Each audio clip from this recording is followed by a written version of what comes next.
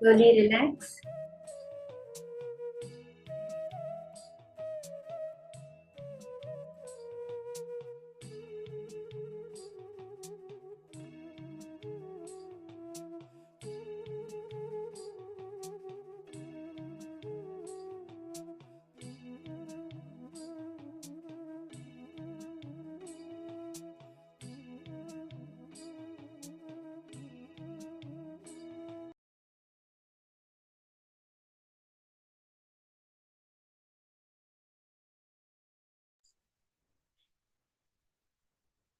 Slowly relax.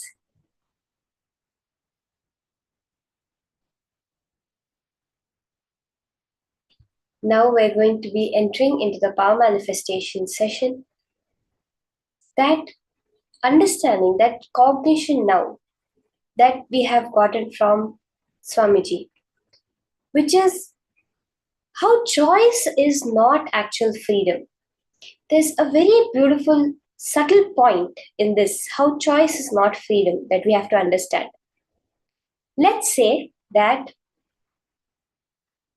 you have a million choices in front of you. Okay? Now you have the choice of orange, blue, green, yellow, red, white, all of these. The minute you choose one, right? The minute you say, okay, I want to have red color, all the other choices are no longer available to you. Swamiji says choicelessness is freedom. Now, why exactly? See, when you choose one reality, you have already excluded all the other realities, all the other possibilities. But when you stay in the choicelessness, the million possibilities, the infinite possibility is always available to you. The minute you choose one, you no longer have the others. But as long as you remain in the space of choicelessness, all the choices remain available to you. And when you decide to step back, to say, I am not going to decide, I am not going to choose, then Paramashiva himself directly starts choosing for you and running your life. In that space, we're going to enter into the power manifestation. In this round of power manifestation, we're going to be doing the power of storing large information. The power of quantum memory, being able to store large amounts of information in your brain. The human's brain normal capacity itself has, Swamiji says, 240 shiploads of information can be stored. Shiploads, meaning at one point it would have been books that stored in the ship, and that much information could be. Then it would be hard drives, that many hard drives of information, a whole shipload of hard drives of information. Now we have the quantum computing, where in one point of space, all the information in the universe can be contained. Then what can be contained in a whole ship? If you just think about this, you'll understand, yes, you do have the capability to hold all the information in the universe at any given point of time.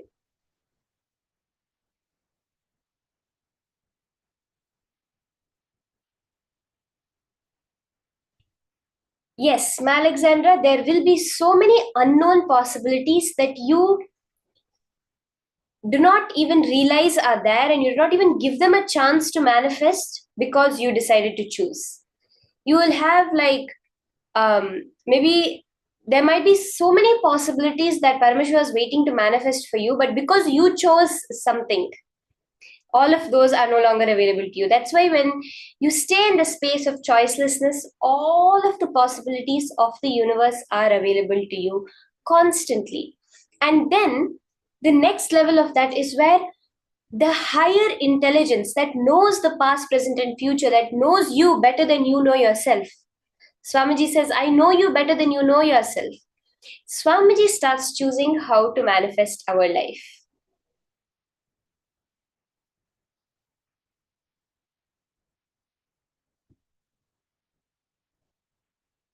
So let's start with the Shastra Pramana. for the power of storing large amounts of information.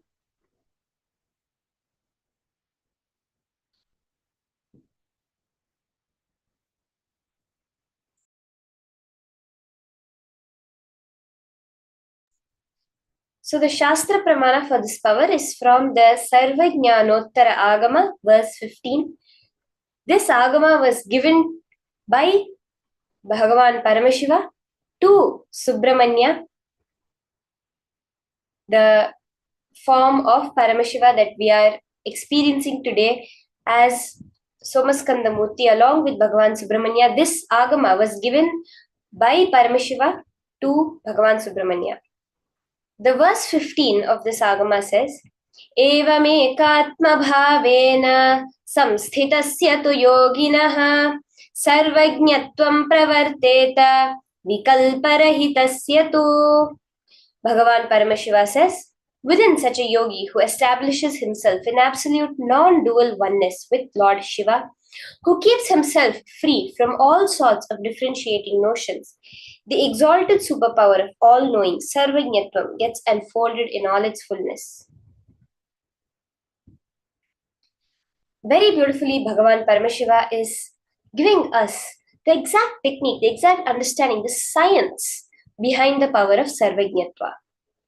Modern science has come to the conclusion, the understanding that all information is actually stored in the field. And only by accessing that field is how we get even that information in us.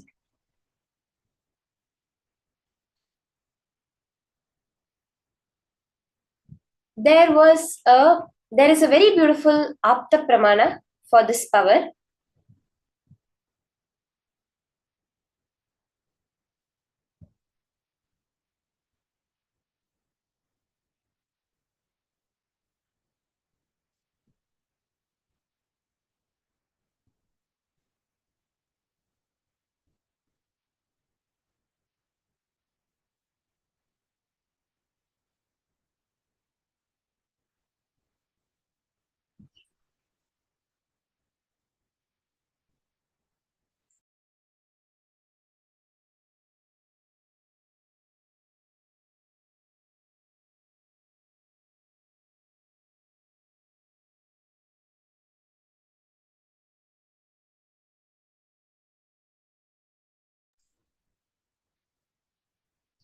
The Apta Pramana for this power, we see the life of Rishi Ashtavakra, who was the Rajaguru of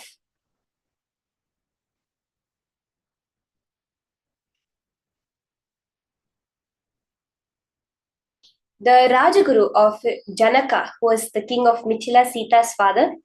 The whole birth and the life of Rishi Ashtavakra is very beautifully demonstrating this power of quantum memory. So there was a Rishi named Uddalaka, who is very famous for his knowledge of the Vedas and scriptures, and he had so many students. One of his disciples was Kahoda, who Uddalaka was very pleased with Kahoda and gave him his only daughter, Sujata, in marriage. And even after the marriage, Kahoda continued to reside with Uddalaka and used to teach in the Gurukul. So in due course of time, Sujata became pregnant.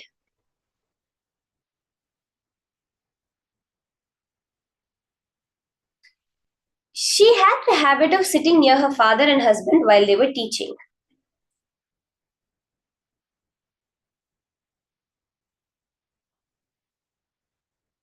So when, as Sujata was sitting there, Kahoda was not as learned as Uddalaka yet. So he was not equally skilled.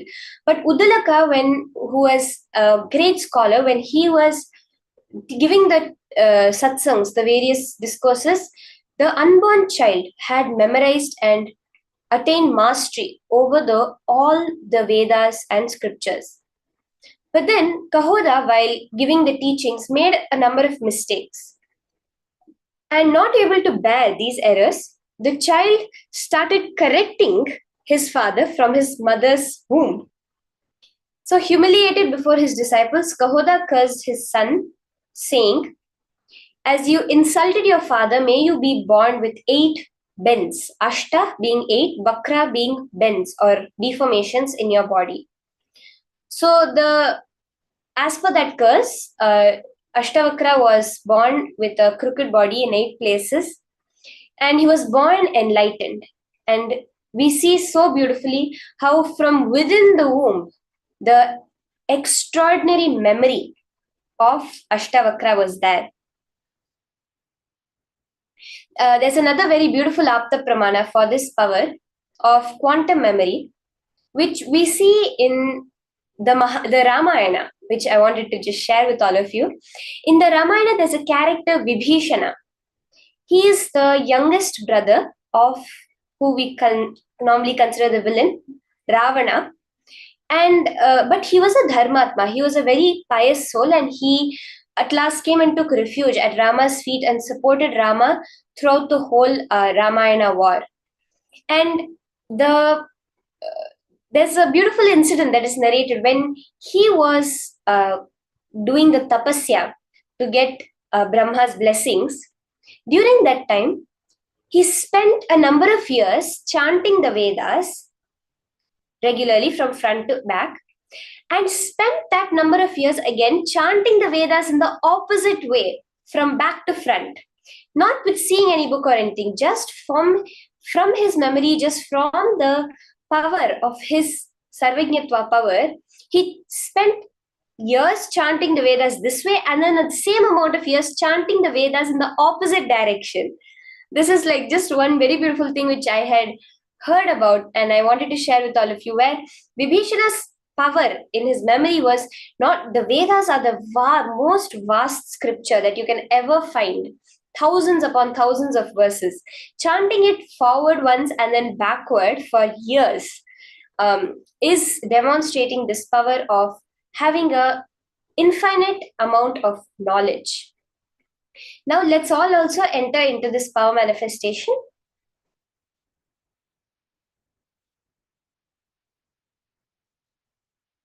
We're all also going to be now manifesting this power of Sarvajñatva, of quantum memory, being able to store an infinite amount of information and reproduce it. Swamiji himself has demonstrated this power in his childhood many times, and even all the people who have worked with, who have lived around Swamiji, the Adinavasis, would have also seen the Balasans, how much Swamiji's recall is like to the detail. Let's now see this example of the Atma Pramana from Swamiji himself.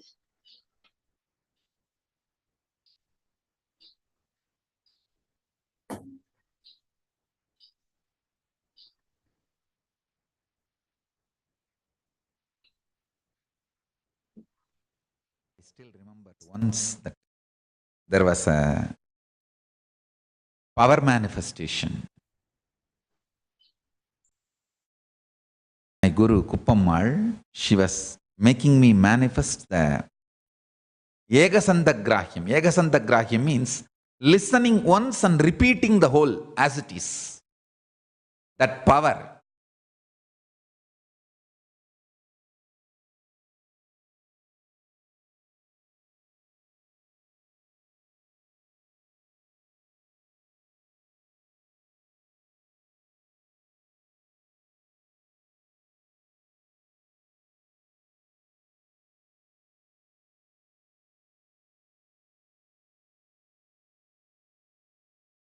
There was one senior Hindu leader who was visiting Tiruvannamalai, and my Guru Kuppammal has taken me to meet him. There she told me that I have to demonstrate this power. I said, your blessings, I'll do it. And that Swami was asked to choose. First he chose Shiva Puranam. They chanted the Shiva Puranam. I repeated the whole thing. Only once they will chant and I have to repeat completely. no one was expecting he will choose a very complicated first Tiruppugal. It was chanted and I repeated just by listening once. முத்தைத்தரு வத்தித் திருநகை அத்திக்கிரை சத்திச்சரவண முத்திக்கொரு வித்துக்குருவர எனவோதும் முக்கட்பர மற்குச் சுருதியின் முற்பட்டது கற்பித்திருவரு 30 வர்க்கத்தமரர் அடிவேண 10 தலை தக்க கணைதொடு மொற்றைக்கிரி மத்தை பொருதொரு பட்டப்பகல் வட்டத்திகிரியில் இரவாத பத்தற்கிற தத்தை கடவிய பச்சை புயன் மெச்சத்தகு பொருள் பட்சத்துடன் ரட்சித்தருளுவதொரு நாளே. பத்தற்கிற தத்தை கடவிய பச்சை புயன் மச்சத்தகு பொருள் ரட்சித்தர் அருளுவது ஒரு நாளே.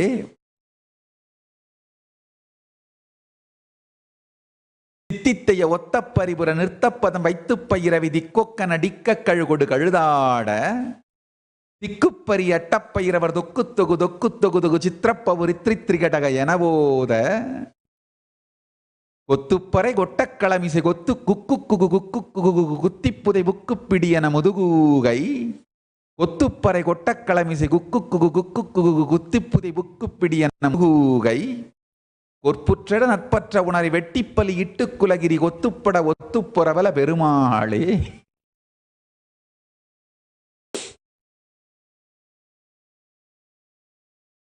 Is a song somebody recited, and only once I heard and I recited the whole thing as it is.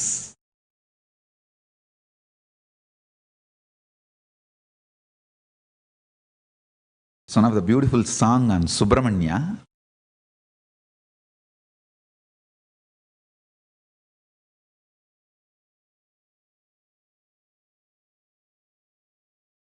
Power manifestation of Ekasantagrahya.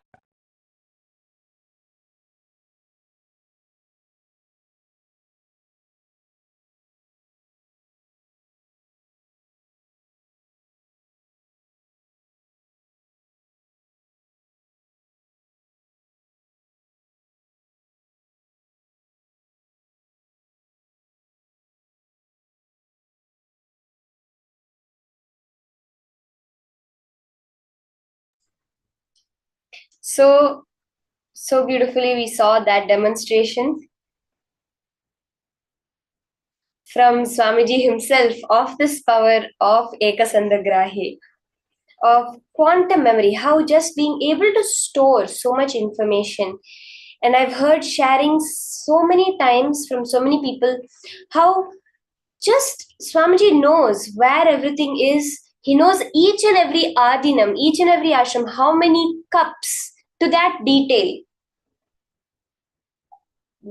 How many cups are there in each and every adinam around the world. Swamiji has all that information stored in just that quantum memory, just through the power manifestation. Now, for this first round, we're going to be doing a set of images. Okay, we're going to all be sitting and watching the screen. Okay, watch the screen through your third eye. There is going to be a set of images projected, and after the whole thing is done, you're going to note down the names of all the images you saw. When you're looking at the screen, just be in the space of unclutching. I'll tell you one very powerful way to do this. Put your complete attention on your third eye. Let your awareness either be in your Sahasrara or in your third eye. When you do that, automatically the thoughts drop and all the information directly goes in. Actually, when a child is before the age of 7, they are in a brainwave state called theta brainwaves.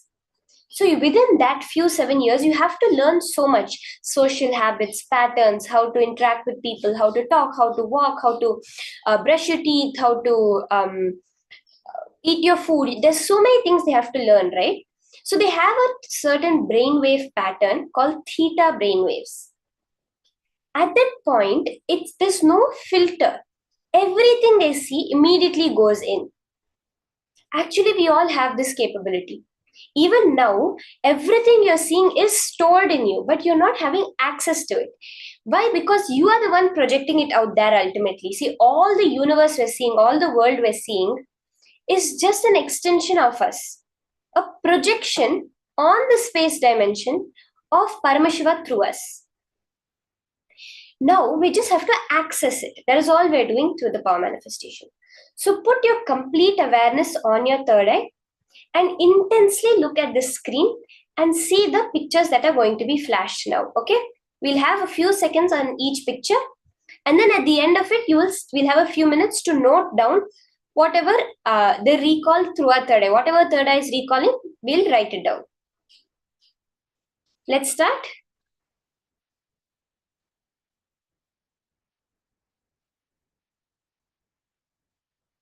Now the images are going to be projected.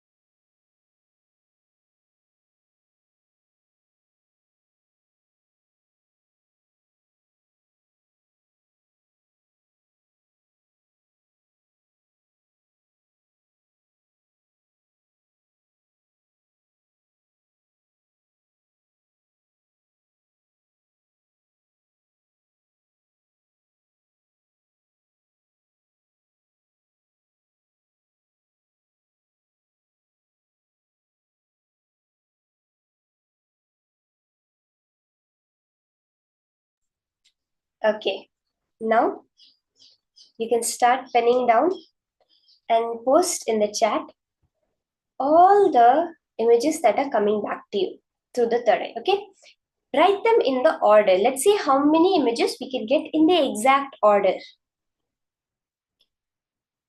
Just visualize Paramashiva, hold Paramashiva. Do not try to do it like a logical process. Oh, okay, this image comes. Okay, that image comes next. No. Oh, I remember this. This come first, so that come first. No, don't go like that.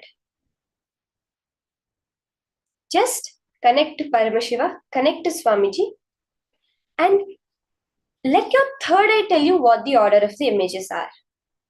Now, this information is already stored within you.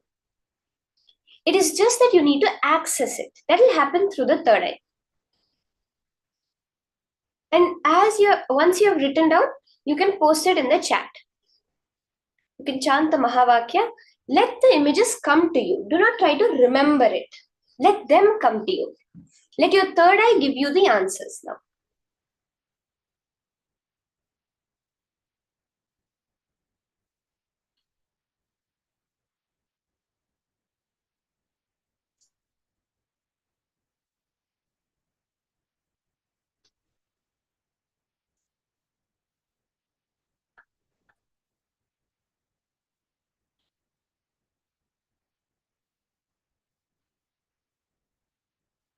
Have a few minutes to finish writing down.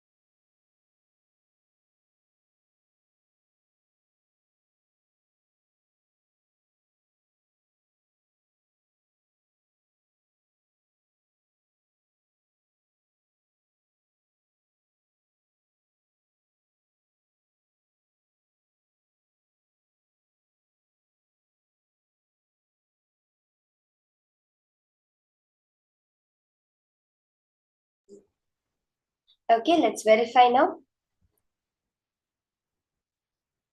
All of you put the manifestation. You can now type down in the chat and put your answers.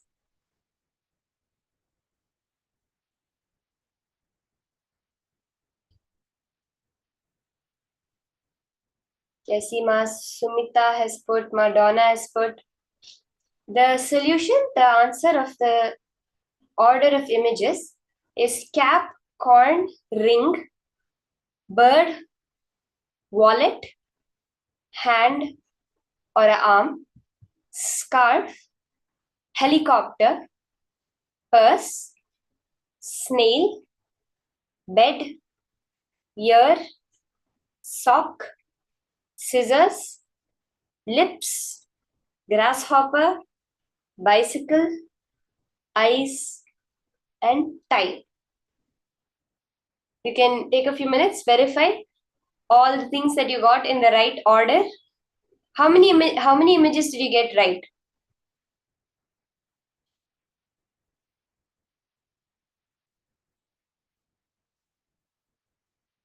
Out of these 19 images? Okay, Ma Amsakala got 11. Ma Yogamallar got 11. How many in order, Ma? You can post how many you got and how many in the exact order that you got. Wow, Ma Geetanjali got 17 right. 17 out of 19. That's awesome, Ma. How many in order, Ma? 17 you got in the exact order?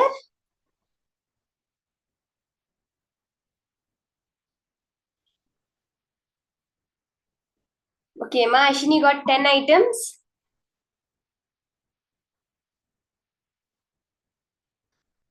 Wow, Ma Geetanjali got 14 items in order. That's so good. That's awesome.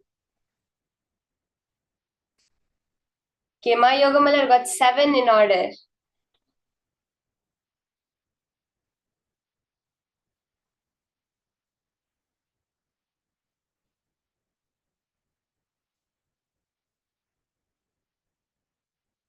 Let's all post how many we got exactly in the right order.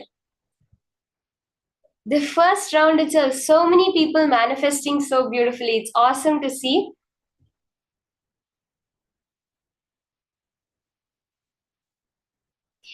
We are going to be in the further rounds going to larger number of images also. So this first round, we had only about 20 images. In the further rounds, we'll go to much larger amounts of information that you will be able to store. You can do this power in so many different ways, where you can see a picture once and be able to copy it down exactly, or go through a whole text document and remember all the details in that. Actually, Swamiji had asked the Gurukul to manifest this power at one point of time, where he had given us the encyclopedia of Hinduism. So there were a set of 10 books, 10 really fat, huge books that was a complete encyclopedia of Hinduism. And at that time, Swamiji had asked all of us, he told us one thing, this is very important. You are an intelligent being. Your consciousness is intelligent. When you go through the whole book, when you read it, don't bother trying to remember. This is the exact words Swamiji said. Don't bother trying to remember. Don't try to remember anything. What needs to stay with you will stay with you. If at all you forget anything, that means it's not necessary. If you have forgotten something, means it never existed. This is what we can understand from it. If you have forgotten something, that means it never existed in the first place, because it's you who's creating your reality. So when you're doing it, you will remember. Now, if all the pictures were flashed and you saw the name of all the pictures in the end, that means it was already stored in your memory and you projected that name of all the name of the pictures out at the end of the round. That's the clear signs of what has happened. So the more and more you start identifying this, the more and more you see how the manifestation happens.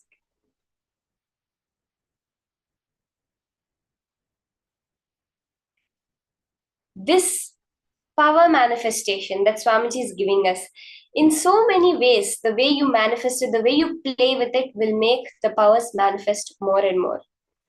Now, we're going to be entering into the next session, which is the exact understanding, the exact cognition behind how all the powers manifest, especially we can see it in this power of being able to store large amounts of information. Now, our own binary logic, our logic will tell us that if I have to learn something based on our school days, based on the conditioning, I have to study it this many times, and even still I may forget it. I have to do this much work, and then I may be able to remember it. But Swamiji says, no, you are a multi-dimensional being. In this round, we're going, in this jnana, in this powerful cognitions from Swamiji, we're going to be understanding about this multi-dimensional activity, what it is and what it means for all of us. Let's now listen to these powerful cognitions from Swamiji himself.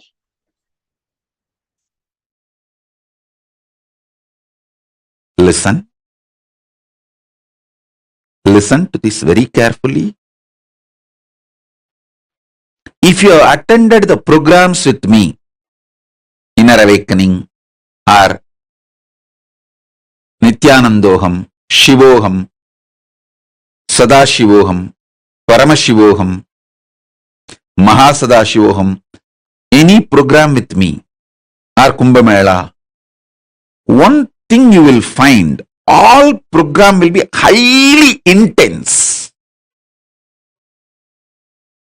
10 days what you do in your normal life, you will be doing it in one day. I tell you, that lifestyle, if you make that as a lifestyle, so many wonderful things will happen to you.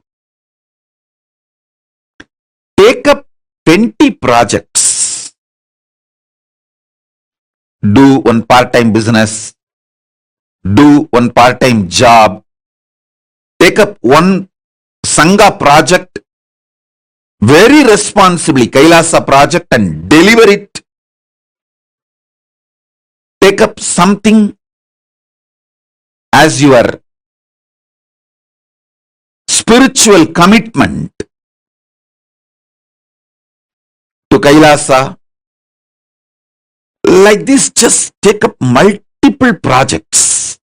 If one is stuck in something, don't waste your time and life getting stuck in that. Do the another one. If that is stuck somewhere, till that is clear, do the another one. I have 100 projects in front of me, live. If one is stuck somewhere, I will not be keeping quiet. Immediately attending, let me attend to the next. Okay.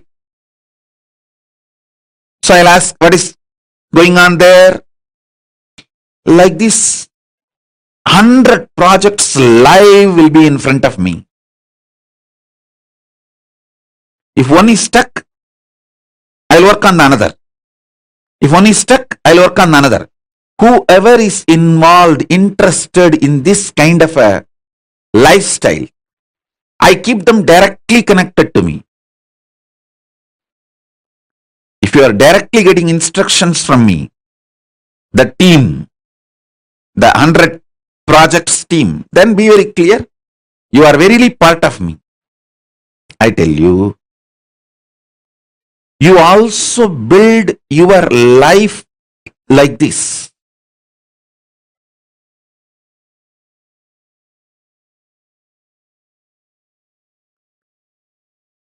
The residues, hangovers related to sex, sleep, food, all these three is one and the same. All these three will just evaporate. You will enjoy the real food, you will enjoy the real sleep, you will enjoy the real sex, but you will not be having the hangover. If you make yourself active, alive, pick up multiple projects without fear. If you attended any of my program whether Shivoham, Nityanandoham, inner awakening, or Sadashivoham, Mahasadashivoham, Paramashivoham, directly physically conducted by me, you would have seen 10 days what you do in your life, you will be doing in 1 day.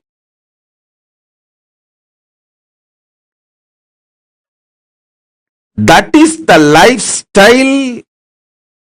You should start making it as part of you. Understand?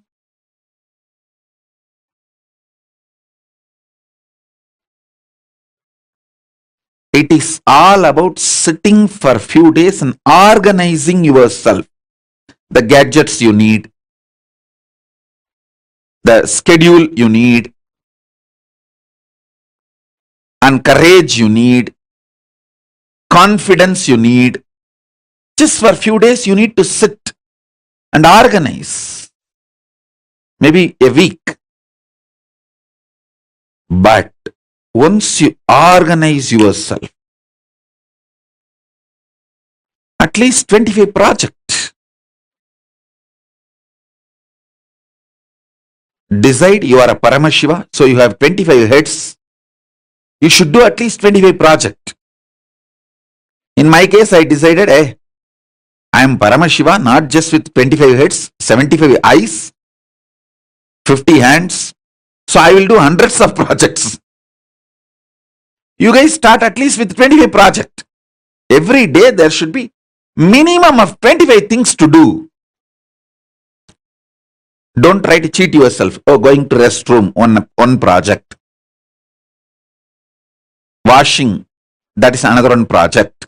Don't try to cheat yourself.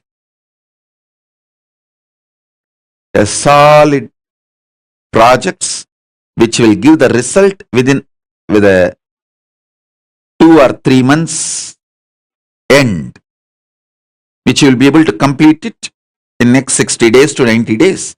Like that, take up some 25 projects. This multi-dimensional activism will remove brain fog, stomach fog,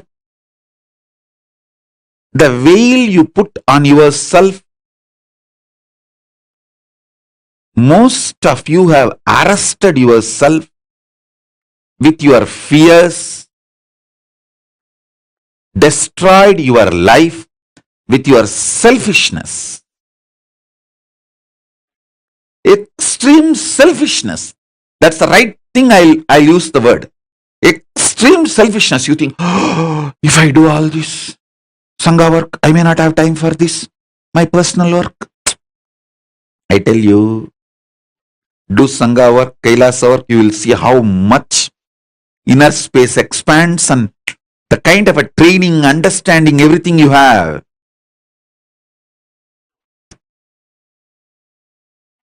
You will be so alive, so active.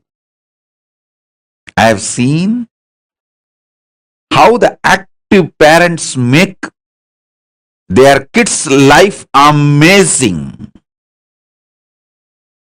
and how criminally negligent parents make their kids' life hell.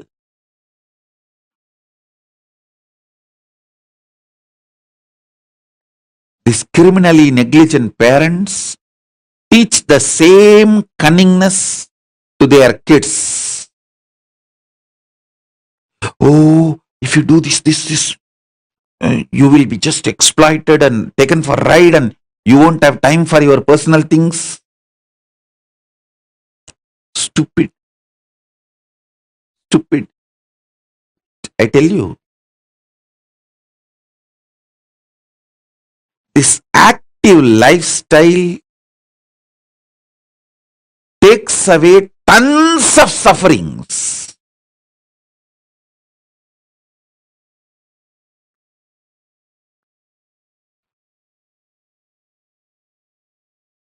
Having 25 projects, living it is the definition of my disciple.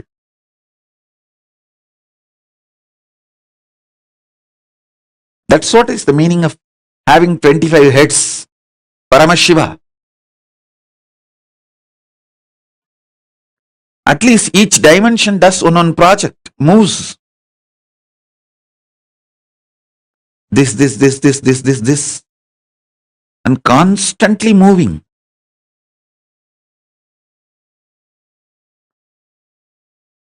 If you are living in your home, in the 25, at least 5 should be related to your wealth generation. 5 can be your pleasure. What do you call as pleasure, excitement, joy? Your romance life. At least 5 should be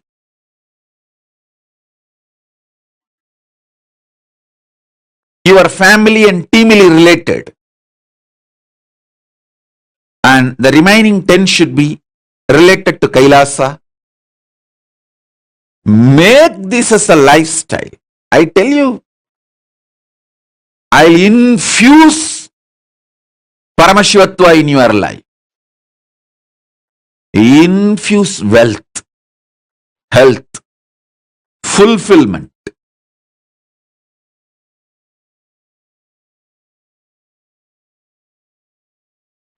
What you do normally in 10 days, make it as a 1 day life.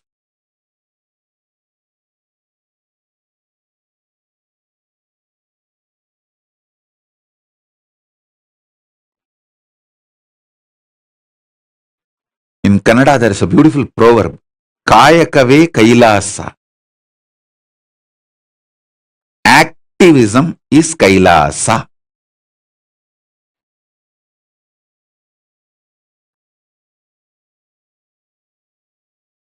Make the life active.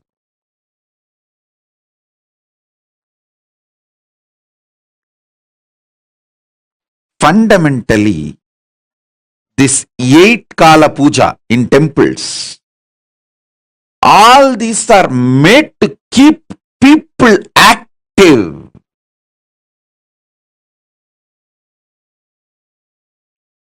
This 8 Kala Puja, 6 Kala Puja, all this, I tell you, any of our temples starts doing 8 Kala Puja a day, the whole people, the ecosystem connected to the temple will be flourishing because they will all learn this Paramashiva lifestyle. Listen, I have done thousands of attempts. I succeeded millions of times. I have done thousands of attempts. I succeeded millions of times. I might have failed hundreds of times. You may not understand this calculation. How? 1,000 attempt, hundreds failure means, 100 failure means, then it should be 900 success. That is what is your logic. No. The logic of life is not mathematics of your mind. When you attempt 10 times, 5 times, if you have failed, 5 times you will be successful. In that level, your logic and the mathematics is one and the same. But when you raise your attempts to 100, in 100 attempts, even if you fail 25 attempts, you will be successful 100 times. The logic changes. Listen carefully. When you are infusing life into you more and more, the logic changes. If you attempt 1,000 times, you may fail 100 times, but you will be successful million times. Because the logic while you are attempting 1,000 times is different from your mathematics. I will repeat, listen. When you are attempting 10 things in your life, if you fail in 5 things, you will be successful in 5 things. When you are attempting 100 things in your life, if you fail in 25 things, you will be successful in 100 things. 100 times. When you attempt 1,000 things in your life, if you fail 100 or 200 or 300, you will be successful million times. This is the life, this is the logic of life, because the infusion of life energy in you changes the logic with which your life operates. Listen carefully. Your agenda does not change your life.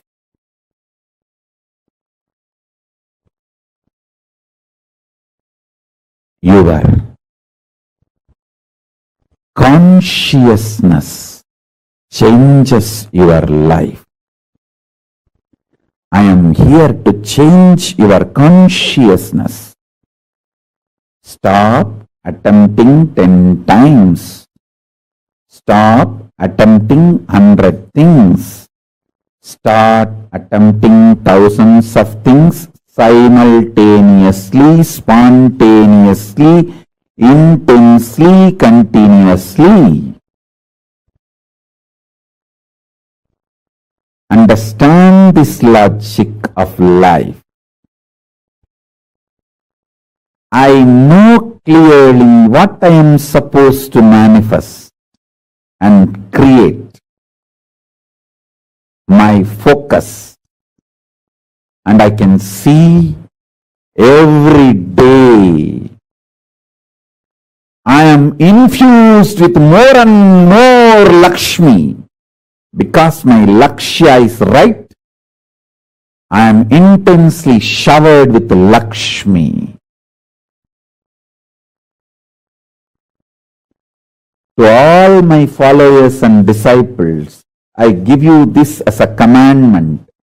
Thou shalt try multi-dimensional, multiple atoms, multiple actions, multiple level, consistently, continuously, intensely, spontaneously, again and again and again.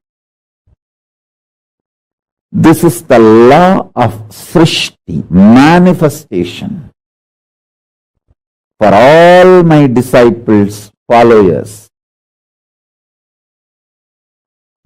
thou shalt attempt,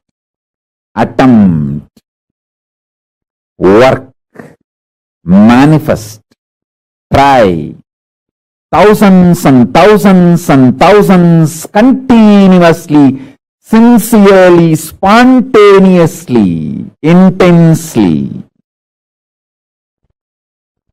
So let me repeat.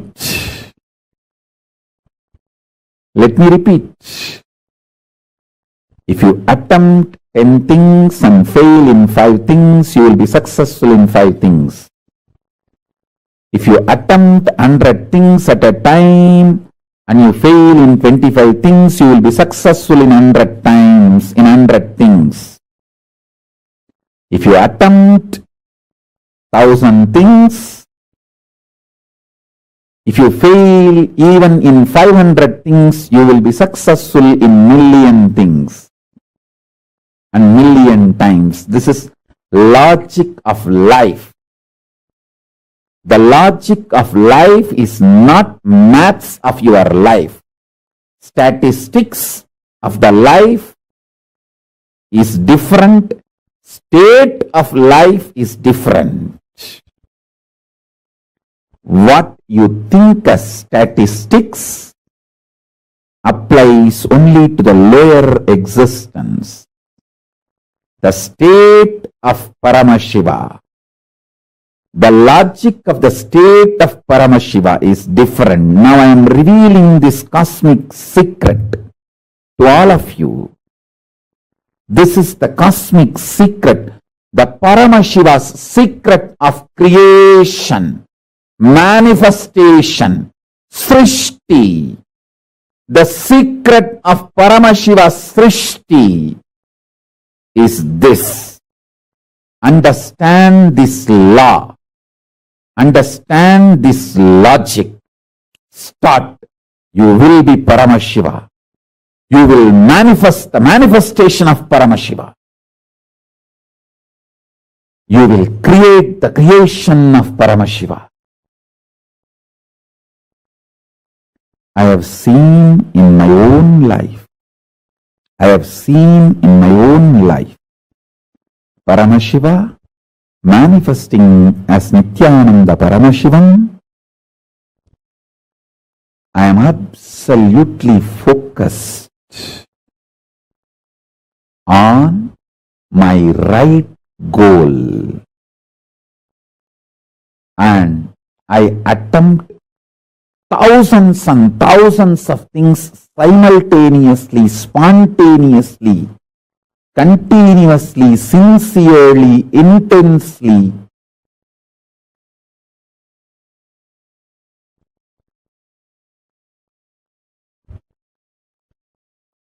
Uncompromisingly. So, if I attempt 1,000 things, even if I fail in 500 things, I am successful in millions of things. When I realized this logic, creation became joyful. There is no frustration. There is no tiredness. There is no dullness. There is no boredom. There is no anger towards universe. There is no frustration towards universe. There is no frustration towards life. There is no life negativity, because I am seeing, I am showered intensely more than I even tried. I only attempted 1,000 things, but I am successful in million things. Then why will I have any anger towards life? I am eternally grateful. I am fulfilled, overflowing. This is the secret of creation, Srishti in life. All my disciples who follow me, who consider me as your guru, master, guide, teacher, friend, philosopher, all my followers, anyone who has a sympathy, love towards what I am teaching, this is the commandment of Srishti for all of you. Thou shall continuously, spontaneously attempt thousands and thousands of things, intensely, sincerely, consistently, continuously.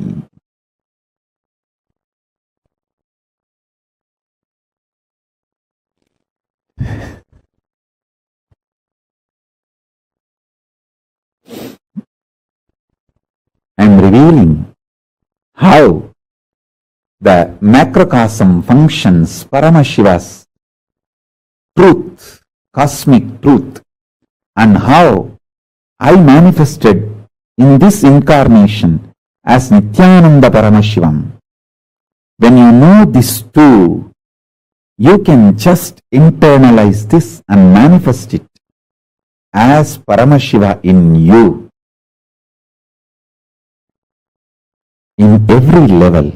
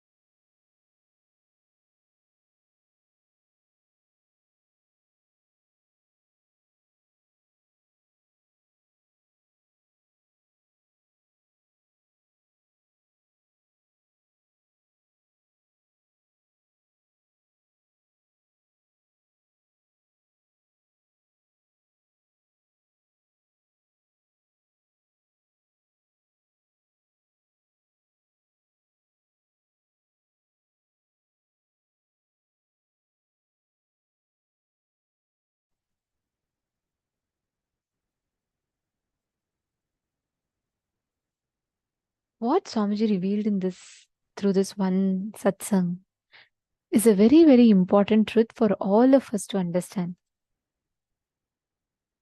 The way Swamiji explained, right? Many times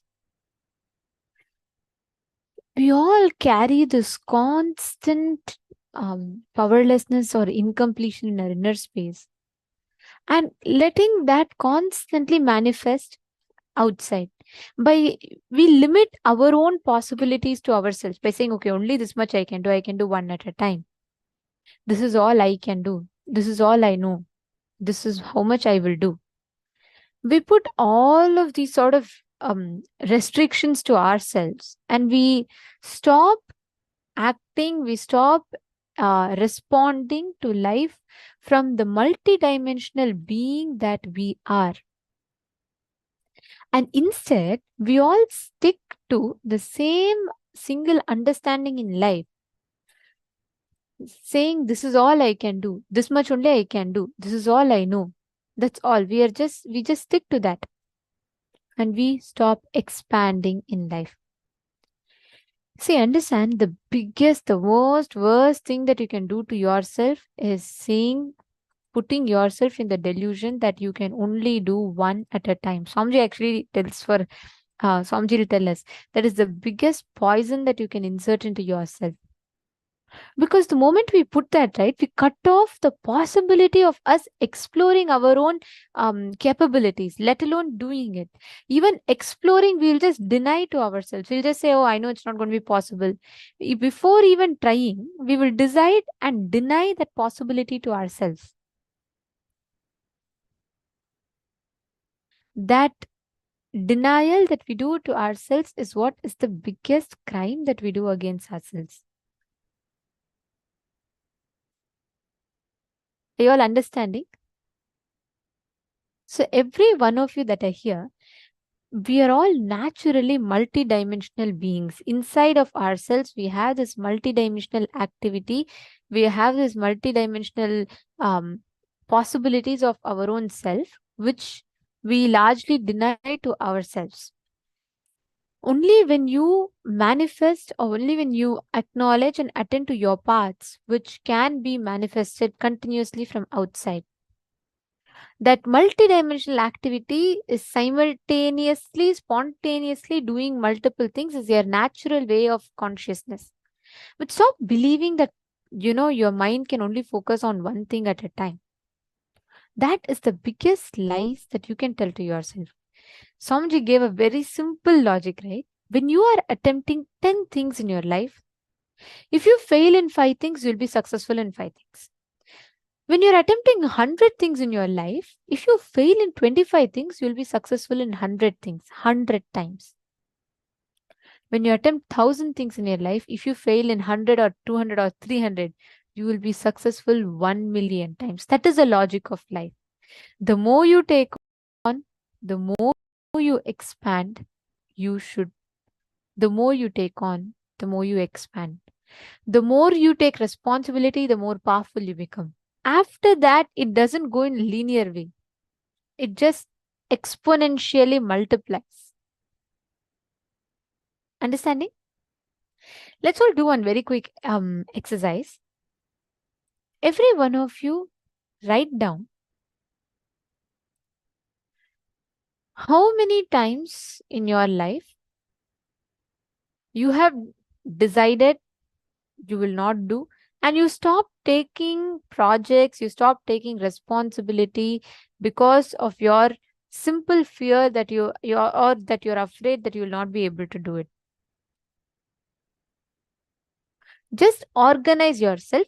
List at least 25 projects that you can do right now.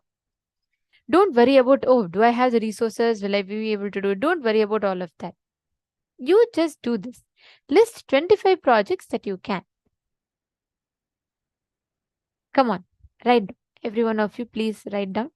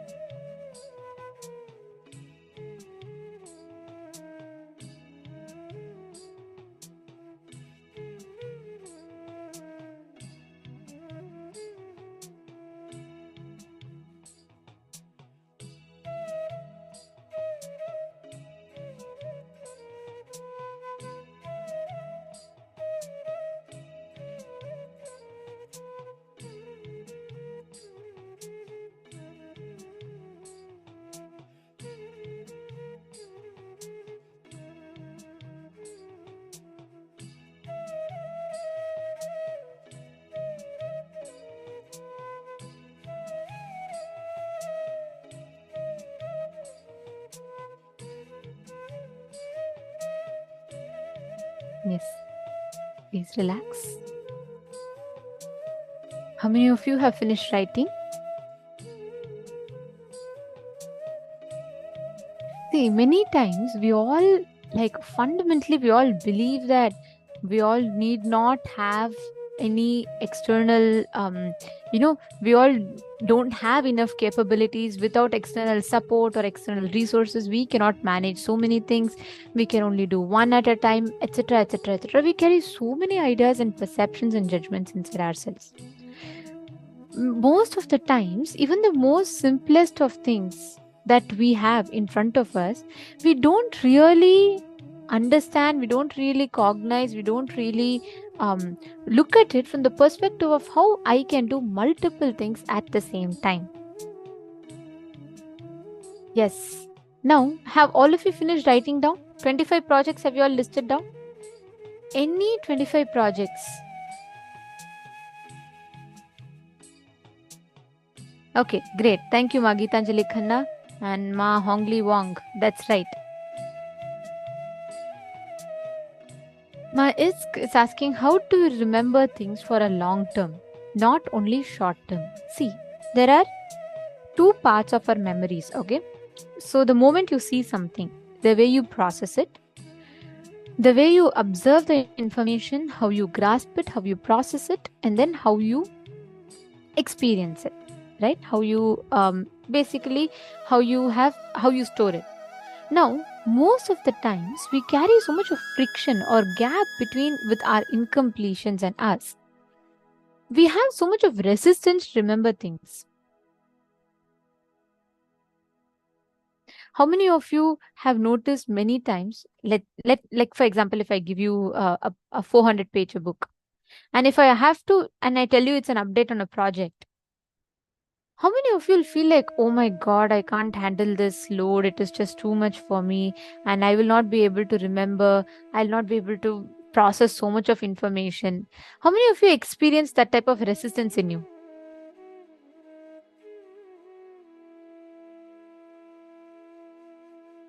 Understand, the same thing if I give you a 400-page thriller novel or an interesting story, you read it. Because in our brain, we have resistance to processing information which we build. That is why, because of our resistance to take responsibility. Whatever demands responsibility on the outside, we always tend to resist it. We always tend to say, oh no, this is all I can do. This much only I know. That is where the problem starts. Understanding? Ma Hongli Wong, right? Oh, sorry, Ma Anne Marie. Ma Virupaksha is asking. So, washing, cooking, cleaning, puja, meditation are not to be included in our 25 projects? Okay, tell me, if I ask what you did from morning, what will you tell? You will tell, I was translating, I prepared. Or will you tell, I woke up from my sleep, then I brushed my teeth, then I was breathing. Oh, once more I was breathing, and then I had my breakfast. No, right? It is part of your lifestyle. Correct?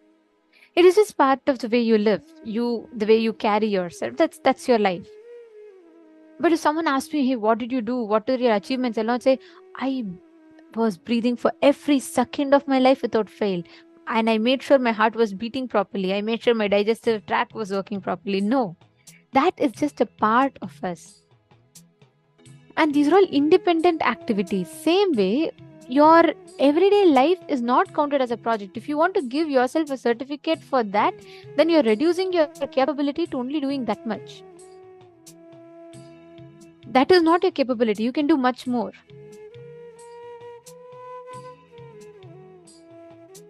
Understanding?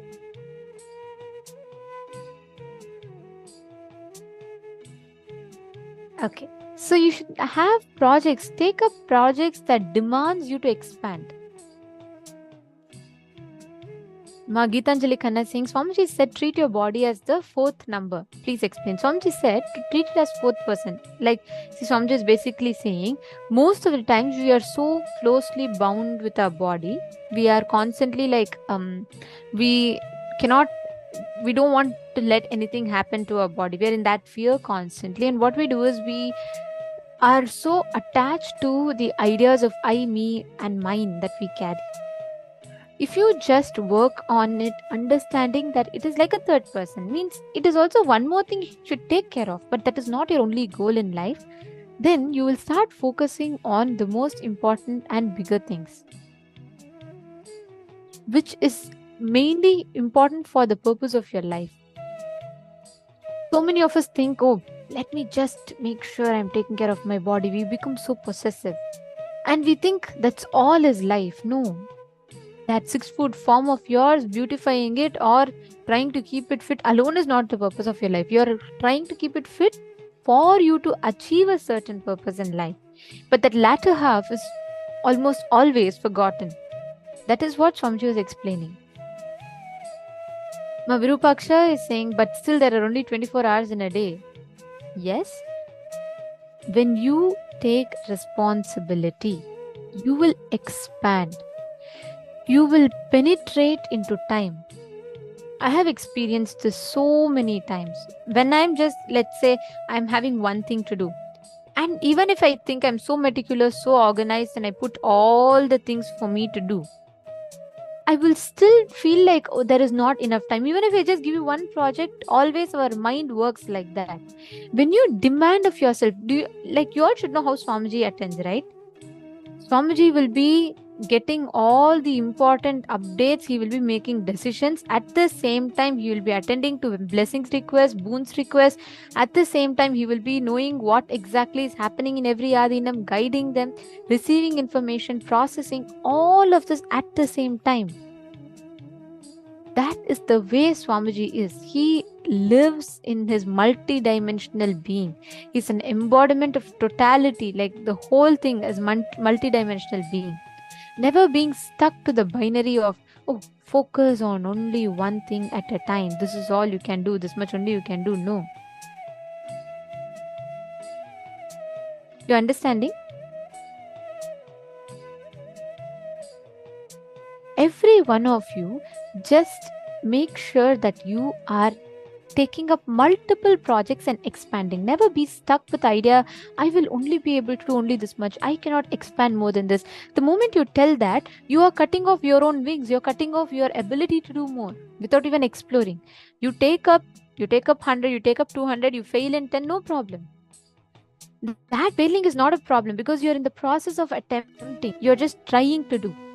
But without even trying, without even doing, giving up is the worst thing that you can do for yourself.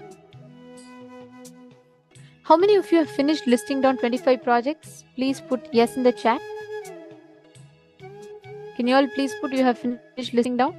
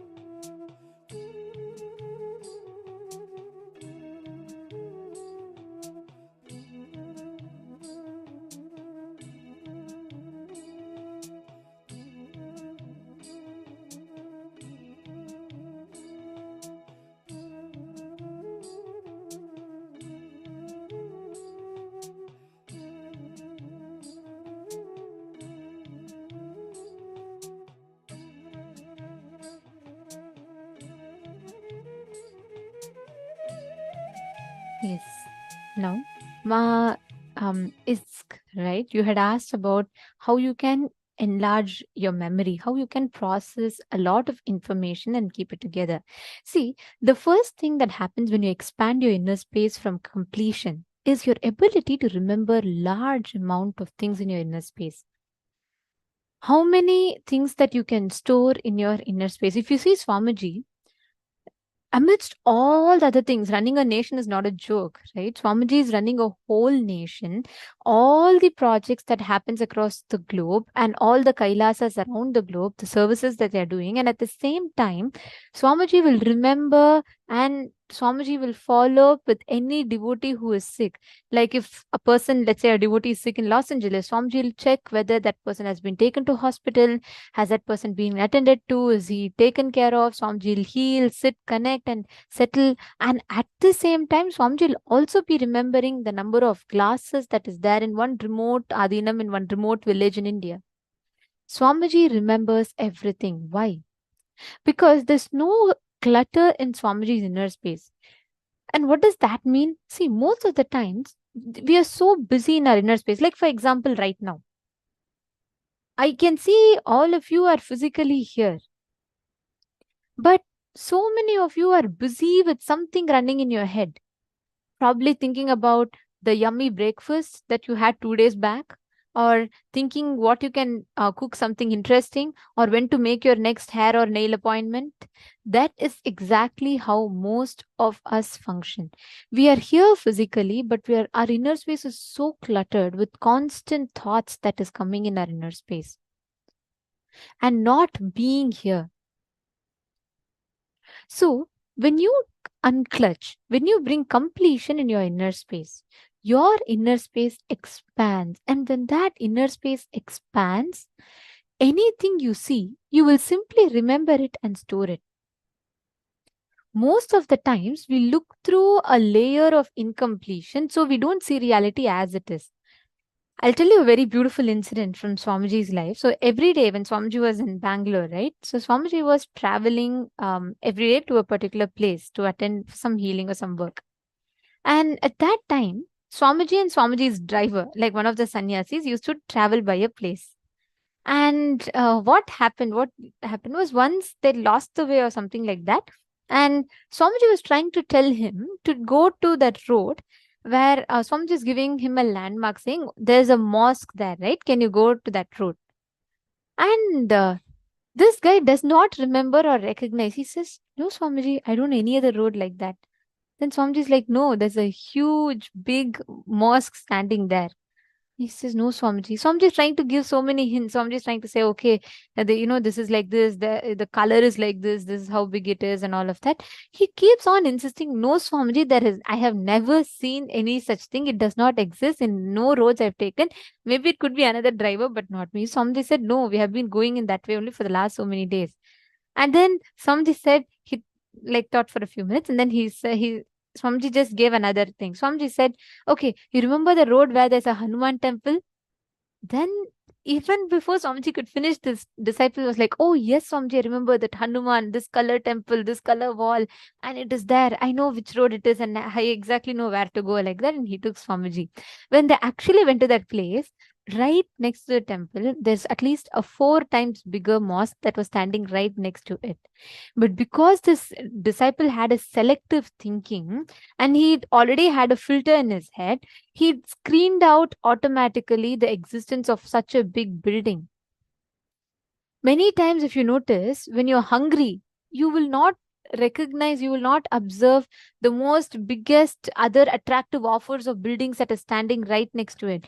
You will only be looking for restaurants. Your eyes, we all have the selective listening to life. Swamiji does not have that. Even when we are all giving a most important update to Swamiji or something most important is happening, that same time, with that and same equal importance, Swamiji will be attending to even something as small as maybe making sure animals are fed in one place. So for Swamiji, the intensity, the quantity and quality are same. And that's the key to manifesting enlarged inner space. Swamiji tells the exact technique to manifest this power. Listen very carefully. The exact technique you need to have to manifest this power of storing large amount of information in your inner space is having unclutched inner space. Make sure your inner space is decluttered. Make sure you're not having so many constant thoughts running in your inner space. That's the only thing you need to do. Rest everything Swamiji will take care. The manifestation will happen. You just stop cluttering your inner space. If your whole room is filled with furniture, from where can you fit new things? You need to declutter your room for you to refurbish your room better. Same thing. You need to declutter your inner space. Empty your inner space so that the divine can fill in. Clear? Does this answer your question, Ma? Ma, Geetanjali Khanna, you're saying, is it possible for Swamiji to remember me too? Ask everyone in this room, how many of you feel here Swamiji knows you personally? Like Swamiji knows you. You're known to Swamiji. Every one of us will feel like Swamiji remembers me. Swamiji will know me. Ma, Geetanjali Khanna, you should know one thing. The moment you walk into Swamiji's breathing space, you are not a number for him. Swamiji always tells, we are not a number for him. We are a member for him. We are a being we are a potent energy, enlightenment, waiting to become, just waiting to happen. We are just waiting to be, becoming enlightened. So we are not just a number, and you need to know Swamiji will never forget anyone. Even I've been always amazed about this. Just for the little number of programs that I conduct, many times I tend to forget people. Like, I do remember a vast number of people, but many times you will notice me asking people in the program, is this your first time? I'm not very sure if I remember you before. But Swamiji, no matter how many Adinavasis come, no matter how many Gurukul kids come, no matter how many people come, Swamiji will never forget.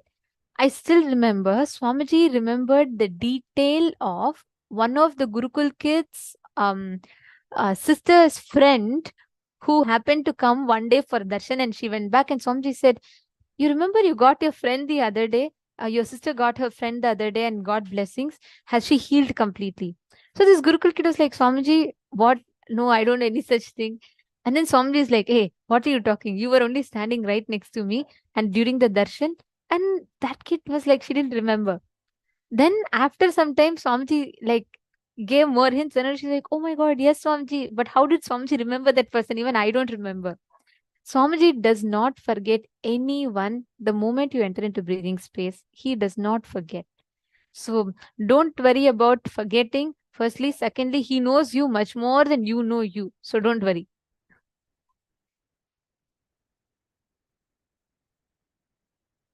Yes, absolutely, Mahapriyatma Sarupini.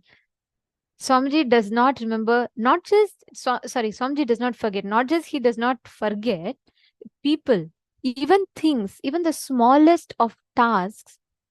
For the amount of projects, if you see from a human perspective, right? For the amount of things that Swamiji has to digest, the information, the number of decisions Swamiji has to make. Each of us go and ask our life decisions to Swamiji. We say, Swamiji, do I take up this job? We ask our relationships decisions to Swamiji. Swamiji, do I marry this person? Swamiji, do I take sannyas? Swamiji, what do I do to get enlightened? Each of us, it's our life decisions. And at the same time, people will be asking Swamiji, where should I put this pillar in this Adinam? What should I do for the Annadan? Right from the number of what number of meals should come, the temperature of the meals, all of it Swamiji simultaneously manages. But the beautiful thing is, I have never heard Swamiji utter the word, I forgot. It is simply not possible in Swamiji's inner space. Because he remembers, he just stores so much of information. Like, I have to tell you this one incident. Even Ma Shamba will remember this. When we all used to be in Gurukul, right? We all had a huge library in Chitsaba, and we all used to spend time there. And when Swamiji is physically in Bidadi, Swamiji always walks around the campus, and he visits every department, and by department, Swamiji will do rounds. And especially if Gurukul kids are there, like needless to say, Swamiji will come sit and spend time with us. Something Swamiji will talk with us. He'll just make fun. He'll just be laughing. He'll just be having fun. But something Swamiji will definitely spend time with us, the Gurukul kids. So once Swamiji had come for this rounds, and we were all in Chitsabha. We were all practicing chanting or something like that, which is a library, and we were all sitting there. And Swamiji had come, and the moment he saw all of us kids sitting, he also came and sat with us. And Swamiji was teaching us something. I forget, like something Swamiji was speaking about. And Swamiji asked the librarian for a particular book to refer about it.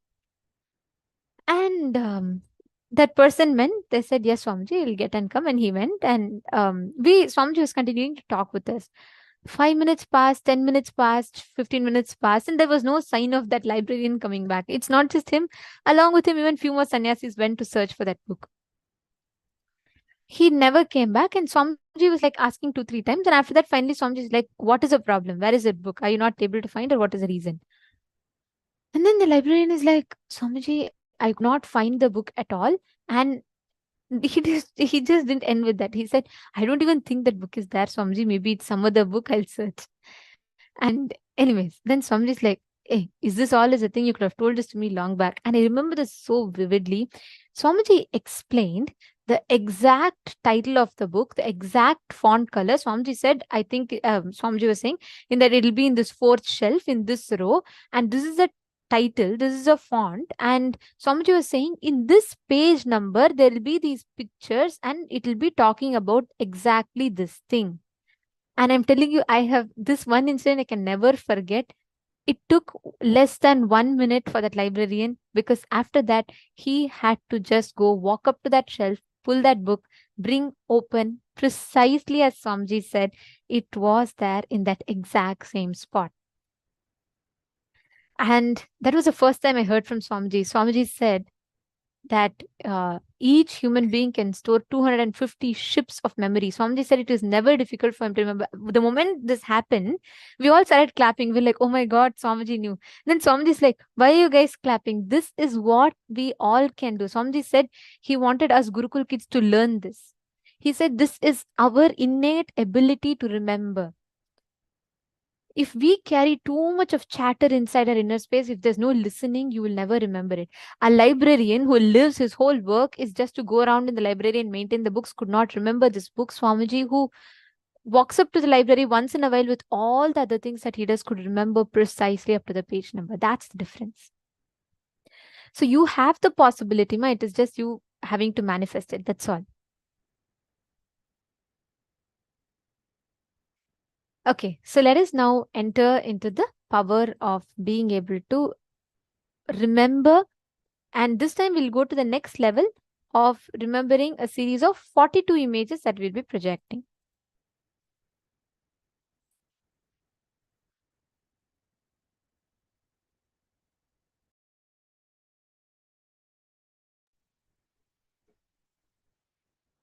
In the previous round, what we did was just 20 images. We started with 20 images. We had such phenomenal happenings. So many people were manifesting it. So now let's go to the next level of remembering 42 images, double the amount of images that are going to be projected. Okay. I remember this incident which Ma Nityanandita is talking about. I think it was a book on astronomy, on the references of various astronomical details that Surya Siddhanta and Rig Veda and all talk about. It was this book that Swamiji was actually asking for. And they had looked, and actually there was many books of the same book, and Swamiji even mentioned that. But yet the librarian had not found it, and when Swamiji said, they immediately found that book. This was like, I remember this incident also very clearly when Nityanita was sharing how Swamiji just exactly knew where the book was, and even the page number. That was a book that I think I had started reading some time back, but the way Swamiji like just point out the exact page number of the book was like next level itself. And then the best part was Swamiji said this is a possibility for every one of us. It's not that, oh, he's an incarnation, he can do it. No. This is not even at the powers level, actually, if you see. It's the regular capability of every human being. As Swamiji says, these powers are not superpowers. They are naturally superb. They're not supernatural powers. They're not something that is beyond the natural capabilities. By their nature itself, they are so awesome. They are so super for us all to manifest. So let's start. We'll have the series of 42 images projected. Again, look at it through your three eyes. Remember that you're not going to be remembering anything. You're not going to be actively doing anything. See, if I tell you to if you have to hold something heavy, you're holding something heavy, is it easier for you to let go of it or to hold it? Or something simpler. Let's say you have a table and you want to balance the table on two legs. Now, is it easy for you to balance it on two legs or to just let it drop and it'll automatically balance on four legs? It's obviously easier for us to just let it go and it automatically balances on four legs. Our natural state, our jati, as Swamiji says, our natural state of being is Paramashiva. Anything else that you're able to identify yourself other than Paramashiva is hard work. Me saying that, no, how can I be Paramashiva? These things are not happening in my life. This is not what I'm seeing in my life. That is the hard work. During power manifestation, all you're going to do is stop doing that. Drop the effort from your side. We always say, don't go more and more towards the manifestation, towards the words, towards the images being projected, towards remembering it. No. Go more and more towards experiencing yourself as Paramashiva. As you're looking at it, keep your complete awareness on your third eye, that seat of your will, that seat of your consciousness. And enjoy, just be in the space of I am Paramashiva. And let's look at the words that are being flashed now, okay? They're going to be a series of 42 images, and you're going to pen down after all the pictures have been projected. You can pen down and post in the chat. Let's start.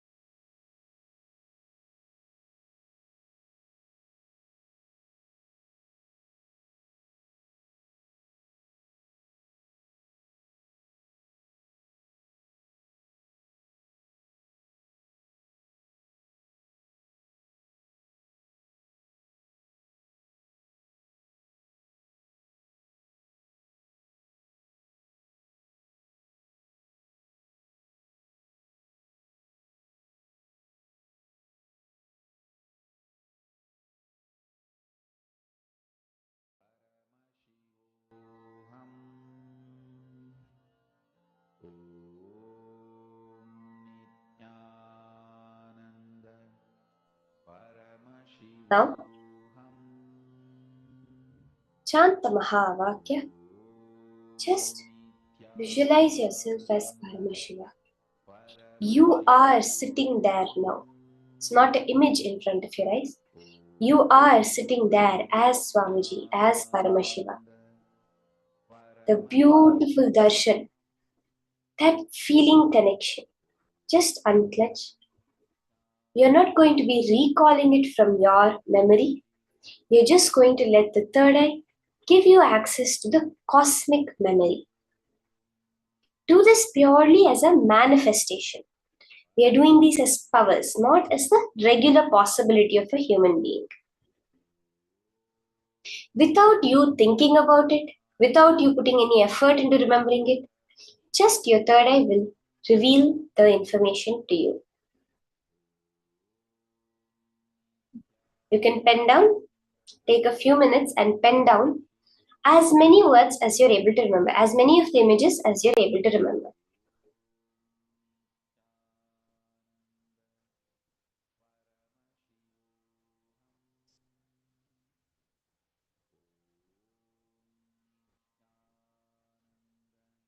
Can I request everyone who can start typing down?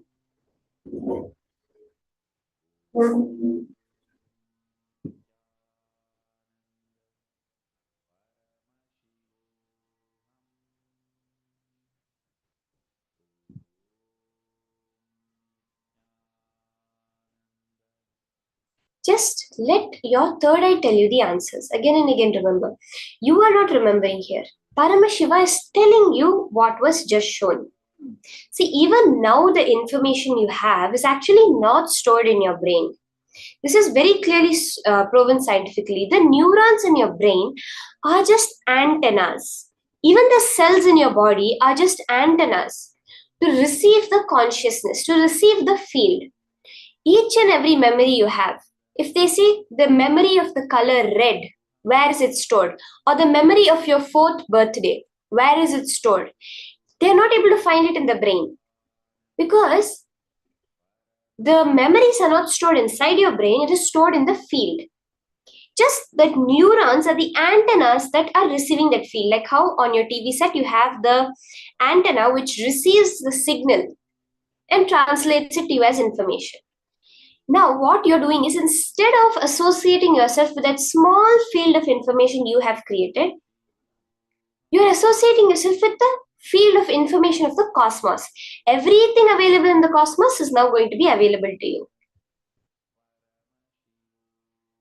Okay, let's all now post in the chat whatever we typed down. Can I have all the participants? Mistake.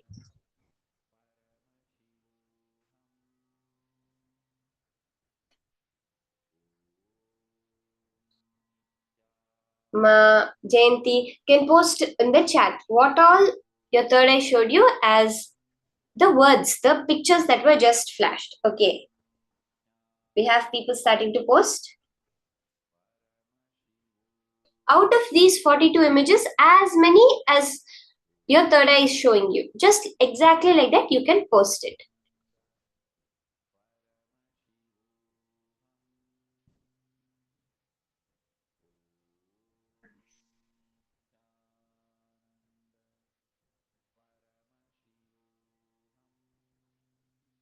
Ma Bhavati. Ma, you can also post, ma.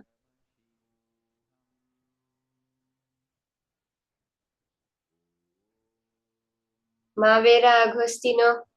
Just post whatever your third eye is showing you. You can just exactly like that post it in the chat.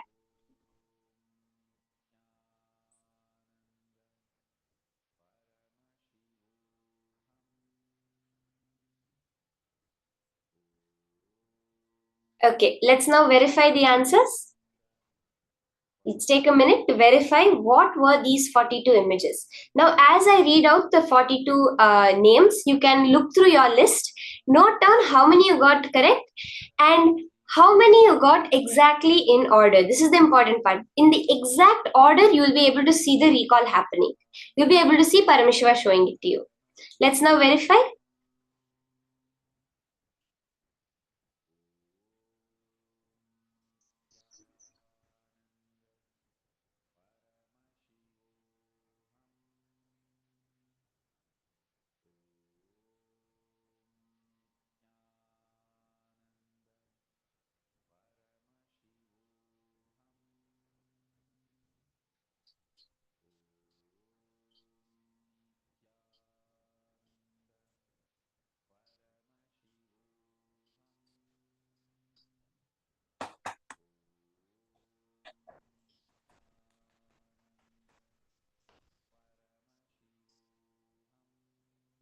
Okay, let's now verify the answers. Let's see what are the list of 42 images that were just projected. I'll read it out and you can go through your list. Okay, I see Ma Antusaha, Ma JNN. Many more people have started posting. Okay. Necklace, shoes or heels, foot, gloves, bow tie, butterfly, belt, ant, pencil, caterpillar, crab, chopsticks, lamp, tongue, blender, alligator, bowl, watermelon, hat, ice cream, seahorse, turtle, starfish, camera, goggles, ball, rooster, octopus, horse, seagull, hot air balloon, dolphin, seal, the animal seal, skateboard, fireplace, a tank, lion, calculator, helicopter, and pen.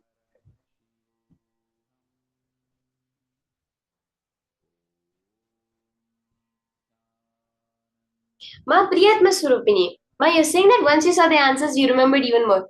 It's actually, Ma, you have to understand that you have only put the answers out there so very clearly. The modern researchers, so many researchers have been done. They say that before an image is flashed, now even we flash the images, 5 to 7 seconds before your eyes, you consciously cognize. 5 to 7 seconds before the image is even projected on screen, your brain flashes that it has seen an image. This is an actual research that was done, where 5 to 7 seconds before an image flashes on screen, the brain waves of a person, of the subjects, of all 100% of them, showed that they had seen an image 5 to 7 seconds earlier. Even now, means what? Actually, the image is being projected by you. It is being put by you out there. You know it, and then only it happens. So even though, yes, you seeing and remembering more is because you have put it out there. It's just that we use a very roundabout way of accessing that information. We have to project it in our outside life, and then we receive it back in. That's the only thing. It's like any new information, you're learning some scientific facts, some general knowledge facts, or even something about some social, something, anything you learn newly, anything is just a roundabout way of you accessing the information you already know. Instead of accessing it like this, you're accessing it through the world. That's the only difference. So you will see, more and more you tune into that space. Yes, I remember that minute that remembering happened. That is the click. When you tap into that, you will see how even during the power manifestation, the numbers increase.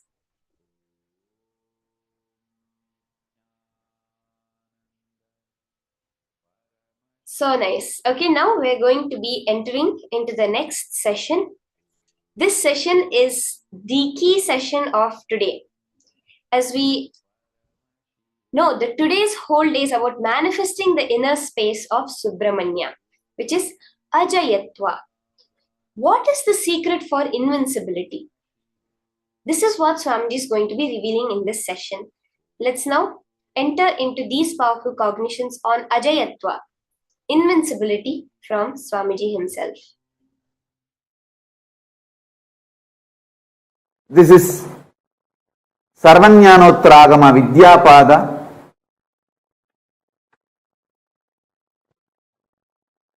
first verse, Tripadartha Vicharana Prakaranam.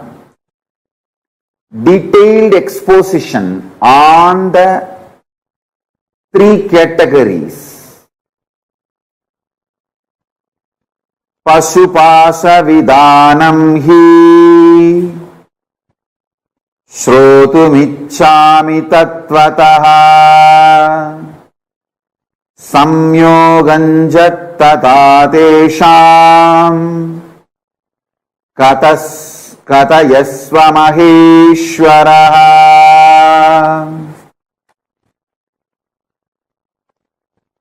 अद्यापाशस्ततास्तेषाम् जीवाद्यस्तु किन्तु वै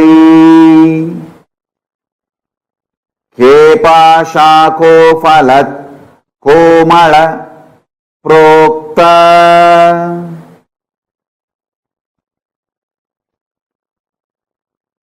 कस्मात् बद्धः पुमानिति।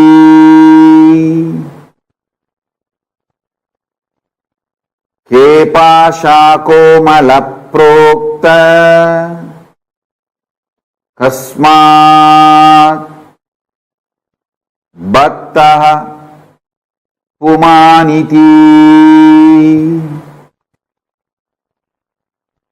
पतिश्च किम्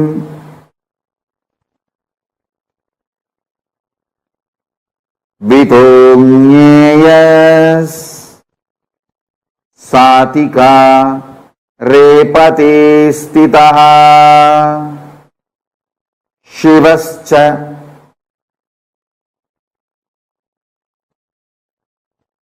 कीदृशा प्रोक्ता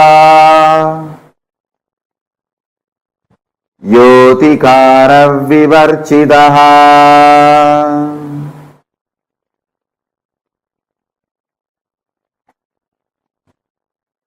I want you to listen to the original verses. That is the reason I am reciting the original verse. Now I will read out the translation. Subramanya, the son of Paramashiva, is asking Paramashiva, O great Lord, I am intent on hearing from you the essential and immanent nature of the bound self and of fettering bonds as they really are. Also explain how the souls and bonds get linked. And the Lord asked of these two, Pashu and Pasa, which do you want to hear first, Pasa or Pasu? Lord Skanda replied, what are those bonds? What is it that which is often told as Mala, for which reason souls get chained with the limiting factors?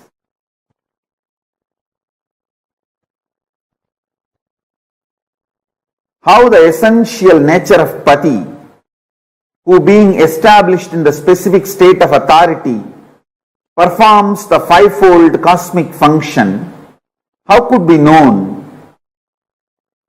How the essential nature of Lord Shiva is above and free from the specific state of authority has been explained. Now, I'll enter into the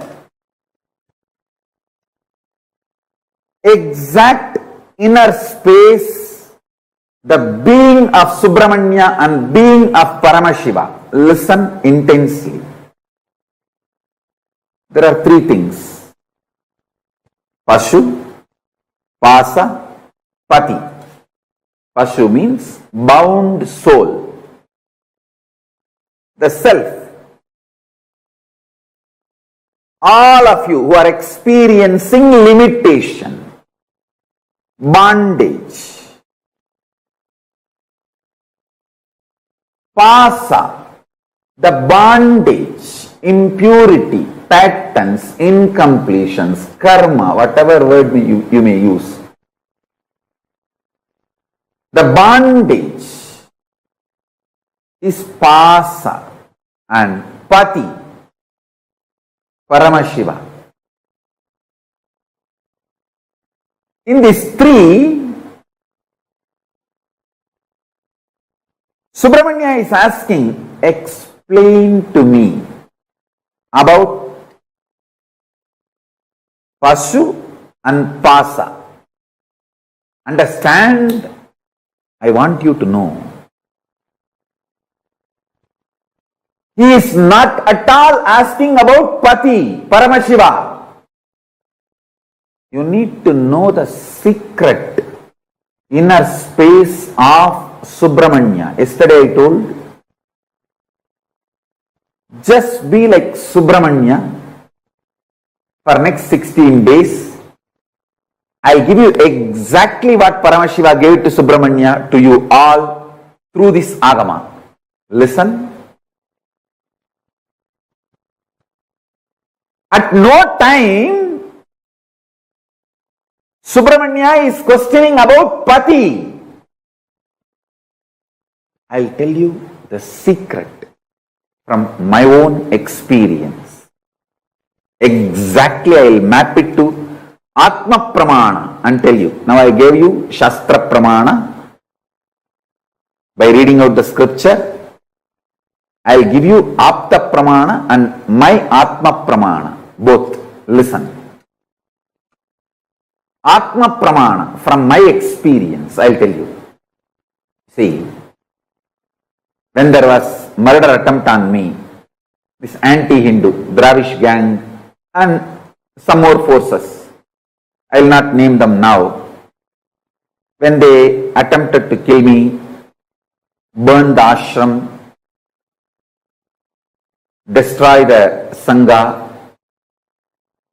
socially we try to take many action.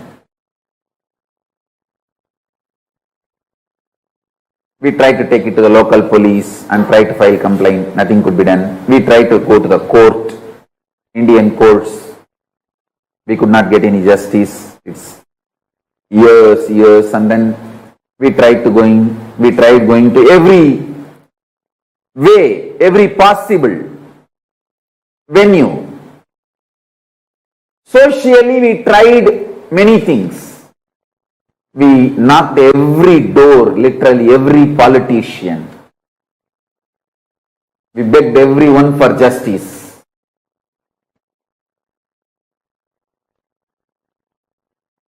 Socially, how we try is one. And we tried to tell our story to everyone. Morally, how we deal is one. All that is external world, outer world related. How I handled it inside me. I am opening that secret now. Listen. Listen. How I responded inside me. First thing, I responded to Paramashiva. Paramashiva, I am very clear about one thing. I will not question you. I will not doubt you. I will never consciously or unconsciously, even in the remote corner of my mind or dream, will point the finger towards you or will turn the needle towards you. I am very clear about it. Your existence and your connection with me and you manifesting in me, all that is absolute truth. There is no doubt, question, negotiation, up, down in that. It's sealed deal. Over.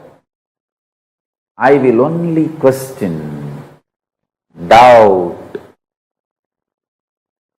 think, other than your existence. I will only ask, through these attacks, you are asking me to do some great work. You are asking me to take some more responsibility.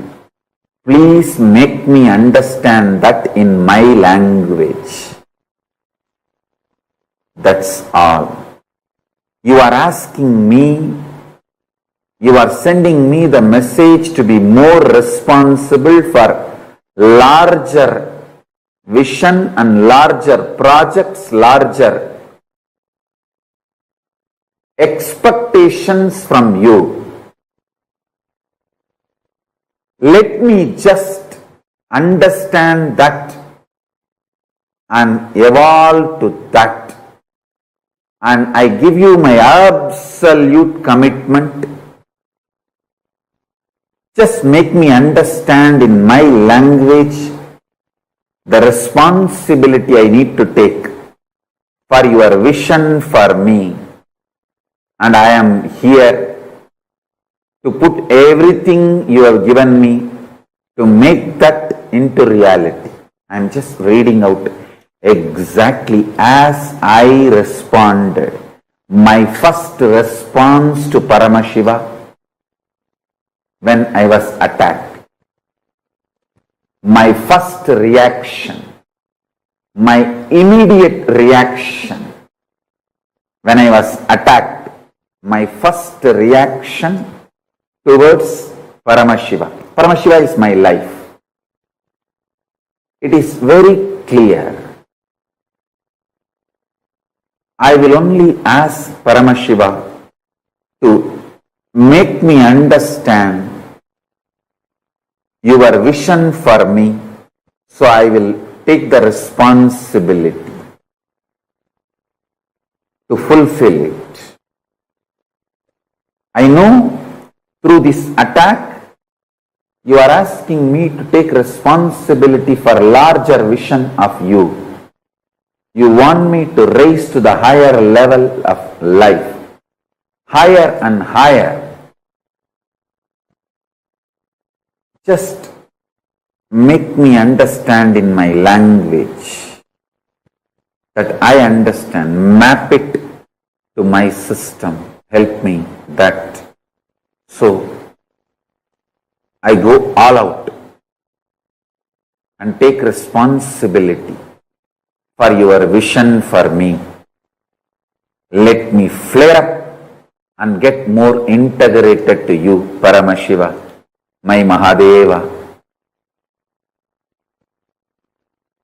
That's all is the mind of Subramanya, consciousness of Subramanya, being of Subramanya. Listen to what I said now again and again. I am very clear. Paramashiva is real. He himself is absolutely manifesting through this being. So anything happening from outside, any attack, anything happening, I will only look into what Paramashiva is trying to teach me through this. And what is the larger vision Paramashiva wants me to take responsibility.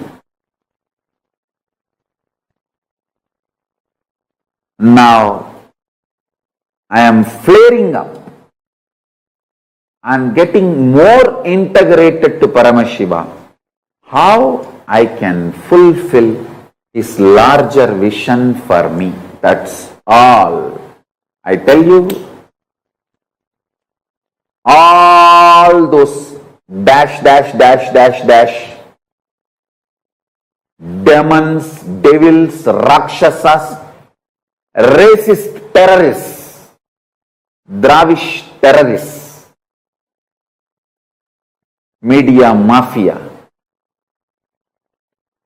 Hindu phobia terrorists, and anti-guru Hindu gangsters. Guru phobia Hindu terrorists. All of you please be informed. The more you try to attack me, the more I flare up and get more integrated to Paramashiva. So, every time you try to attack me, you are only going to find more powerful, more integrated, more responsible, more enriching, more powerful Nityananda Paramashivam. You are only making my version higher and higher and higher, because my whole mental setup, my consciousness is such, more attack from outside, I only get more integrated to Paramashiva. Understand? The same hot water makes potato soft, egg hard. So hot water does not decide the content, that decides how it is going to become. So external situations does not decide, the inner consciousness decides the outcome. I tell you,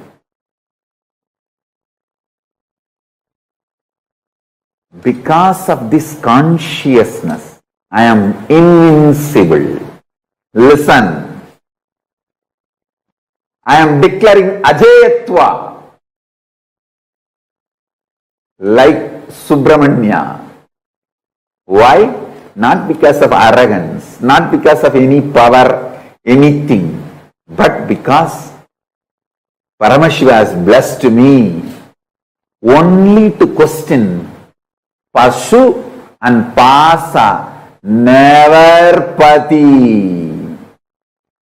He has blessed me with the strength of never questioning the Pati.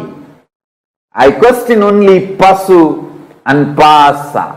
Never doubt Pati. No question about Pati, Paramashiva. Listen, whoever catches this consciousness, you are Ajaya, are invincible. You are victorious forever. You are successful in everything you do. You are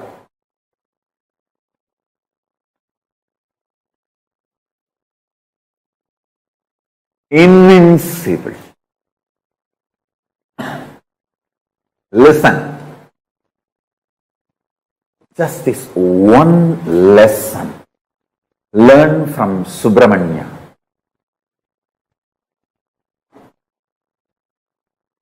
Question only Pasu and Pasa, individual, bound soul and bondage. Never ever question Pati. That is what is the consciousness of Westheimer. Westheimer. This is the first lesson. Understand? Manifesting Subramanya's being in you. Decide forever, I will never question my Guru.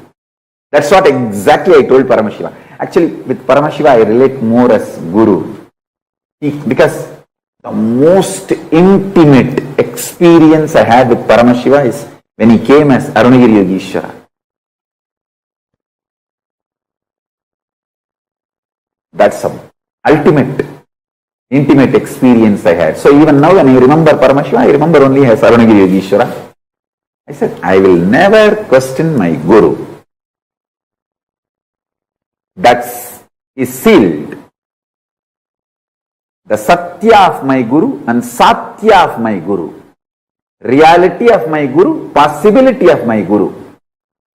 No question about it. I will only question the Pasu and Pasa. What way I am supposed to become more responsible to tune myself to your vision for me? How can I manifest your vision more? Be more responsible, be more integrated to you, be more authentic to you. That's it. Make me understand in my language. I am here all out 100% with ferocious tyaga to burn myself, to drop myself at your feet and burn myself in your energy. And with this ferocious tyaga, I am here to become part of your larger vision. That's it.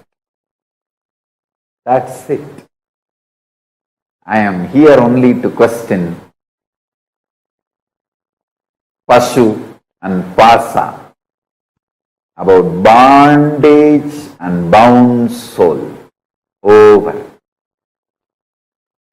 Nothing else. Nothing else. Will never ever question Pati's reality and possibility.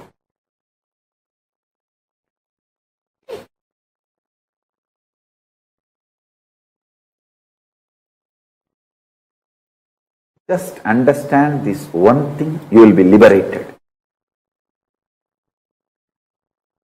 From where you start matters. From where you start matters. And how you start matters. Today, just sit with this one cognition. List down at least 25 times when you questioned the Pati, Paramashiva, and destroyed your life. List at least 25 incidents when you questioned the Guru and destroyed your life. Pen down 25 times you did that and bring yourself to completion, to this one powerful cognition. No question of questioning Guru. Question only Pasu and Pasa, never Pati. Iron out your whole inner space today with this one powerful cognition. Come to the Subramanya consciousness. Then you can receive Sarvajnanottaragama. Listen, I'll give you the precise technology now. Sit and pen down 25 incidents in your life when you flared up, you questioned Paramashiva, Guru, you questioned the Pati. Pen down those incidents. Decide ferociously never to question Guru, but to question the soul, bound soul, and the patterns, bondages. With this powerful cognition, complete all the 25 incidents. And if you question the bound soul and the patterns, how the solutions will flower, start manifesting that. Today's homework is this only. Make Subramanya consciousness to receive Sarvajnanottaragama.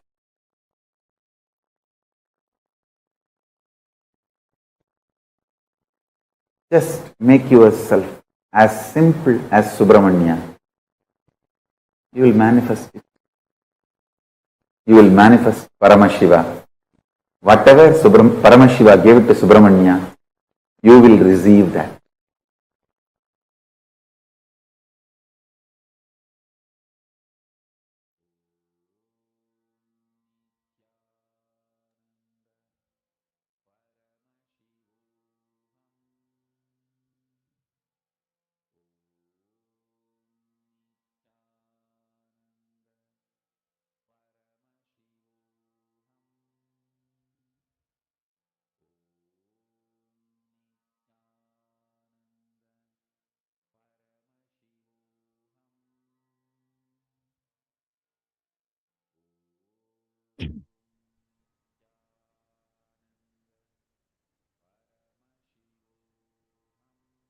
Yes. Come on. Now tell me, what is the secret of Subramania's inner space? Let us see. I request every one of you to post. What is that one secret which makes Subramanya invincible? I think Swamiji explained it so beautifully.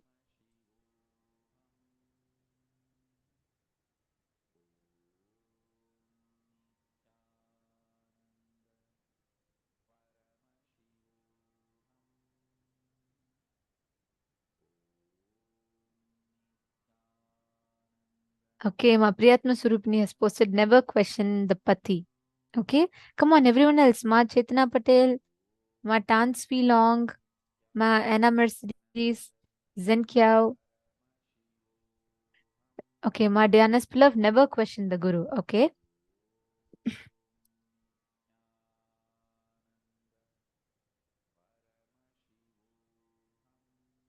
Subramanya never questioned the Guru. Mantus has posted, Ma Geeta Jikhan has posted, surrender. Come on, every one of you, put Ma Ananda Parameshwari, Nityanandam. External decisions do not affect the outcome. Ma Diana Spilav has posted. All right. Very nice.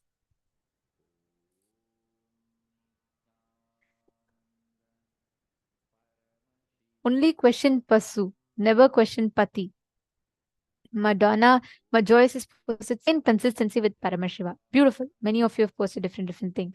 Now listen, Swamiji said, like all of you have correctly posted, Swamiji said, just never question Pati. Question the Pasha and Pashu. These three words. Pasha is the bondage. Pashu is the bound soul. Pati is Paramashiva.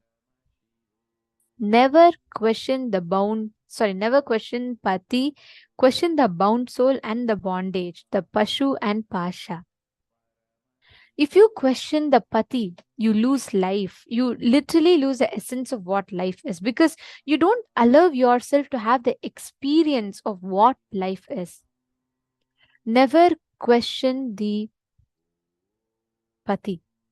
Always question the Pashu and Pasha, the bound soul and bondage.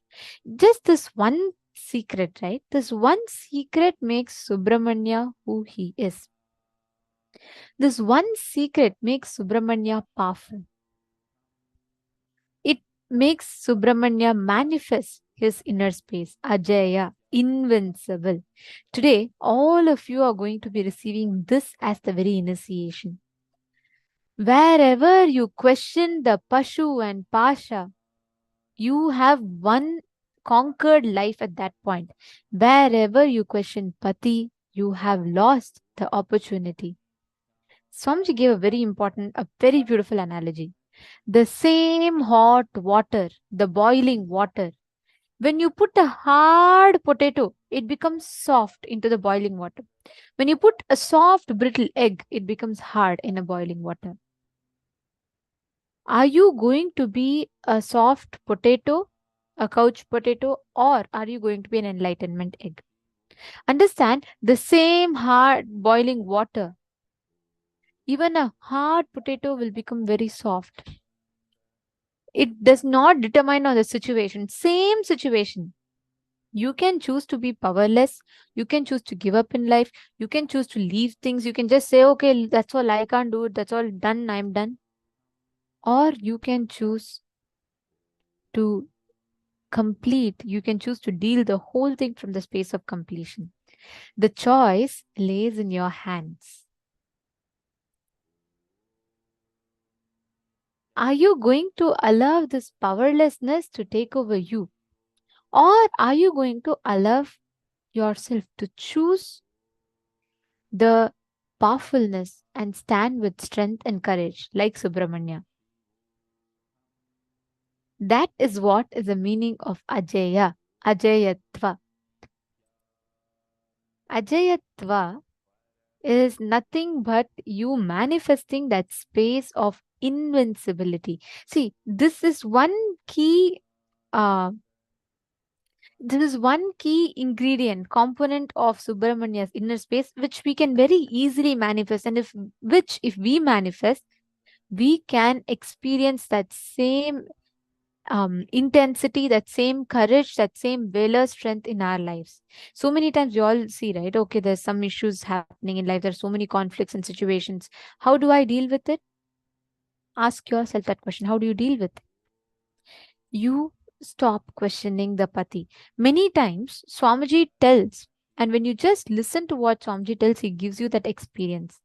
I always share this one experience, and if anyone has already heard it, enjoy it one more time. All those who have not heard it, you'll all surely enjoy this. I have experientially learned what it means to never question the pati. During the 2016 or 2017 time, there was one project called the Nityananda Sadashiva Sena, where all of us used to, one group of us used to travel from one place to another, and we used to visit houses and do Pada Puja, healing and everything to people.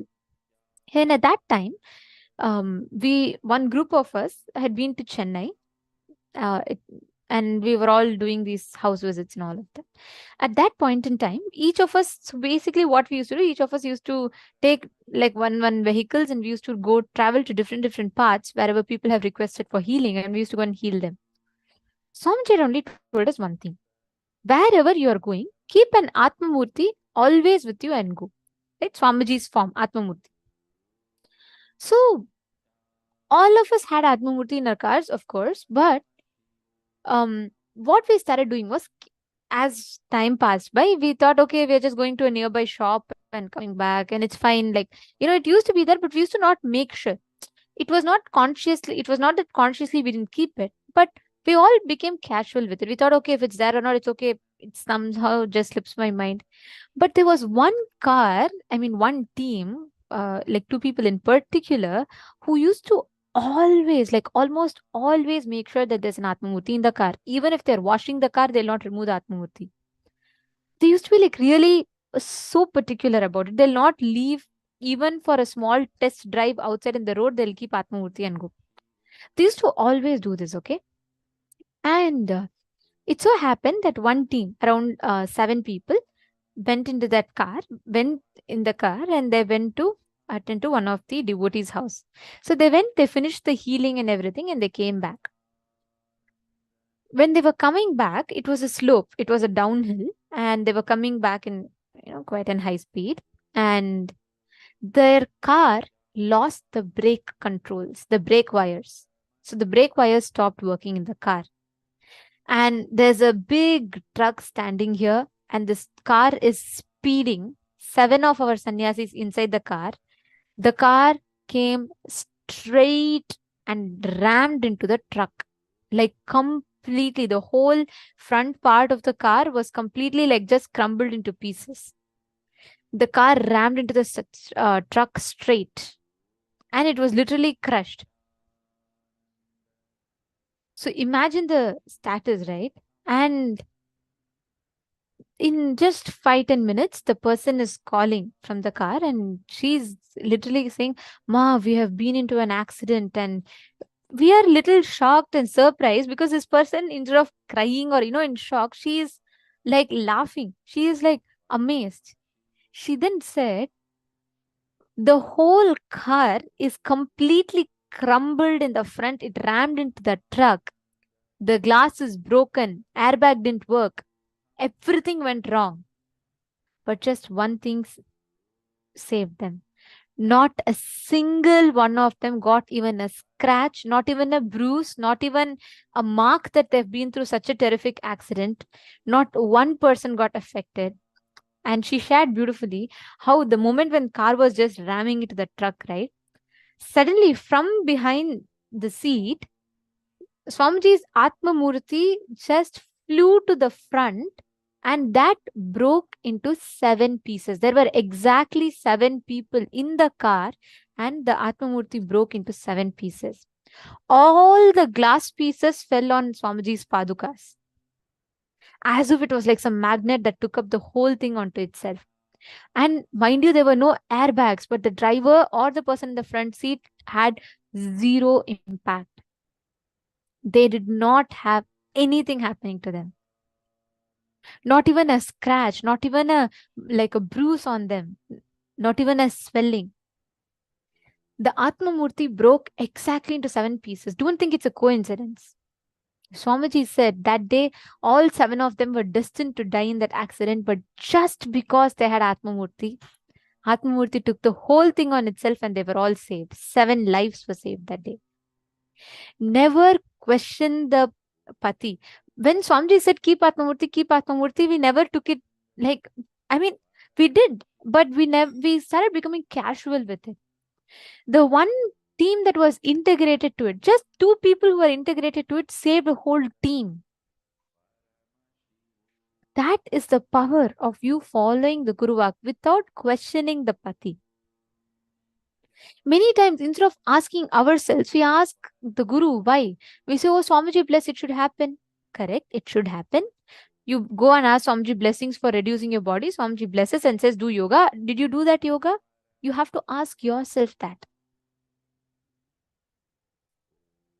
That is what is questioning the bondage and the bound soul, questioning the patterns. Take a few minutes, go back into your life, pen down at least 25 incidents in your life where you question the Pati. Whenever you question Guru, whenever you question the life, both. Pen down 25 incidents in your life when you flared up, you questioned Paramashiva Guru. You questioned the Pati. You said, oh God, why is life doing this to me? Why is life treating me like this? Write down these 25 incidents. I request everyone to sincerely do this now. This is a very, very important preparation for today's initiation. So please sit and do this sincerely. Even simple things such as, oh, okay, I cannot, Swamiji is told to do yoga. And why should I do yoga? Why is it not happening? Why should I not do it? Why should I do? All the questions that you ask. Wherever you question Swamiji's Guru Vak to you, as opposed to your patterns, pen them down.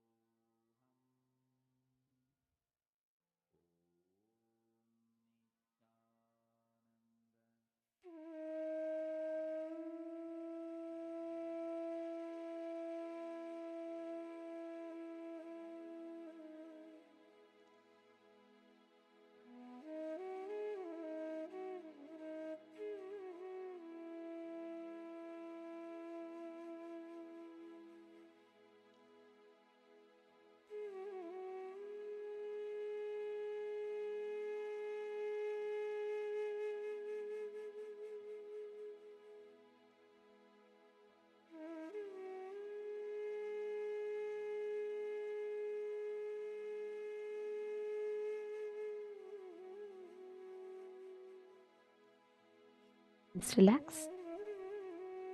Hope all of you have written down.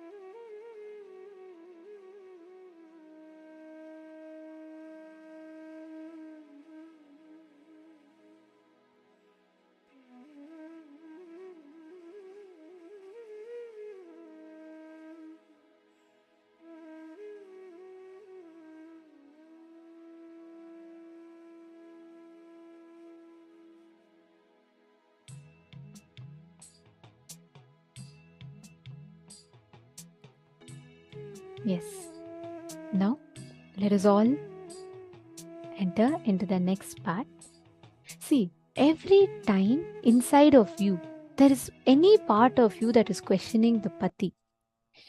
It should ring an alarm inside of yourself. Automatically, it should ring a bell in your head. Oh my God, this is what it is. I should not entertain this thought current inside of me. I should not allow this inside of me. Simple integrity, simple obedience. That's all. Simple integrity and simple obedience is the key for you to manifest anything that you want in life. Whenever you are stuck, right? Whenever you are stuck in this loop of, you feel like, this is not happening, and you're not able to manifest, you're not able to create what you want in life. Every time, Swamiji briefly tells, what exactly is that simple integrity and simple obedience? Just knowing simple attachment. Hey, Swamiji told, that's all. There's no question of anything else. If Swamiji has told, Swamiji will take care. Let me just do the bare minimum of me doing what I am supposed to do. That's all. That is simple integrity and simple obedience. Simple attachment to the Guru. Not having calculated, measured responses to the Guru. Whenever you are stuck in such a situation, whenever you think, I can negotiate with the Guru for anything, be very clear, you lose what you negotiate with the Guru for and you lose the Guru. But if you think, I can negotiate to the whole world for my Guru, you will get your Guru and you will get whatever you are negotiating with the world for. That is the simple formula in life. Whatever you are negotiating for, just see, are you questioning the pati or are you questioning the bound soul and the bondage?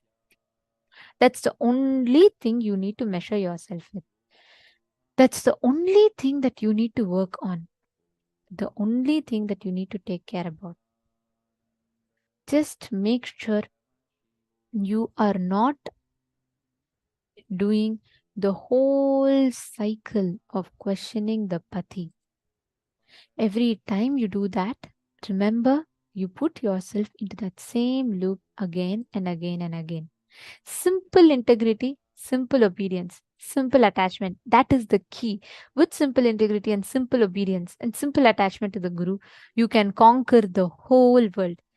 Paramashiva, it is Subramanya's simple attachment and simple obedience to Paramashiva that makes him manifest whatever he wants.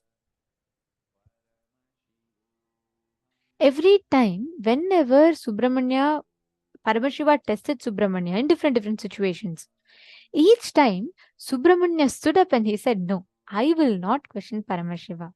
I know whatever he says for me is for my own good. I will not question. Understand that is the essence of life. And now we are going to be learning about that. Simple integrity and simple attachment.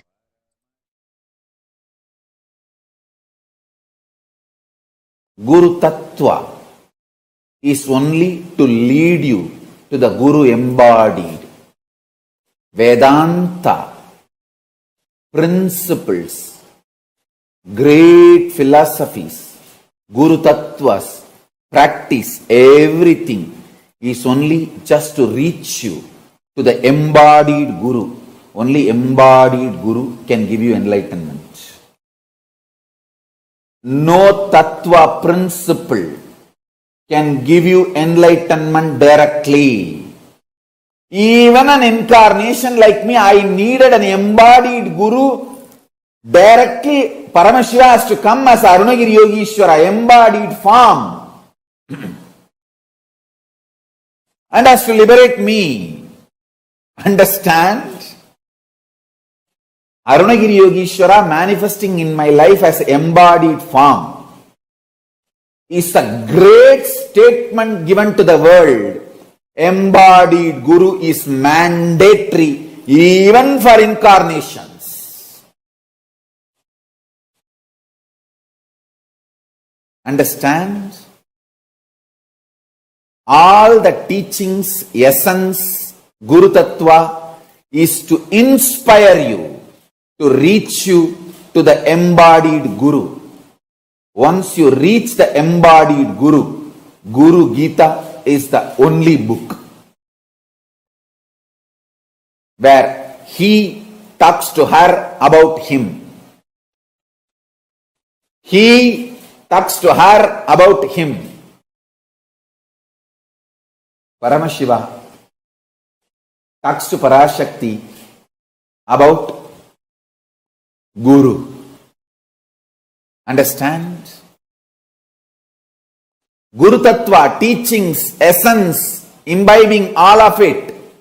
All this is great to inspire you, to push you, to make you reach the embodied Guru. Once you reach the embodied Guru, once you recognize him, once you understand him, whole life is simple. Exactly, I'll tell you the essence of teachings I learnt from my Guru, Arunagiri Yogishwara.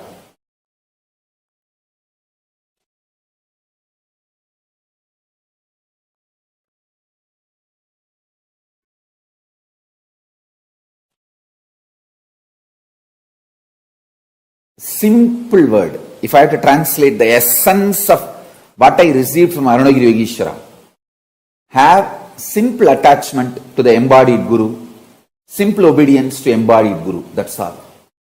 That simple attachment will become beautifully initial level love, then next level love, then it will become pure prema bhakti, then it will become atma bhakti, then it will become oneness and enlightenment.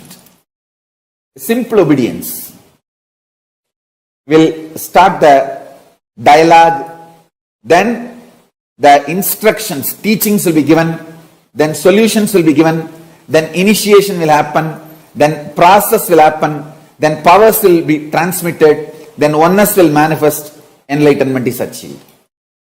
Simple attachment, simple obedience, that's all.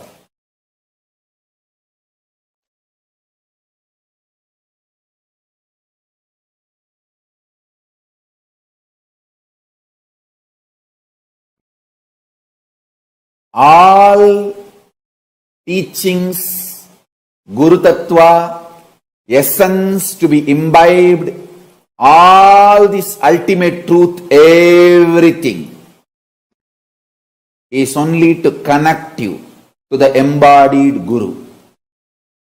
Once you have reached the embodied Guru, after that only one teaching, simple attachment, simple obedience, that's it. Then simply the transmission happens and you become enlightened. If you want real enlightenment, because only Guru knows what has to be imparted in you and where you have to be given a breakthrough. No teaching, no tattva can, because tattva and teachings, all that your mind can digest and make a very cunning structure for you to continue to flourish, thrive in your delusion. Most of the time when people keep only the teachings and leave the embodied Guru, they become so cunning. to make the structure for themselves internally, mentally, to thrive in their delusion and continue to feel that they are great spiritual seekers or enlightened beings. If your Vedanta, Guru Tattva, all the ideas you learnt, after reaching Guru, if they are trying to stop you, divert you or obstacle, drop the ideas and concepts and philosophies you learnt, not the Guru. Guru is living real being. Drop the teachings, not the Guru.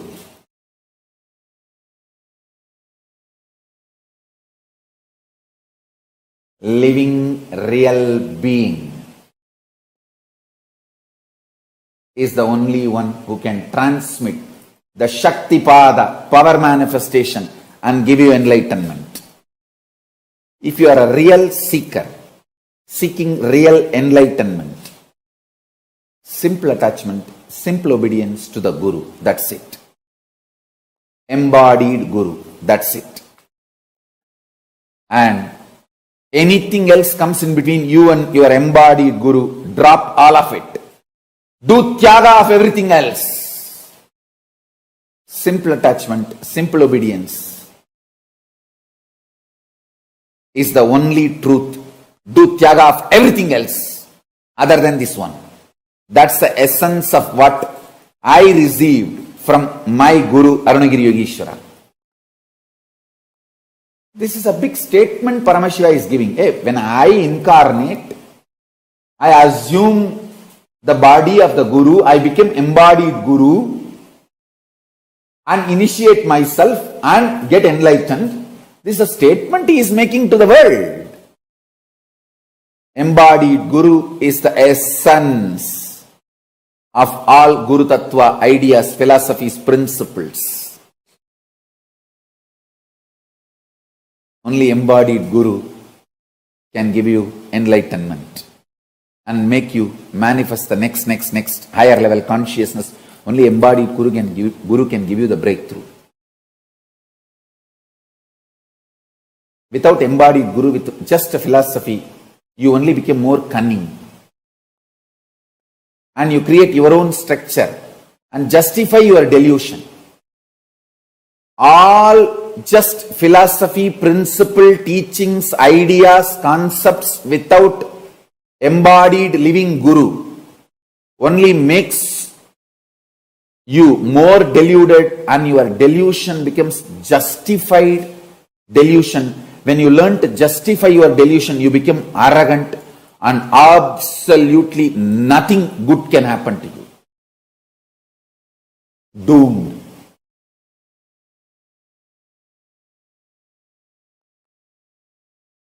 So if you are a real seeker, interested in real enlightenment, have real simple attachment, real simple obedience to the embodied Guru, that's it. It's for all real seekers who are interested in enlightenment.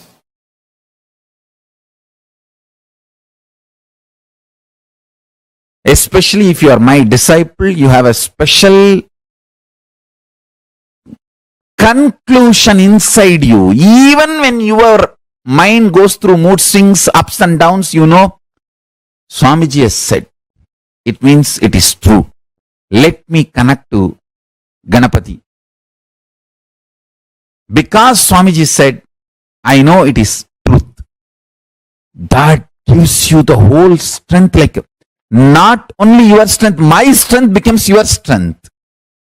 That is the power of integrity to Guru. Understand? Whenever you declare your integrity to Guru, all the strength of the Guru becomes your strength. All the powerful cognitions of Guru becomes your powerful cognitions. All the wealth of the Guru becomes your wealth. Declaring integrity to Guru makes you one and equal with Guru. You can confidently walk into Kailasa and say, hey, my Guru said, Ganapati is here. I came to see him. He gave me the password, Om Gam Ganapatiye Namaha. Please inform Ganapati that I have come to see him. Want to have his darshan? My Guru told he exists. My Guru has seen. I tell you, really he exists. And he responds. Fools are those who say God is one. I tell you, in reality, God is oneness, not one. The oneness is God. I tell you, when you experience the higher consciousness, decide to be integrated to higher consciousness. In my case, I decided I'll be integrated to my Guru, Arunagiri Yogeshwara, that's all. Just my integrity to my Guru, Arunagiri Yogeshwara. He makes sure I am protected. He strategizes properly. The right door will be opened and the right door will be closed, and if all doors are closed, he opens the roof and airlifts me. He does what needs to be done. He protects. All I know is simple attachment to my Guru and simple obedience.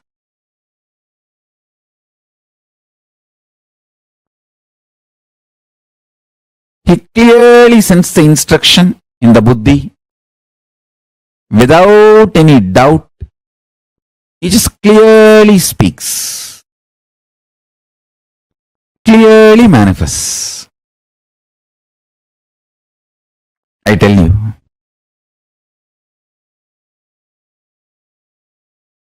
I entered into Kailasa just with this simple Guru Pass, Master Card. My Guru Arunagiri Yogeshwara told me Paramashiva exists, and he has given me this mantra. Please allow me to see Paramashiva. That's all. The doors of Kailasa opened and I saw Paramashiva was there. When I saw, I realized my Guru only is Paramashiva. There is no other surprise. Paramashiva came as Guru and gave me the initiation and password and master card and showed me. That's it. He has to come as a Guru because he need to talk to me in the language I understand, and he need to give me the confidence in the form I can connect with. So he assumed the form of my Guru, Arunagiri Yogeshwara, and initiation. That's it. One powerful cognition. Master is master card. Master is master key. Simple integrity to Guru's words. My Guru has said Ganesha exists. He is alive. He exists. Ganesha is there. He is there. Let me connect with him.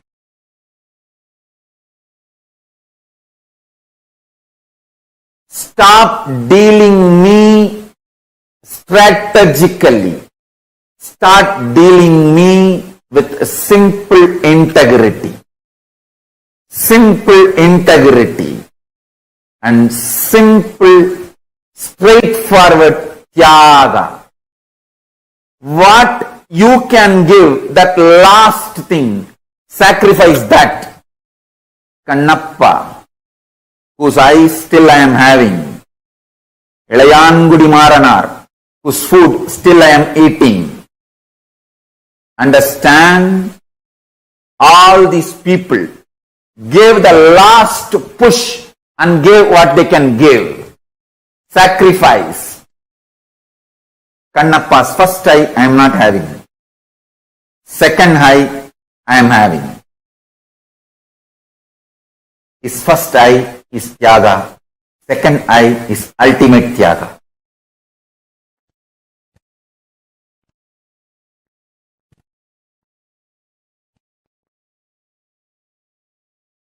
When Ilayangudi Maranar and his wife cooked food for me, they tied cloth on their nose because they did not eat for 3 days. If they smell the food, their mouth may give saliva, so food will be dirtied because mentally they wanted to eat. Uchishta. So they tied the cloth and cooked for me. That tyaga, still I am enjoying. Understand? The relationship between you and me is absolute tyaga based. You give your ultimate, I give my ultimate. It is not strategical. It is tyaga, undeniable tyaga. I don't care who gives what. Is it the last thing he is giving? That is what I care.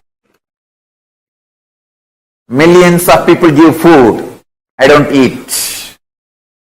Ilayangudi Maranar, the last seed rice he had, he cooked and gave. That is the last he has. That decision, that will persistent, that tyaga is what I am enjoying. And I showered myself for him, on him forever.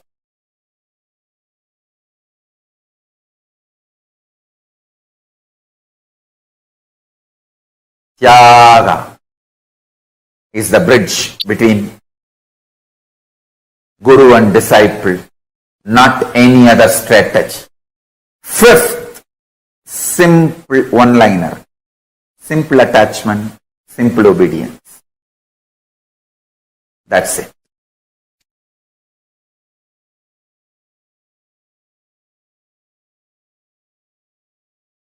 Understand?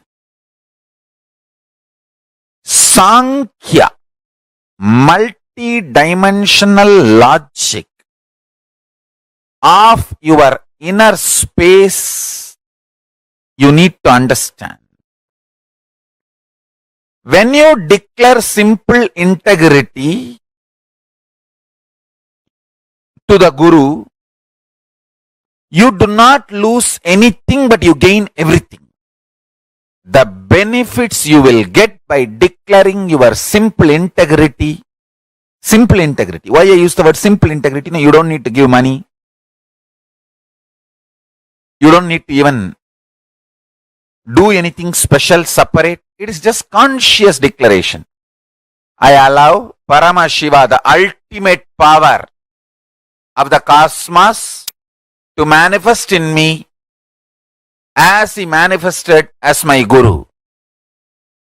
Sankhya of declaring your integrity, multi-dimensional logic of declaring your integrity. I will reveal it to you. See, the conscious decision, conscious declaration gives Paramashiva to enter into you.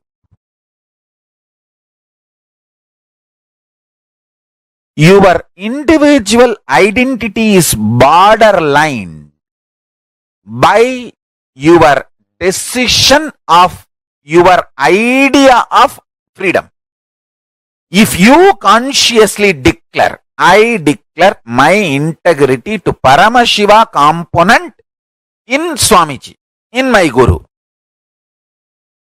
If you declare even that much, that's enough. See, now I have given a very insured declaration. Very secured and insured declaration. You can make a clear disclaimer. I declare my integrity only to Paramashiva component of my Guru Nityananda Paramashivam. And non-Paramashiva component, I am not declaring my integrity. You can clearly make it. I don't have a problem. So you feel very secured and insured.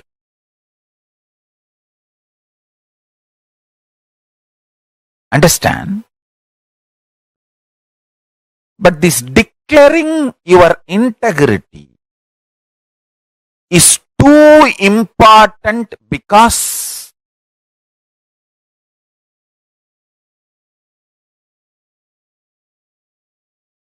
this is the Sankhya multidimensional logic of consciousness.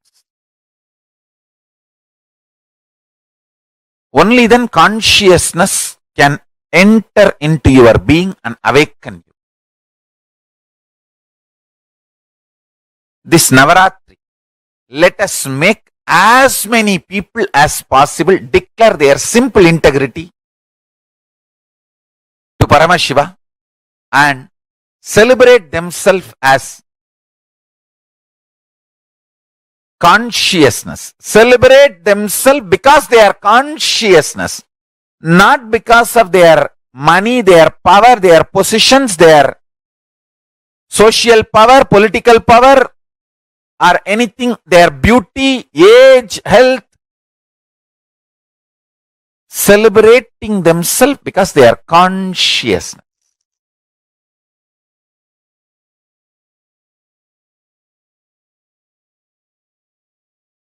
Just these two.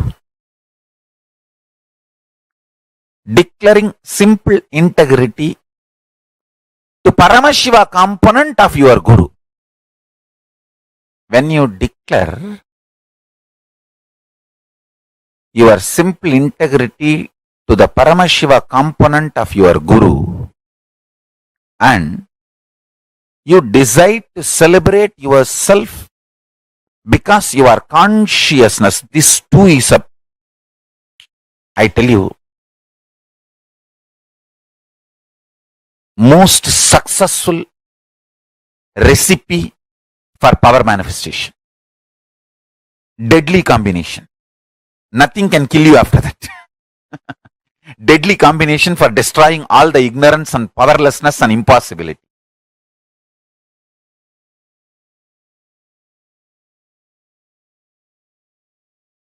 Listen carefully. The vibrant presence of Paramashiva called Parashakti. Understand? The vibrant presence of Paramashiva called Parashakti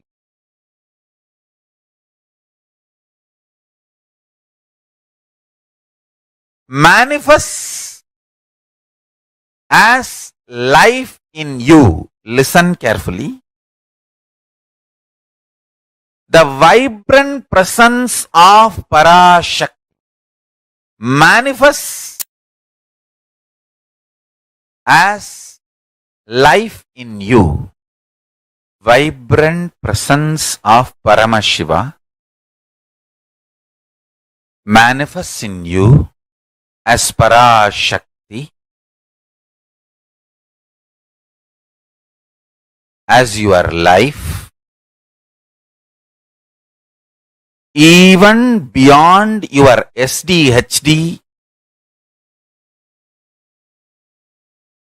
as long as you have simple integrity with your Guru. Listen carefully.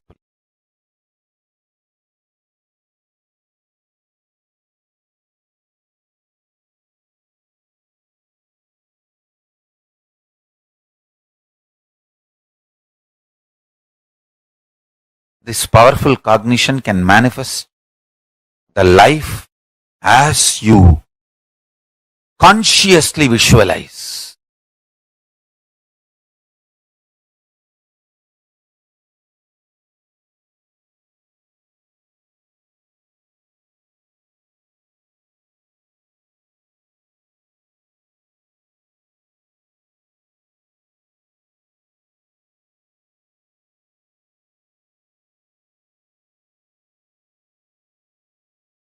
Listen intensely.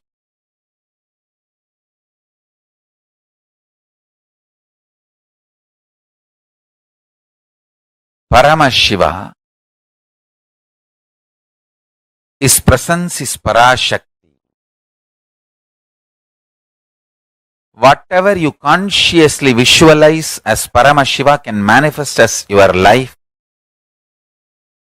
Even if you have SDHD, self-doubt, self-hatred, self-denial, will it manifest or not? As long as you have simple integrity with Guru, his initiation, the power of his initiation will make you manifest your conscious life you aspire for you. Understand? Simple integrity, simple feeling connection with a Guru goes on awakening your Kundalini Shakti and transforms your very DNA and raises the Kundalini Shakti.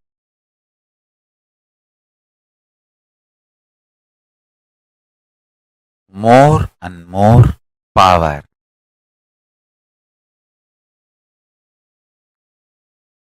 Goes on manifesting in your system with more and more powerful cognition.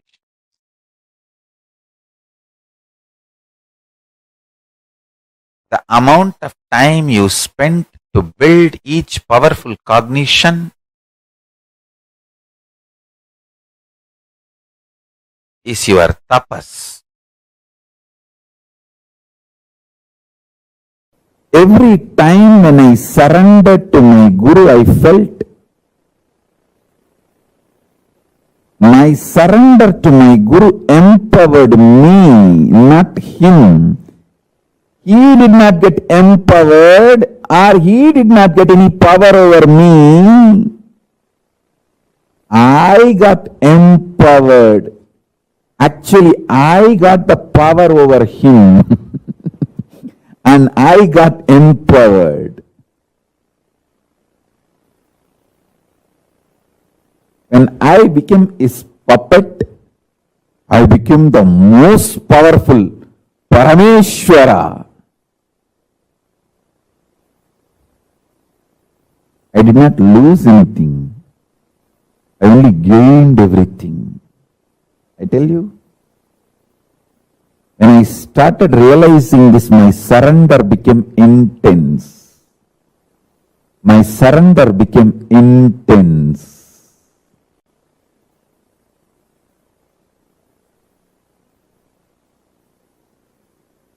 If you realize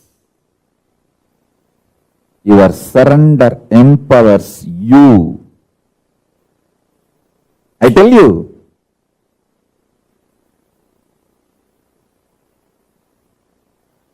if you realize your surrender empowers you, your surrender gets more and more intense, and the higher realities opens for you.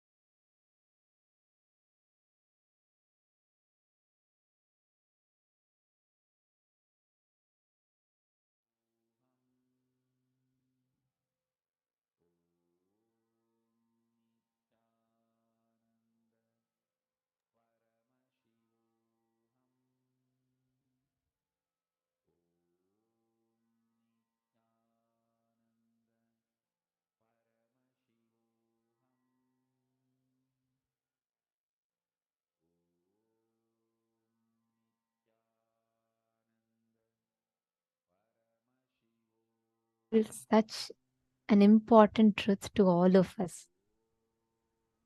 One of the most important things for us to understand.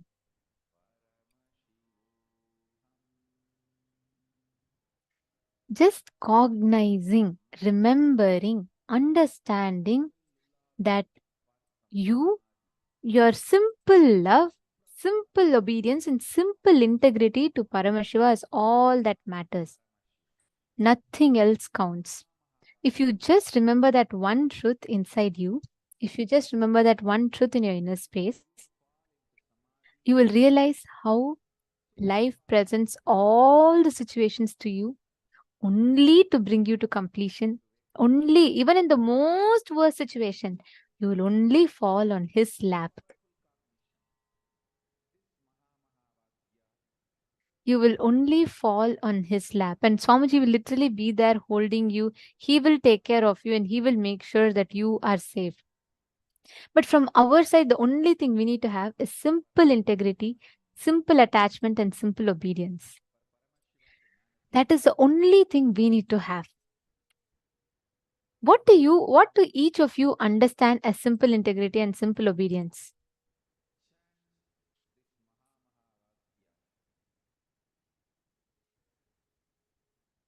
Can I request every one of you to post? What did you understand as simple integrity and simple obedience? Come on, please share with us. Questioning life and is questioning Guru one and the same? Priyatma Surupini, I think you have asked some time back. Yes. Understand what self-doubt turns into doubt on life. Doubt on life is nothing but doubt on Guru. Because what you're projecting as life will turn towards Guru. So every time you're questioning you're questioning life is you questioning Guru. It is one and the same. Come on, can I request each of you to post what is simple integrity and simple attachment according to you? Krista Heltman, see, you're saying listening to what Swamiji says, following without question. Then it becomes like a rule. It becomes like a restriction upon us. You should always understand how it empowers you. Ma Priyesha is asking, what is the meaning of questioning? What is the meaning of the phrase negotiating with the Guru Ma? Can you explain with an example? Did you listen to that Atma Murti and that car incident that I gave? Ma Priyesha?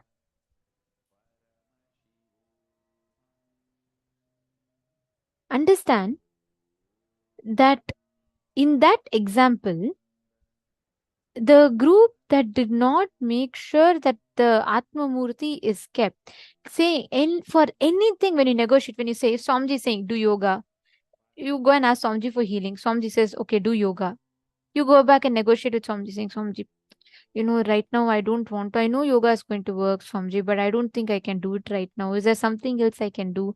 You trying to negotiate back with the Guru of why something is not possible. You trying to convince the Guru otherwise of what he has told you to do is negotiating with the Guru Ma. Understanding?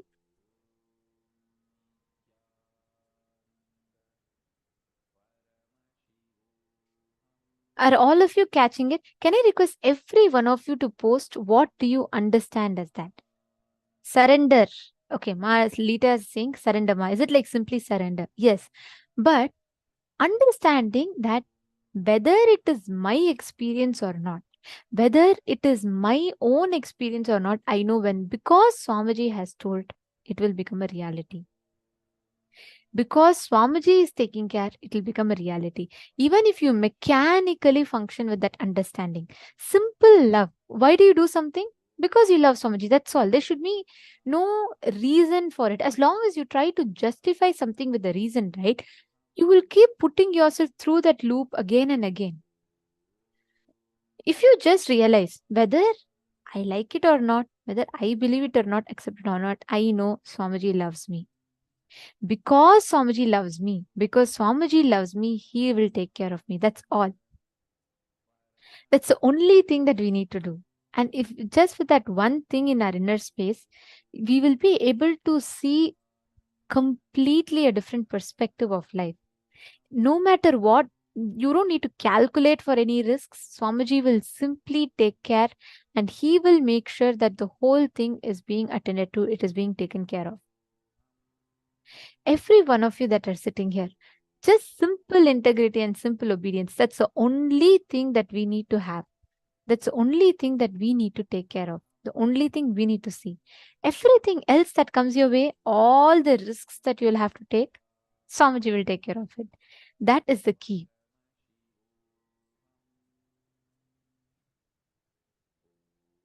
See, there's a very beautiful story from Adi Shankaracharya's life. He goes to Adi Shankaracharya's, he's going around begging for food, and one old woman who has nothing in her house at all. She literally has nothing in her house. And Adi Shankaracharya goes begging, and when she sees that a young sannyasi is begging, she goes and she finds out if something is there. She tells Adi Shankaracharya, see, first I don't have anything. Adi Shankaracharya says, no, whatever you have, you give me. Without the second question, she just goes and searches something. There should be something, right? She just looks for it. She sees that there is one amlaki, gooseberry. She takes that and she gives that to Adi Shankaracharya. And just with that one thing she gives, Adi Shankaracharya takes that one gooseberry, he sings the whole Kanakadhara stotram, and he just showers. The Kanakadhara stotram is basically stotram singing on Devi Lakshmi.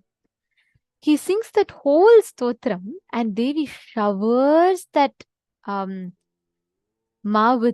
showers that woman with golden gooseberries. And it says suddenly her house literally everything becomes gold. She did not do any calculated measure. She didn't say anything like that. She just did from her side.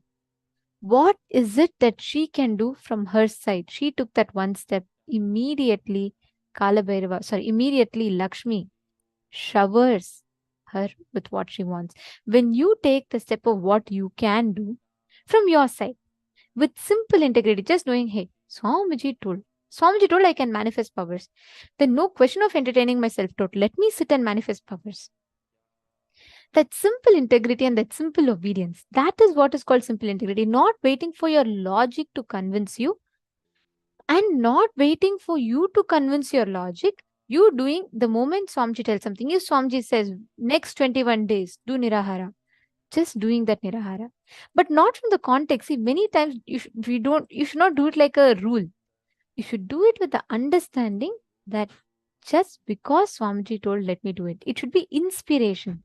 If it becomes rule, you will just follow the letter but forget the spirit. It will only become a suffocation on you. You will not be able to identify what exactly is the context of it or the benefits of it, the experience of it. You just need to understand Swamiji told. Just because Swamiji told, let me do it. That's all. Understanding? Now let's all do a very beautiful round of power manifestation. This is a very beautiful power that Swamiji has given. Just by connecting to a person, just by listening to the name of a person, you will be able to describe the details of that person. It's Sarvajñatva. Basically, what you will do is, just ask, you all can partner amongst yourselves here. Ma Antu Saha can partner with Ma Chetna Patel. Each of you partner up with yourself. Just for this round of power manifestation, the focus mode will be removed. You all can partner up with yourselves here. And one of your partners can ask the question to you. Okay? And you are going to be like, for example, let's say Ma Antu Saha gives a name to Ma Chetna Patel. Ma Chetna, you're going to be scanning and describing the appearance of that person. Who is that person? How is that person related to Mantu Saha? And what is that person known for? Like, is she related? Like, is she a relative, just a friend? Scan all of this and you're going to be identifying. Okay? Yamuke Vamshi. Nityanandam, Yamuke Vamshi, are you here for the first time?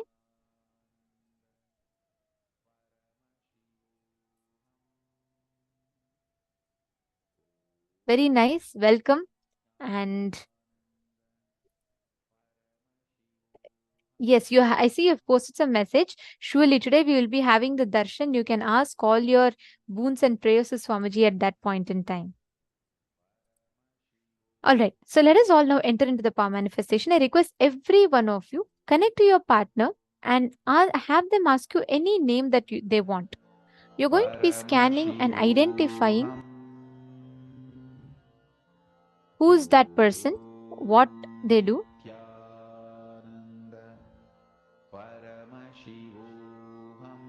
and how are they related. All these details.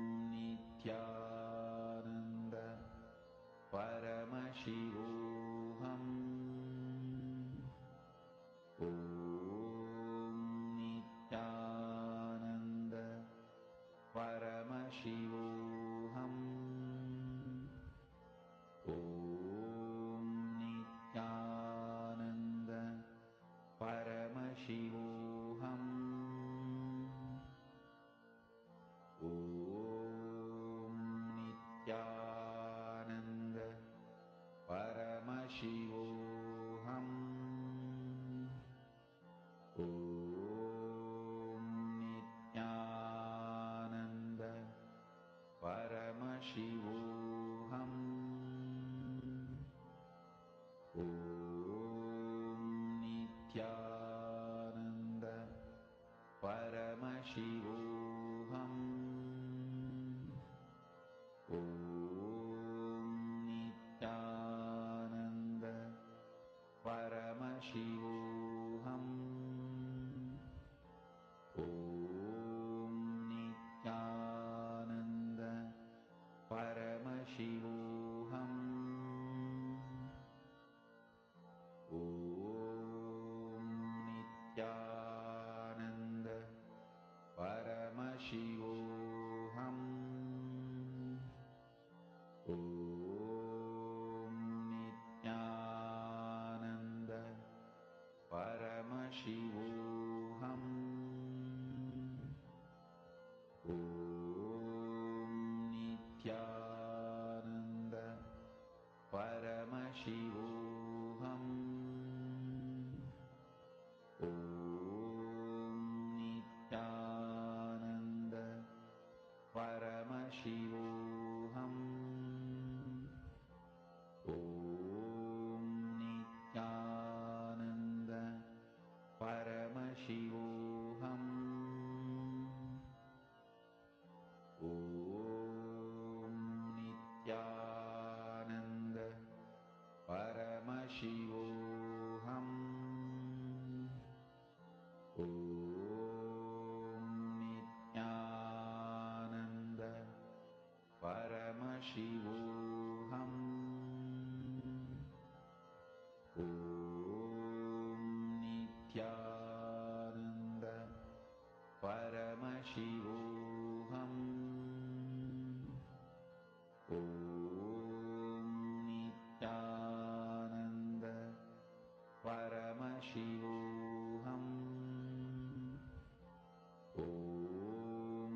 Nityananda Paramashivoham. Om Nityananda Paramashivoham.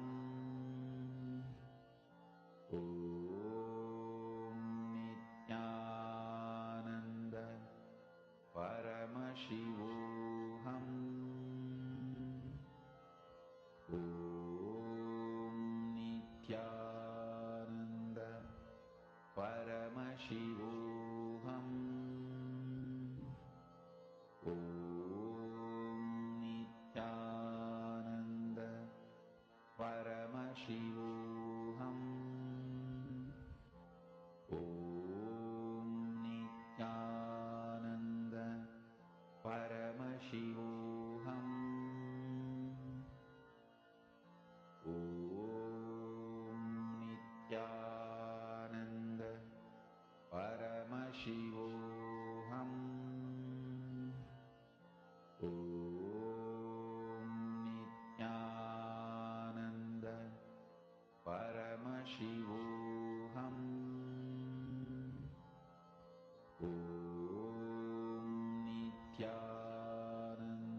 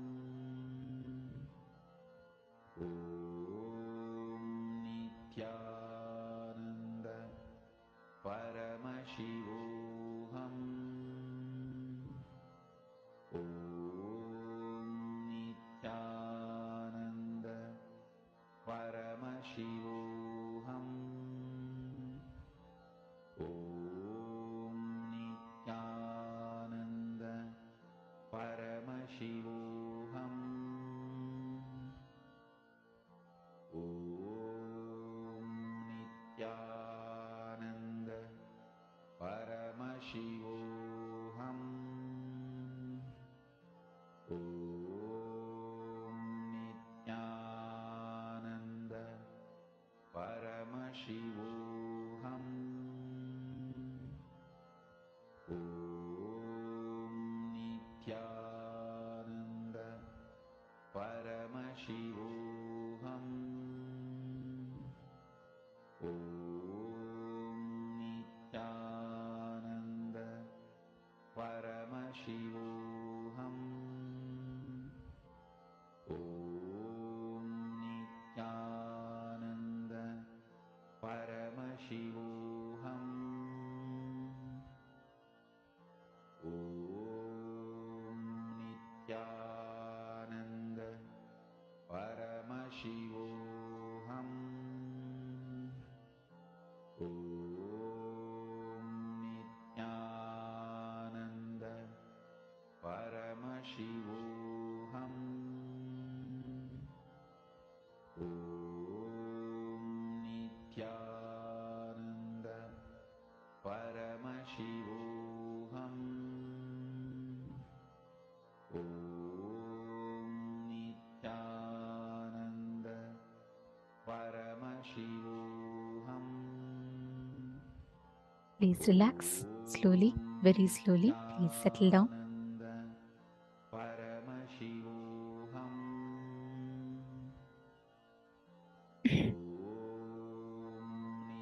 All of you can now please relax. Yes. So hope all of you have manifested. This is one of the most coolest, most easiest power to manifest. And moreover, if you start manifesting this power, right, you will be able to start accessing any information just by will, without you having to put a conscious effort, without you having to try and do something. You will just be able to manifest whatever you want just through your will, like without having to struggle, without having to constantly try and see. You will be able to know anything that you want to know is under your control. Whatever you want to manifest is all under your control. You will be able to experience that, and that whole experience will just become a part of you.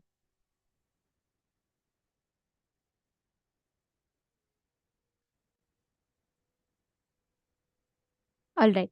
So now all of us are going to be entering into a very, very important session next. We learned now about simple integrity and simple obedience, correct? We all learned about how we can experience that simple integrity and how that is the key for us to experience anything we want in life and manifest anything we want in life. The next session is something very, very beautiful.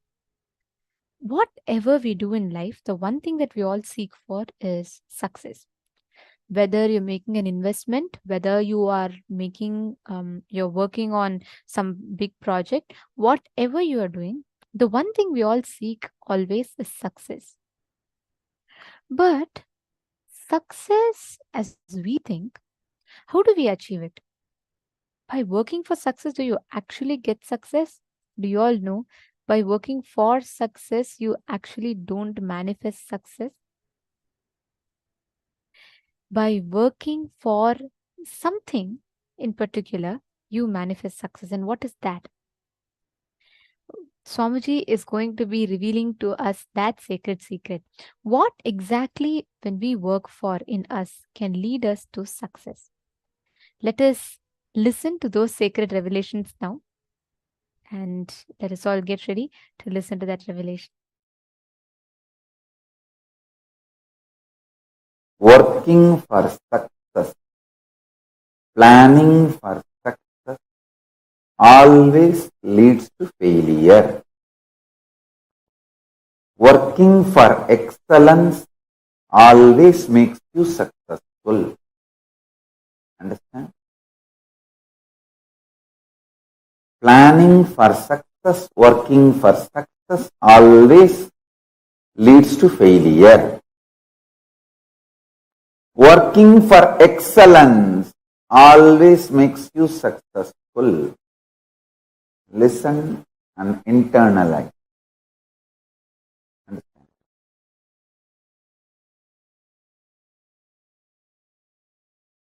Person who works for success will be very shallow. he will be working dependent on others' opinion about success, because success is always about others' opinion, what others feel you are successful. All idea of success derived from others, sustained by others, changed by others. All truth about the excellence evolved from you, substantiated, supported by you, and manifested by you. Understand? Excellence is integrity based, reality based, present moment based. Success is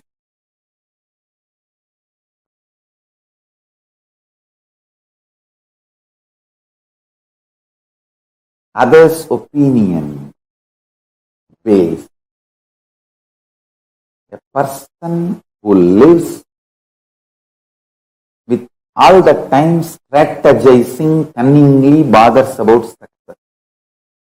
Person who lives with a simple integrity evolves with excellence. Integrity is all about whatever Paramashiva has given you, you will manifest everything, breaking all the life negative patterns.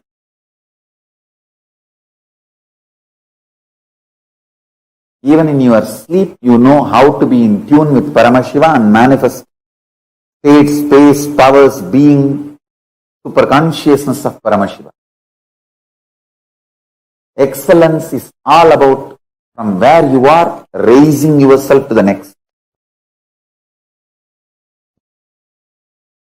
Success is all about others and how things go with others. I tell you,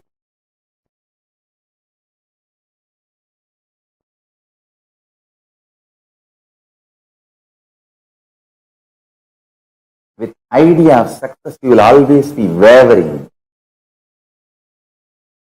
diluting yourself, deluding yourself. With idea of excellence, you will always be grounded. You can see the photographs of me doing Chandi Homa in 2000, 2001, and you can see the photographs of me doing it 2018 or 2019 or 2020. You will see the intensity same. Understand?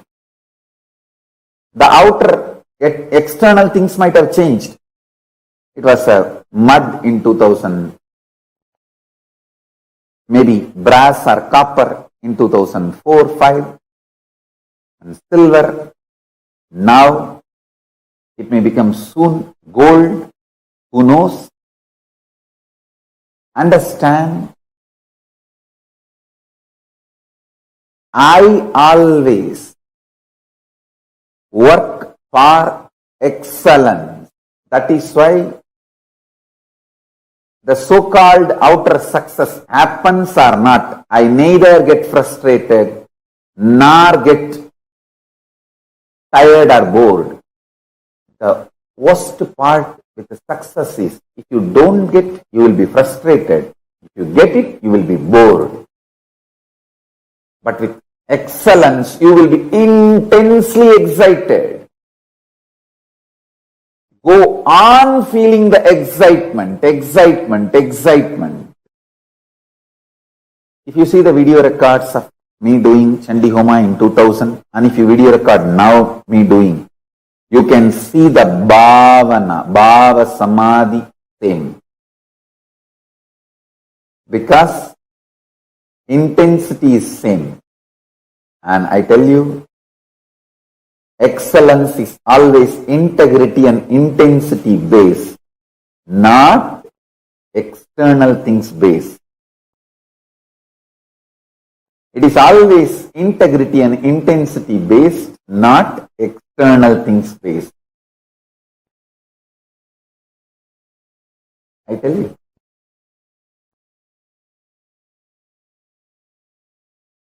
if you are excellence based, you will not bother about even enemies, because you know very clearly your enemies are fools and stupid fellows. Why will you bother about them? You will be so clear. I tell you. From that time till now, I am working for excellence. That is why the outer world idea of success never interferes in my life. Be centered on excellence, you will be absolutely integrated to your goal. Even this COVID-19 lockdown, I tell you, people who are excellence based neither feels depressed nor feels deprived. They know how to survive. All the minds which are success based have collapsed, gone to pieces. Listen, all success based people, the idea of success is melting down. All success based people terrorized by the insecurity, life, future. All excellence based people are there with their original excitement and intensity and continuing to plan further with their excellence based mental setup and consciousness. I tell you, only people who are centered and who are thinking excellence based are going to survive this COVID-19 after effects. COVID-19's lockdown, economical meltdown, this global crisis, all this. People who are excellence based are only going to survive this crisis. The people who are success based are just going to melt down. Excellence based consciousness is more like a muscles. Success based mental setup is fat. Don't build too much fat. It will be load on you, tiring you, diluting you, deluding you.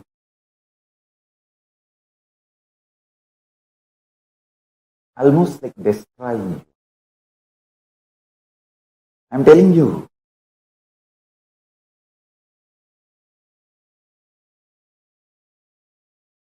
Bring intense integrity. Stop strategizing with life. Start becoming integrated with life.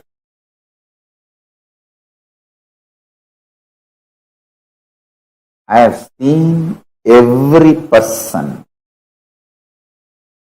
who works with excellence based gets more and more integrated with the depth, strength, power, energy, intensity, excitement, unending excitement. People who work for success, if they don't get, they get frustrated. If they get it, they get bored. Both the way they collapse. Bring your life excellence based.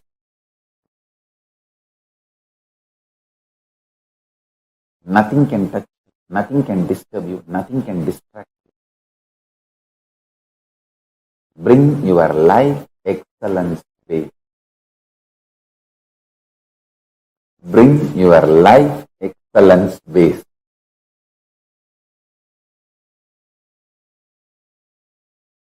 Bring your life excellence based.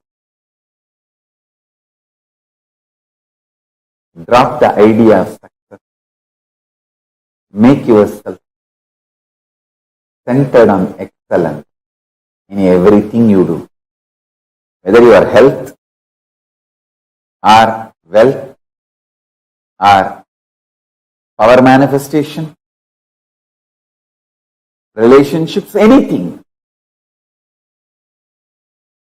Make it excellence based.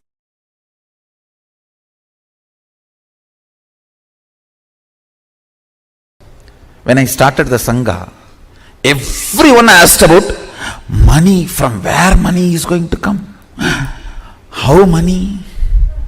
Money? You need money? I wanted to repeat what I said in 2001. I said, I have decided to build something which is going to be best useful for humanity. I know money, human resource, everything needed will follow.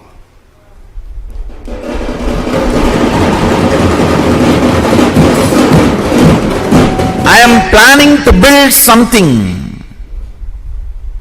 which is most important for humanity, which is going to be the best useful thing for humanity. So naturally, money, human resource, everything has to follow. Understand? Don't plan for success, plan for excellence. Success will follow. I said, what I am going to build for humanity, I'll do it best, most excellent way. That's all.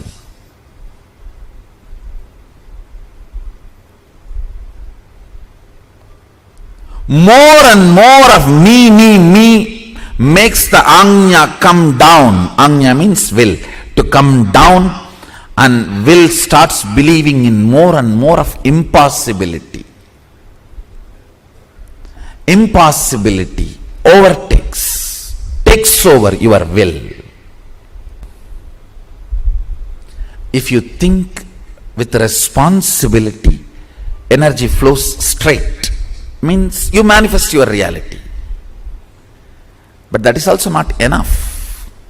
That's good, but not excellent. Excellence means constantly cherishing cosmic principles as your thought currents. What's the goal? What's the purpose you want to exist? Why do you exist? More and more of cosmic principles, more and more of cosmic understandings, more and more looking up. Understand? The more and more cosmic principles start sinking in your day-to-day thought currents, lesser and lesser blind spot about your existence. What is blind spot?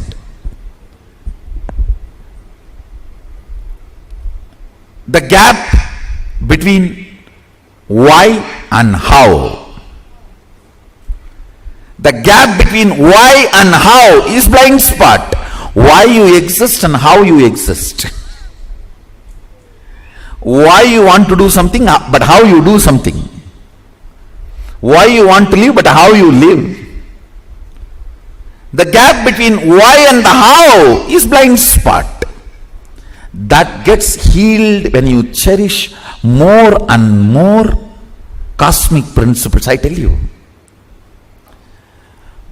you want to exist healthy, but your whole day goes either in sickness or afraid, getting frightened about more sickness. I tell you, you may not even logically be able to connect and see, but a simple thought current. I think this whole cosmos is running with some auspiciousness. Such large existence cannot be accident. Some casual thought current somebody has put in your head by mistake. If you cherish, even that may bring complete healing to your body. I tell you, I have seen this happening. There may not be any logical relationship. Suddenly, a casual thought current, that is the beauty of Vedic tradition, I tell you. Cosmic principles, when you cherish them,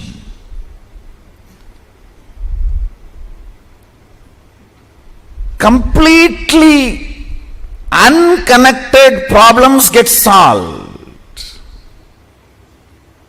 You will never understand how can my half an hour thinking about the cosmos and the size of the cosmos and the automatic intelligence of the cosmos heal my gastric trouble. It heals. When you think of the lever of the cosmos, your liver gets healed.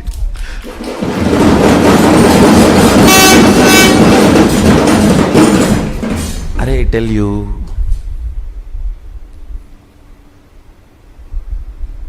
listen, any cosmic principle, you don't even need to seriously practice it. Just like a sipping cup of coffee, if you sip and very casually flirt with them, romance with them, those cosmic principles, you will see your third eye just goes up, zoom, and refueled. The whole third eye tank full. Then you can run your life for quite a long time. Logically, you may not be able to connect at all. How come I was thinking about that and this is solved? Because cosmic principles always iron out your blind spots of why you exist and how you exist. Why you want to exist and how you exist. That blind spots get cleared. That is what I call third eye opening.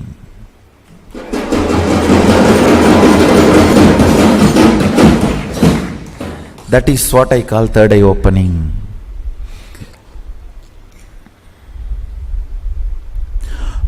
You want to exist for excellence, but you exist for some selfish attachment only to realize the hopelessness and emptiness of your so-called ignorant desires. Listen,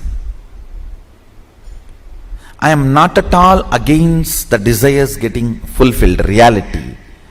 I am only against you running behind something which can never be fulfilled. Or if it is fulfilled, it will be more dangerous to you. In the name of desire, you are running behind siren. Not even behind, towards.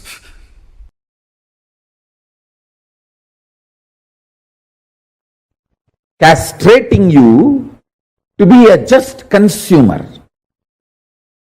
Strong word, but needed. Listen, I tell you, royal secret.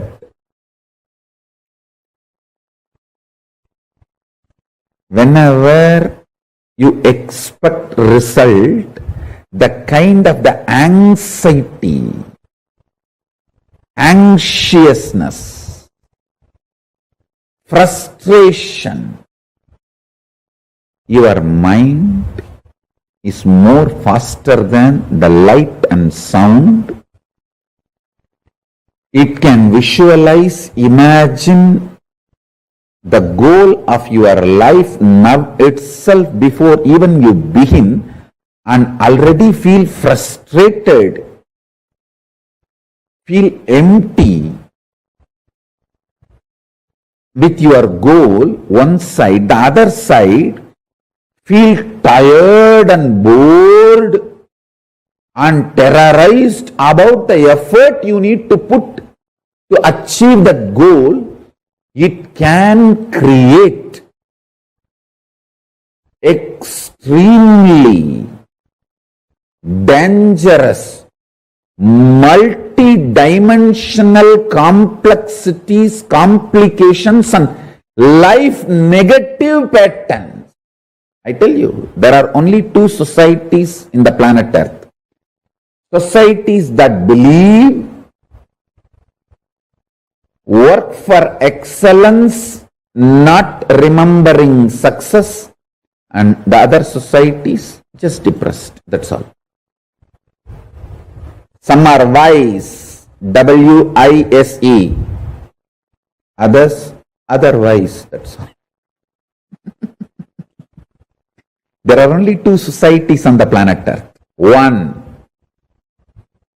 works for excellence, not for success. Knows the truth of karmanyevadhikaraste mapaleshu gatachana. I tell you, I can just speak on this one verse 10,000. Listen, if you have to have 18-inch biceps and lift 100 kg, don't try to think, oh, now I can lift only 5 kg. I have to make it into 6. I have to make it into 7. I have to make it into 8. By the time I make 100, I may become 100 years old. No. Once the 5 becomes 6, the muscles you grow will become so strong, you will just jump to 20.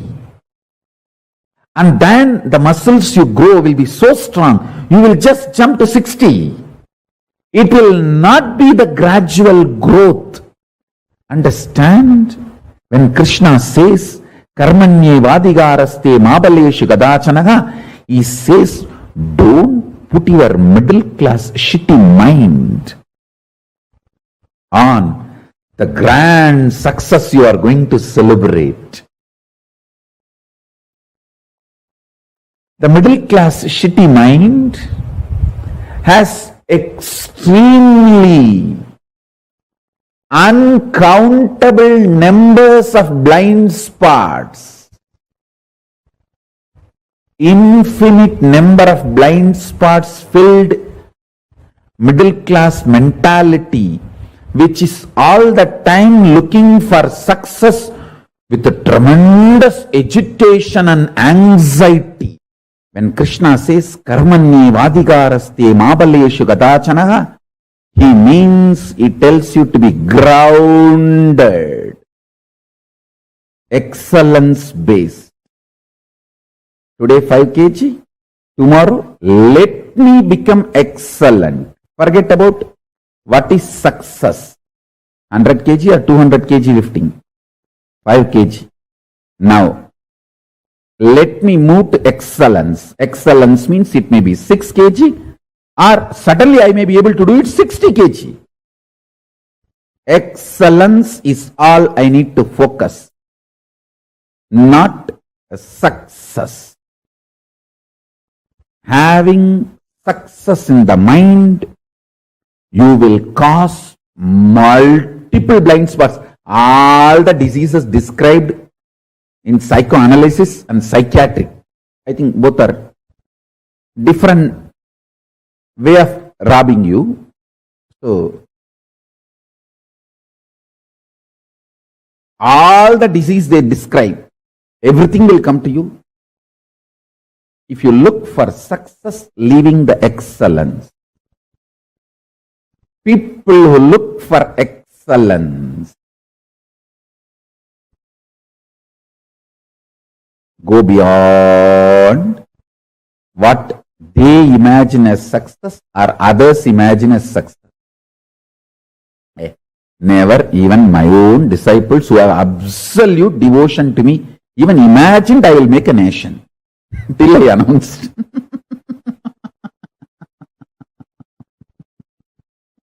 And they said, oh God, whether Swamiji makes it or not is different. Even he has a guts to digest this idea and boldly challenge. Listen to this truth. Do not bother about success. Work for excellence is not controlling mechanism. It's a liberating mechanism. When your guru teaches karmanye vadhikaraste mabaleshu gadachanaha, work without bothering about the results, he is not using this as a controlling mechanism. He is using this as a liberating mechanism, liberating you from your Chandala mentality.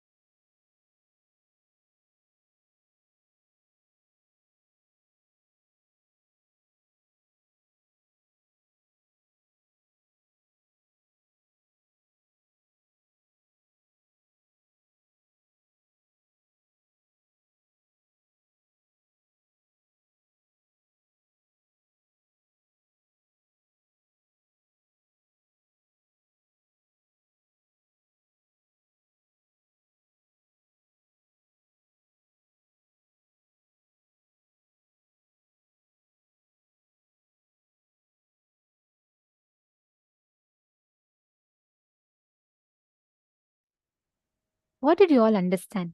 Working for success versus working for excellence. What did each of you understand as a difference? What is working for success and what is working for excellence?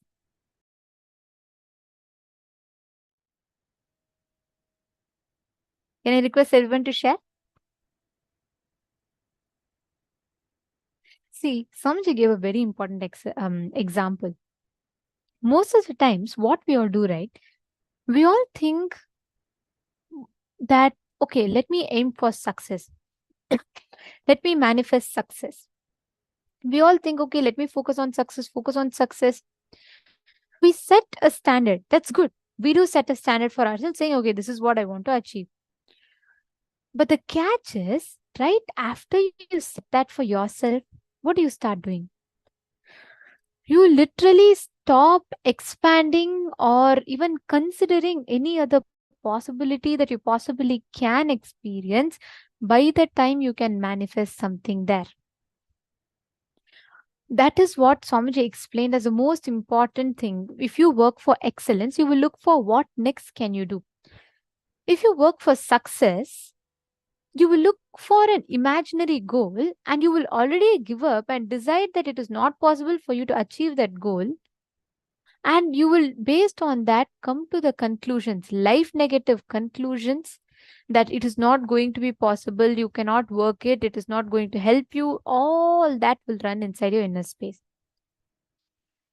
Swamiji gave a very beautiful example, right? If you're lifting 5 kg weight today, lifting 6 kg or 60 kg is your choice, but don't aim for a set standard of success. Instead, aim for excellence. What can you do? How can you achieve it? That is the key. Working for excellence will lead you to success. Working for success will always lead you to suffocation. There's a big difference. How many of you are understanding this?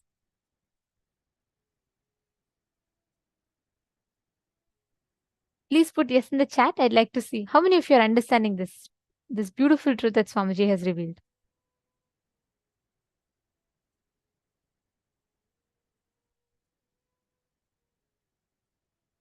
See, Swamiji said, right, when Krishna says, Karmanye vadikaraste ma paleshu kadachanaha ma karma pala hetur bhur mato sangastva karmani. When you just decide, let me do my action, let me leave the results to Swamiji. Whenever you do that, right, Swamiji will take care of the results. There is two things. One, you can have your possibilities of success, your possibilities of what can go right and wrong. Second is leaving it to him, his possibility. And we know when we leave it to Swamiji, how Swamiji will take care of it. Every time you try to do something on your own, you think, oh, I will know, I can do something. But end of the day, we all constantly keep failing. We keep aiming for some imaginary thing. Halfway through the journey, we give up. We go through a lot of struggle.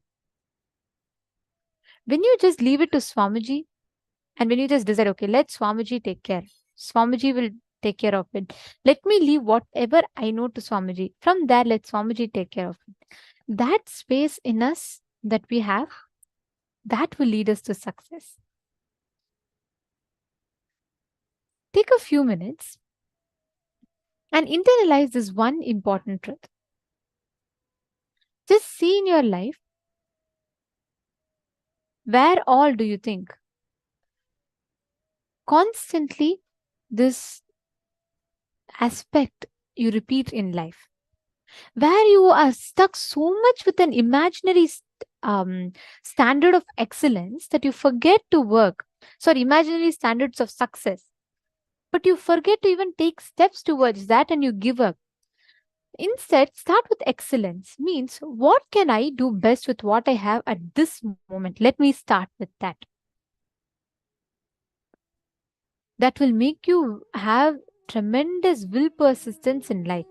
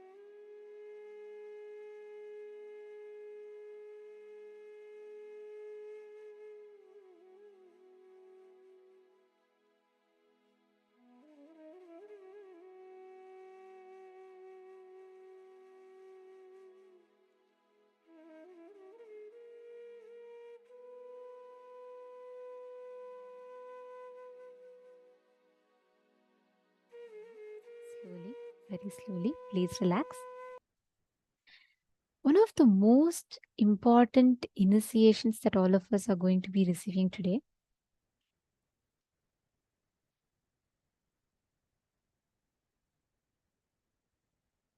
is the initiation into Ajayatva and the Subramanya Yantra. These initiations are some of the most powerful initiations wherein we are literally going to be receiving that space of invincibility inside of us. How you can manifest success, how you can manifest whatever you want, how you can manifest this whole space inside of you. We are going to be learning all of this right now. So just through this one initiation, right? Just through this one initiation, we will all literally be experiencing the space of the exact inner space as Subramanya had. How he, Bhagavān Subramanya, manifested everything that Paramashiva bestowed him with. That success, that secret to success is what we are going to be manifesting. We are going to be receiving as initiation today. So I request all of you, every one of you here, to please settle down. Please come on camera. Beginning from now, we're all going to be entering into a very, very important preparation process. So please come back and settle down.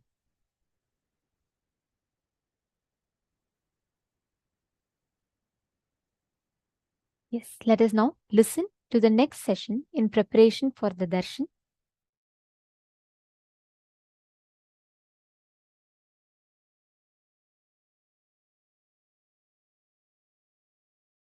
Now you should know very clearly, easily getting influenced is your powerlessness. And you should know to put your foot down. What you believe is your core. That is what is you. That is what is you. I tell you, I will live as long as what I believe as my core. Then even if I am removed from this planet, I know how to take one more birth and body and do what I need to do. I tell you, essence is live for what you believe, and that belief system is strong enough to generate new body, anything you need to live. If you compromise on that, anything you think will gather around you will only cheat you. No negotiation when it comes to first principle. No negotiation when it comes to first principle. With first principle, no negotiation. Negotiation with the first principle is cosmic prostitution.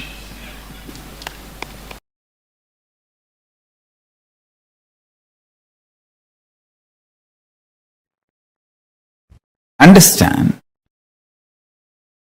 Paramashiva himself manifesting his own breathing space, manifesting is Guru, and more you align to Guru, get integrated to Guru and Guru walk, you become enlightened. Not only you become enlightened, all the side effects of the beautiful auspicious side effects of Paramashiva, his state, his space, his being, his superconsciousness, his Kailasa, all that starts manifesting around you. All that starts manifesting around you. Understand? He inhaling and exhaling.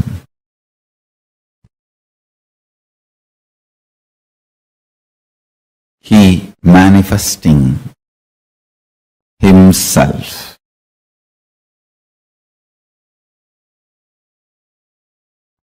Sweetly entering into your life, sometime very swiftly, not just sweetly alone. You just do not know when he came inside your heart and filled you.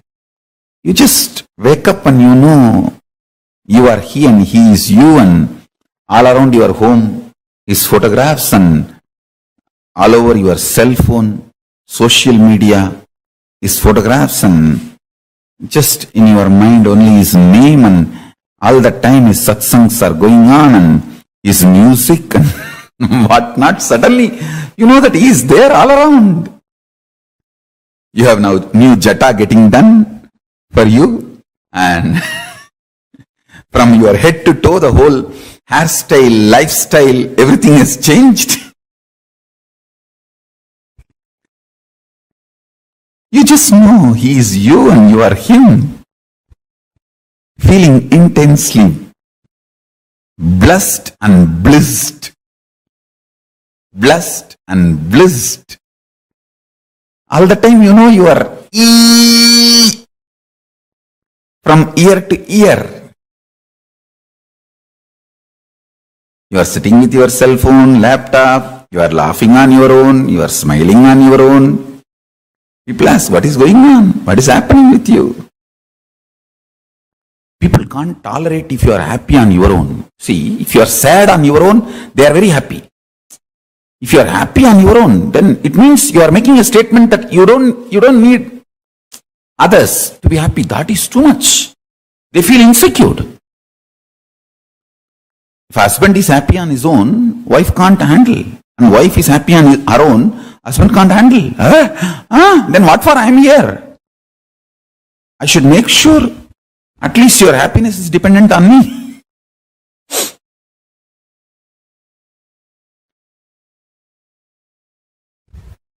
How can you be happy on your own? And all the time,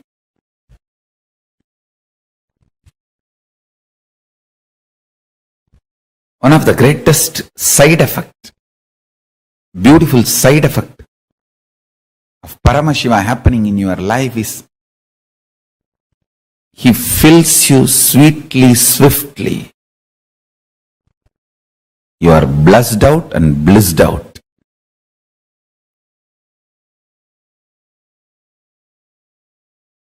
You are blessed out and blissed out.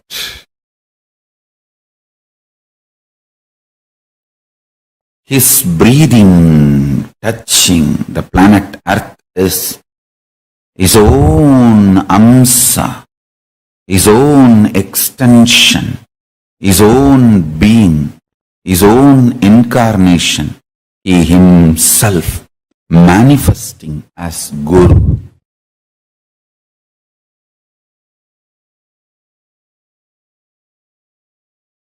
As Guru.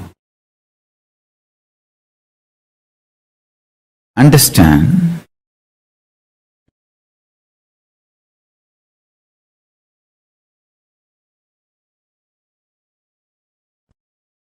Hinduism is the living religion because it is kept alive continuously by incarnations.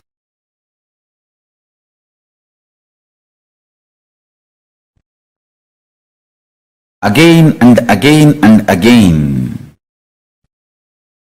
Not only Paramashiva, even other gods manifest on planet Earth as incarnations. Without any second thought, I can name Shirdi Sai Baba, Puttaparthi Sai Baba. Both of them are incarnations manifested on planet Earth. Many times people ask me, Swamiji, can you name some more people who are still in the body as incarnations? Without any doubt, second thought, I will name Sri Ganapati Satchidananda Swami, Mysore Tattapeetam. He is an incarnation of Dattatreya. Without any second thought, second idea, I will straight name him.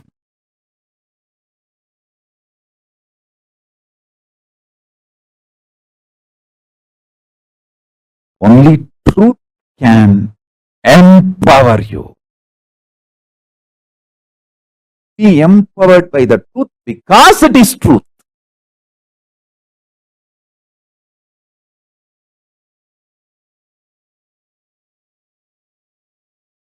Not because of any utility value, utility reasons.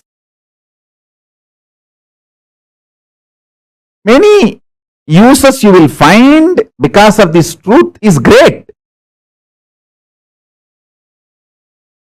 See, just now I said this 26 years of untiring, without boredom, tiredness, frustration, intense, excited, active, working, manifesting this truth. But even this I don't consider as the scale. I feel this as a great blessing. But tomorrow itself, if this is there or not, I won't bother. I will hold on to the truth. I am Paramashiva. Because that is truth. Whether I have this body or does not have this body, I will hold on to the truth. I am Paramashiva because that is the truth. Now I have this body. So naturally I will be manifesting that great truth through this body. As I said, I have plans to keep this body alive, active, working, serving all of you, at least for next 150 years. And after that, when I rest this body in Paramashiva, in Nirvikalpa Samadhi, in the Videha Samadhi, Mahasamadhi, I will just be there as Paramashiva because that is the truth. That's the highest truth. Not because it has any utility value. The highest truth has highest utility value. That is different. But beyond its utility value, I will hold on to it because it is highest truth.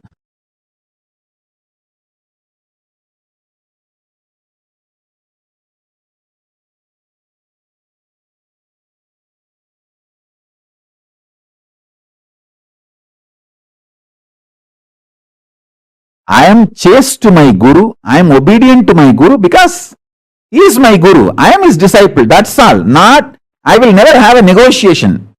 If you provide this, if you can do that, if you can, if we come to some via media understanding, if we can have some kind of an agreement, then I will obey you, I will listen to you. Nothing, there is no negotiation with my Guru. That's the most cheapest relationship you can have. Negotiating with the Guru. Disobedience and negotiation with the Guru, non-listening with the Guru is the cheapest relationship. I can never even think of that. I am absolutely chaste to my Guru.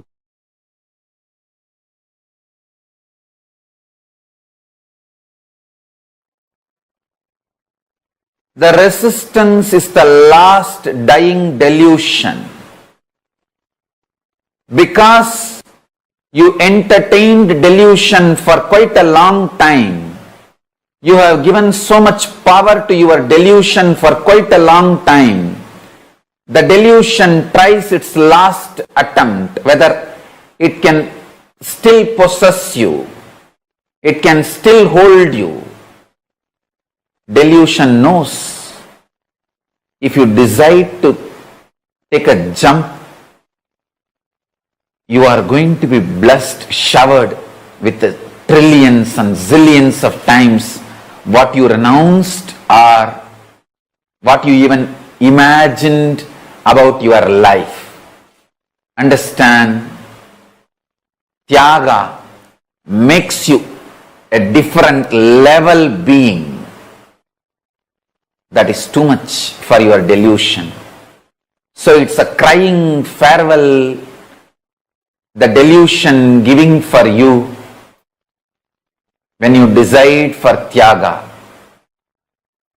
The best way to handle your delusion when it still tries to hold is ferociousness. Raise your hand and slap the delusion, if not your own face.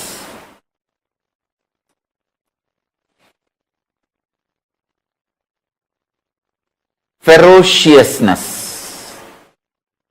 is the only way to deal your delusion. Never through negotiation, bargain, strategy, your delusion is going to let you get convinced that your tyaga is going to bring higher life to you, higher possibilities to you. Your delusion will never allow you to be convinced. No negotiation with your delusion will work. No strategy with your delusion will work. No convincing your delusion is possible. You just have to be ferocious, ruthless with your delusion. Be Kali to your delusion. Sometimes being Kali with your delusion is the only way you will achieve Paramashiva.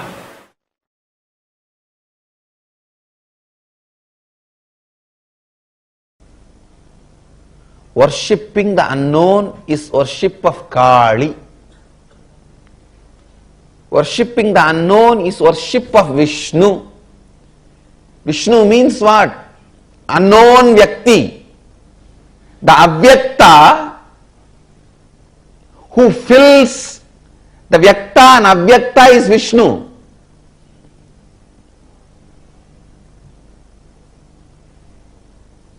Who is embodiment of Vyakta and Avyakta is Kali.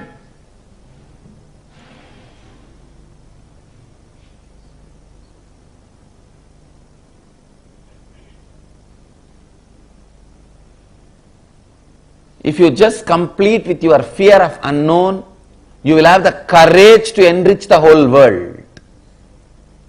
You will have the courage to complete with your all problems.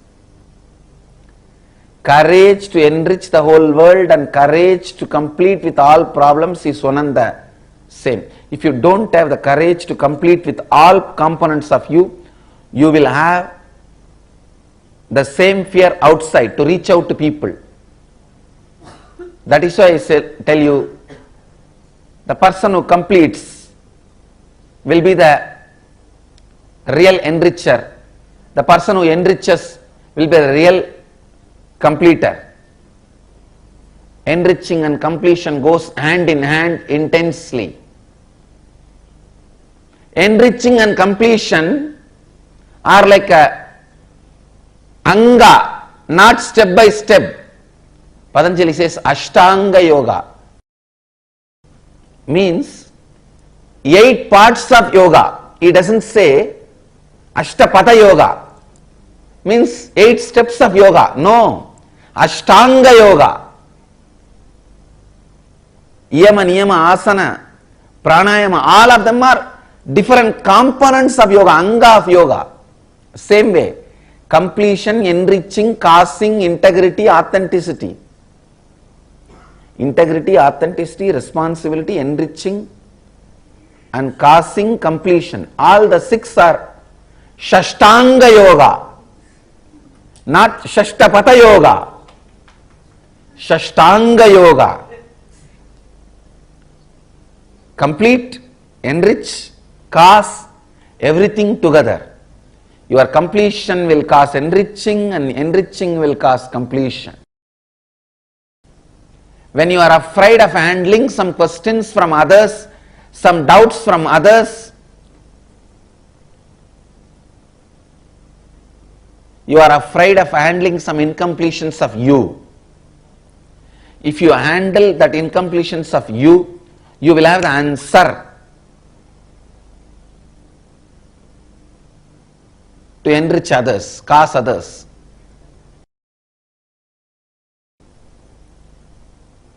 As per the Sanskrit rule, it should not be Shashtanga Yoga, it should be Shadanga Yoga. Shadanga Yoga. Integrity, authenticity, responsibility and enriching, causing, completion. I should add listening also. So, it becomes Sabdanga Yoga. All these 7 are not step by step. They are not Saptapati. They are Sabda Anga.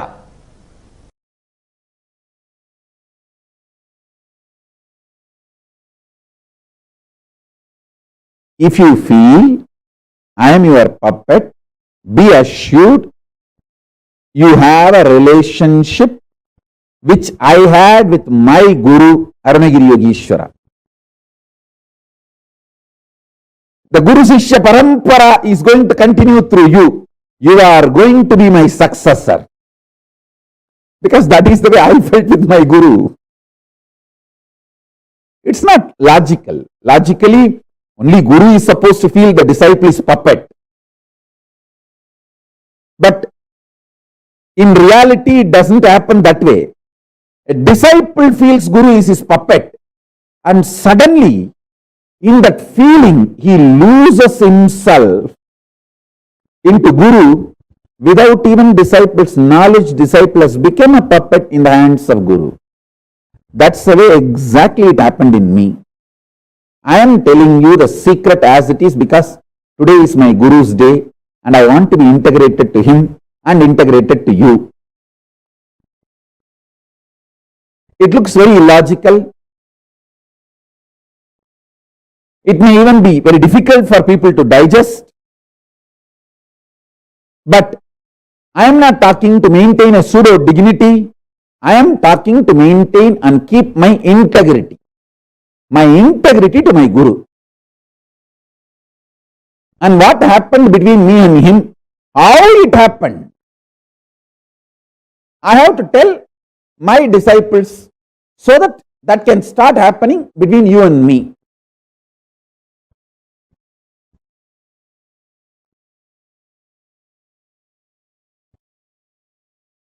Please listen. If you read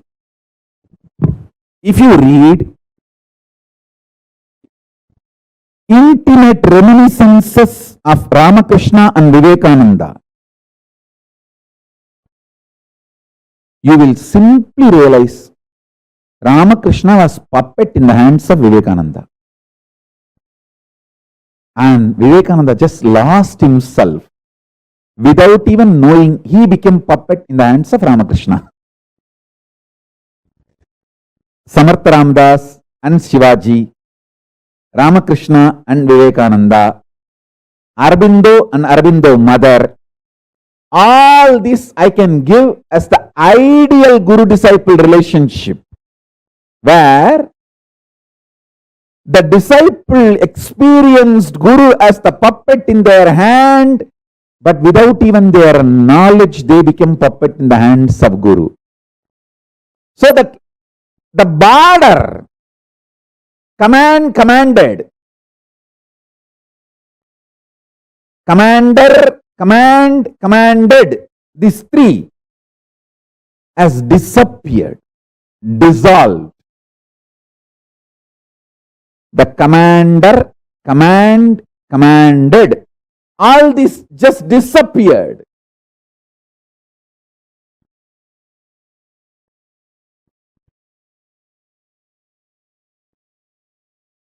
I can give you some of the most powerful examples of this Guru-disciple relationship in Hindu tradition. Nandi and Paramashiva.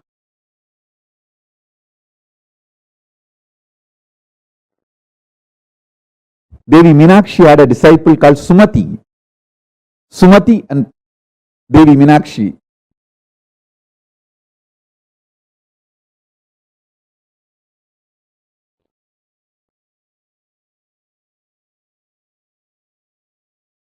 Even Krishna and Arjuna, Naranarayana.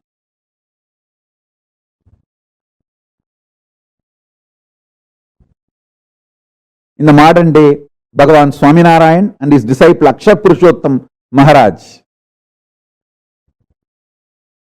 And Aurobindo mother.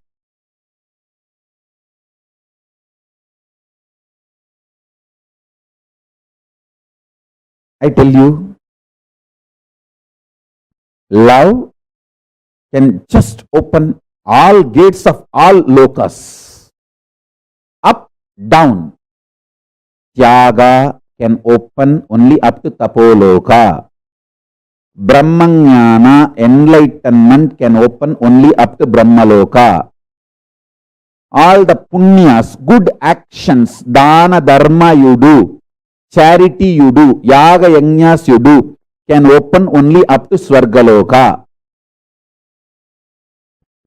But consciously developed love, consciously decided love, can open all 14 and beyond. That's the beauty and power of conscious love. See, I am giving you cosmic secrets. I tell you, inside your heart, deeply, secretly, if you are cherishing, I am your puppet, be assured you are my disciple, and through you, the Guru Sishya Parampara is going to continue. You are going to be the living stream of me. Whoever feels I am your puppet, you can be rest assured. You are inheritor of Paramashiva. And what I got from my Guru, Arunagiri Yogeshwara, you are going to receive through me. And you are going to continue this Guru Sishya Parampara. Not just getting enlightenment, not just getting powers. You are just going to be inheritor of everything, of me. What I got from my Guru, Arunagiri Yogeshwara, everything. Because I felt Arunagiri Yogeshwara is my puppy love and puppet love.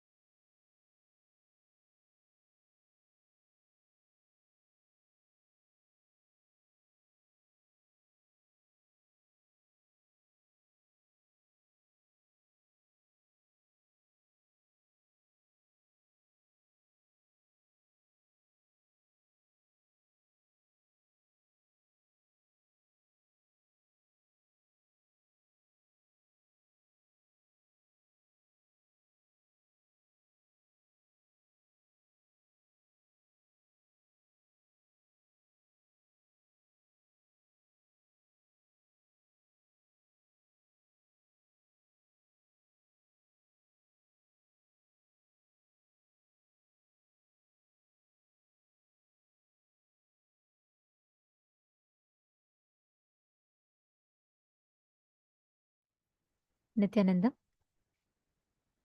as all of us are getting ready and preparing ourselves to receive the darshan, I request everyone to please come and be seated. Please settle down. Please settle down.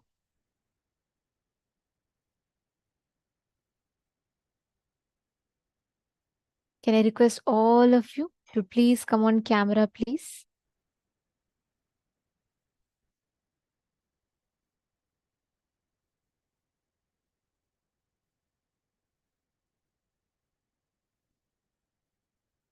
Over the last few days, we have all been seeing how the attacks, the persecution, and all the illegal attacks that are happening on every Hindu guru. Day before yesterday, we saw how the whole lawfare was launched, and we saw the character assassination that happened. And yesterday, we all understood about the assassination attempts that happened. But today, what we are going to tell you all is one of the most painful thing that can ever be done. And we are going to be taking all of you through the exact facts as it happened. Because as we all sit each day enjoying receiving the darshan boons, it's equally important that we understand, we know, and we prepare ourselves with the knowledge of what is happening to every single Hindu gurus across out there, and what is happening to the Supreme Pontiff of Hinduism for standing up for Hinduism. And it is high time that we as Hindus make ourselves aware of these happenings.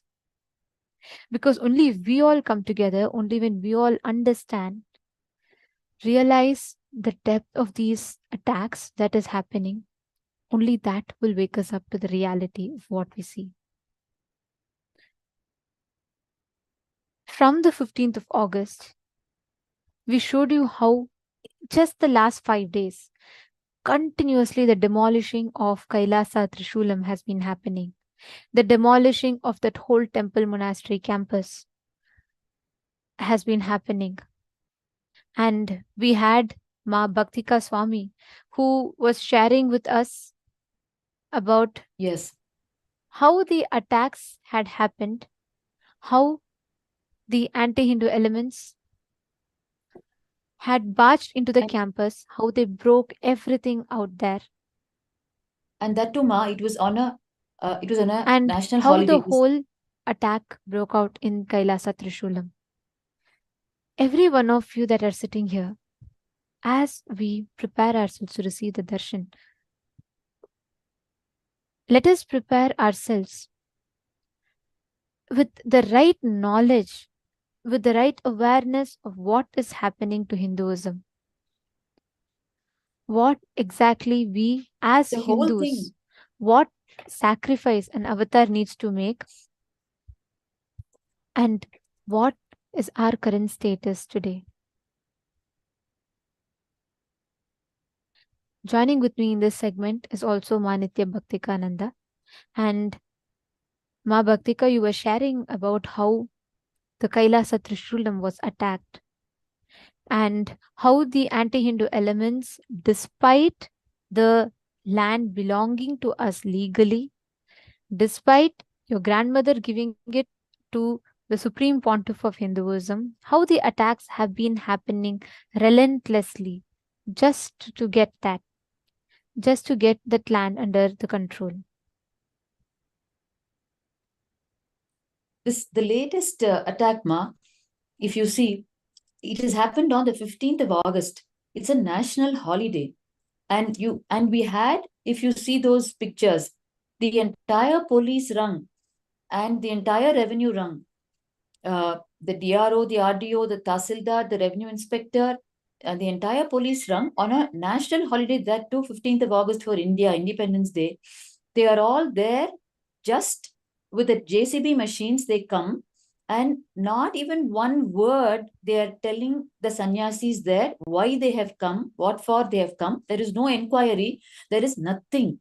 They straight away go to the compound wall, and if you watch those videos and see those photographs, they have just heartlessly, they've just broken the entire meters and meters of compound wall. And there was a little bit of the shed material, everything they've just thrashed down with the JCB. And the people there, the Hindu Mezike, the anti-Hindu people who are in hand in glove with them, they're just watching the whole thing. I mean, there are people living there. The sannyasis are living there. There is a temple happening there. And Bhagwan, Swamiji has, how many times Swamiji has restored the infrastructure in Trishulamadinam after so many attacks. After every attack, they raise it to a pile of debris. The same thing they did in 2017 June. And Bhagwan put the whole thing up again, the compound wall, the infrastructure. They just, 2017 June, every single infrastructure, including the the kitchen items, were thrashed, broken. Everything Bhagwan put back in place, just for the one word that he had given to Annapurnyachi, my grandmother. I mean, sometimes I think, why? I mean, would any person go to this extent, and then only you wake up to, he is who he is, Paramashiva. No human being will ever do this for any other human being, even And if we it is can their see, own Amma, how mother, this, father. yes, absolutely. And we can see here how this temple monastery campus, we can see the deities of Kailasa Trishulam. We can Ma, see they're how the beautiful. Ma, Gola Bhagwan has and placed the most beautiful deities there, Ma. There's a beautiful Dakshinamurti and absolutely. We can see here the whole temple. The deities are huge. It's a full-fledged temple and a Kailasa that is functioning. We can also see how sannyasis were conducting the Annadan, the Go Puja, and where they yes, take care of the cows. They serve free food, Annadan. We can see here the free distribution of food, organic sattvic meals that are happening there in Kailasa Trishulam. And we can see how people are greatly benefiting from that whole thing. It is not just an independent monastery campus. Here we can see a program happening in Kailasa Trishulam. We can see how the whole thing is a full-fledged monastery. We can see the homas happening, the grand setup, how this whole thing, the same campus that was raised to grounds just in 2017, again from the scratch, Swamiji built it back and is running it as a full-fledged Kailasa, which has again been targeted and attacked in 15th of August 2019. But my question here is this 2020, happening just, sorry, 15th of August 2023. 2023. But my question Just a few days ago. is it just happening this year, last year, or 2 years ago? This is the attack that has been going on Swamiji just for standing up for Hinduism from decades ago. Every Hindu guru, like we shared with you all, every Hindu guru is strategically targeted by the anti-Hindu, Hindu-music elements. And they're isolated, demonized in the eyes of public. And they are very carefully eliminated from the public. Go back, Google, check your histories. Each of you will see today so many gurus who were murdered in front of our eyes have been erased from the public eyes. They have been erased from the public memory. Even when incidents like Palghar mob lynching happen, we will be talking about that in sometime very soon.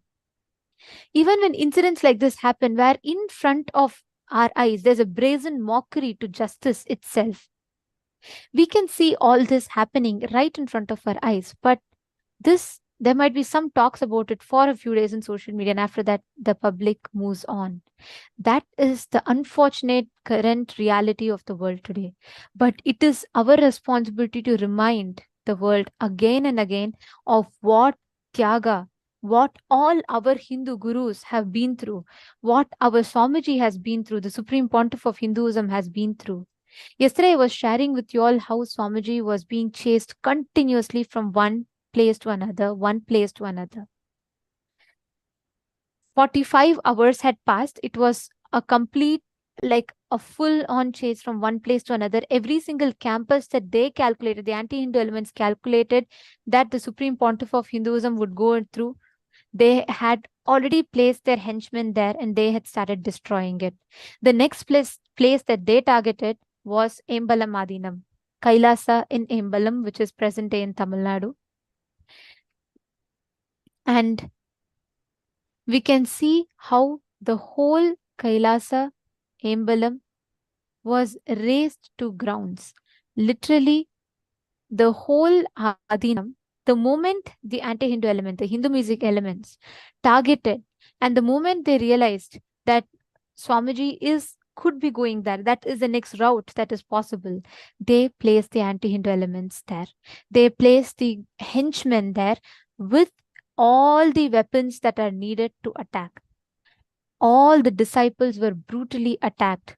This same Adinam that served thousands of people, Swamiji himself personally used to visit that Adinam, conduct programs that used to serve thousands of people, was razed to grounds. I can't even describe the kind of violence that broke out. How the anti-Hindu terrorists were furious and they came there for attacking Swamiji. Their only demand was one thing: where is Swamiji? They just wanted to know where Swamiji is. If you all notice, these are all not the common public. They always try to portray to us as if it is the common public. They always try to portray to us as if it is just one or two, it is not just one or two people here and there. It is the common public who wants to attack Swamiji. They show as if the whole public mass hates Swamiji, which is the biggest lie that they told. And unfortunately, that time social media was not as prevalent as it is today, 10 years ago, 13 years ago. And at that time, just to make public believe that there's mass hatred on Swamiji, they sent hired henchmen and goons who are all charge-sheeted rowdies. And each of these rowdies, each of these goons and henchmen were placed into the monastery campuses for them to beat and destroy the campus, beat our sannyasis. And these were live aired. We can see the hatred and we can see how they are trying to spew that hatred and feed that into the public. I just can't bear to even see this as I talk to you all. Just imagine if they would have gotten hands on Swamiji, what would have happened? They just needed a reason. They wanted to make this as a news. There was no complaint. Mind you, all of you should know there was no complaint. There was no victim. There was no crime that happened. And yet, there was continuous attempts of assassination. The whole Adinam was being destroyed. This was being published in the newspapers. The same anti-Hindu media mafia channel followed him for 2,300 kilometers all the way to Kumbh Mela in Haridwar. Ma Bhaktika, how was it at that point in time? I know you were in Bidadi at that point in time when this whole attack broke out, and how Swamiji was in his own quarters. There was an assassination attempt. I can't even muster the courage to tell how they did this to Swamiji, how they had burnt the quarters and they had locked Swamiji in that very place. And when you were all there, how was it for you? What was happening there?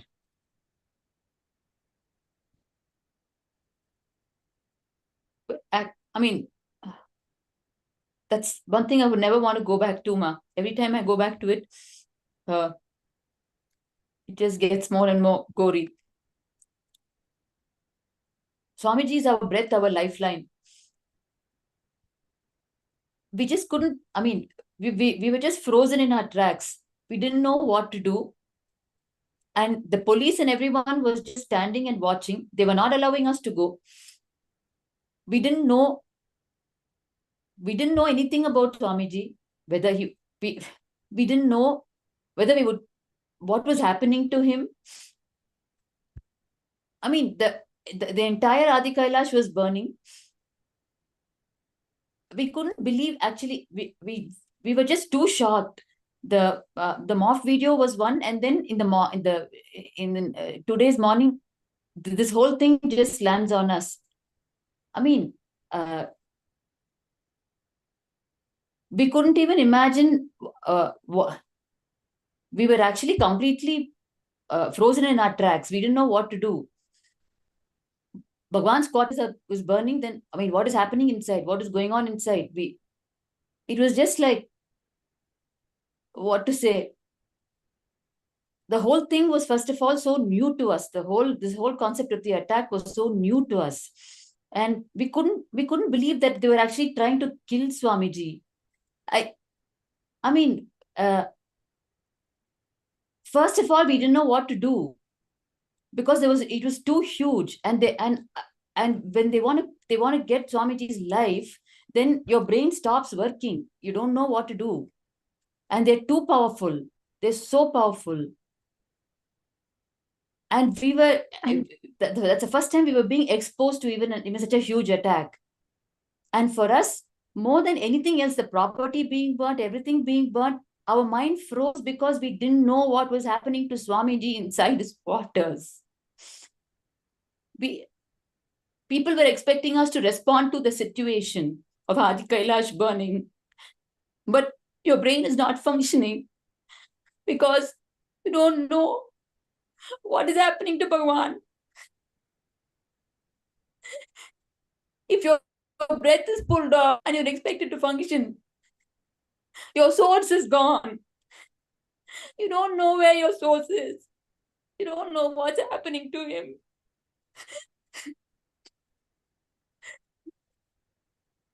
Everything else burning in Adi Kailash just faded into insignificance for us.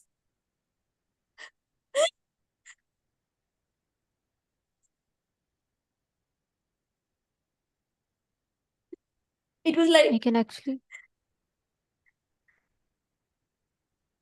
it was like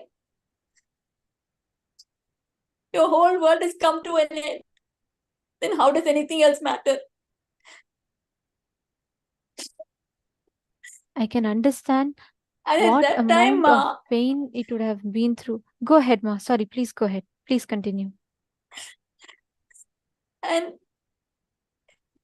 even every time I recall that, even though I know Bhagwan is well today, it doesn't seem to matter when that scene comes back. I mean, first of all, the whole attack was unbelievable. But we never even dreamt that they were after his life. Yes, they wanted to defame, they wanted to do whatever nonsense they wanted to do, but we didn't know they were after his life, his body. That was a huge, that was really huge for us. And we were not trained legally, we were not trained in all these things at that time. We were just happily, peacefully living in Adi Kailash around Bhagwan. It was too rude. I mean, and we were not even trained how to deal with the situation. And if the core of the situation was Bhagwan being burnt, then nothing else mattered. What if the property got burnt? What if everything was razed to the ground? And most importantly, I can totally understand what exactly you are going through right now, because even now, just this pain of not having humanity, not being able to access Swamiji, living around in Swamiji's breathing space. But at that point in time, you didn't even know if Swamiji was there, what has happened to Swamiji, all that the disciples saw. Imagine your loved one, the one that you are living for, and suddenly, all of a sudden, you just see that person getting locked up in a room, and that whole house is set ablaze. You don't know what is happening. You want to go and save. There are thousands of us standing, ready to give our life to go there, but we were not allowed to go there. And that assassination was being live streamed everywhere on all social media, all the media channels. And you all should know this assassination attempt, the whole media puts this the whole assassination attempt live on all the channels. And when they realize somehow one of the sannyasis, well, all the other sannyasis, we can just see the state of Ma Bhaktika who was there physically, even just to remember that, you can see the impact that it is having in it. And I'm so sorry, Ma, that you have to go through this again. I know how painful it is. But actually, Ma, many times when people talk about this, I just switch off inside because I won't be able to handle it. Because, I mean, it is not even like you said, imagine one of your own people being, locked inside, burnt inside. Ma, it was then, Ma, later when we, thought about it, we understood what Bhagwan really meant to us. It's not even like your own kith and kin. He's like beyond everything else for you in your life. And we were living around him, not even realizing the depth of Bhagwan in us. It was like, I'm not even able to describe what he meant to us at that point in time, what we woke up to. We didn't realize it was so our very being.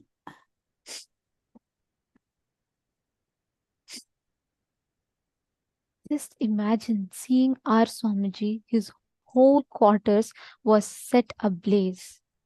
And there was a barbaric, brutal attempt to burn the Supreme Pontiff of Hinduism alive.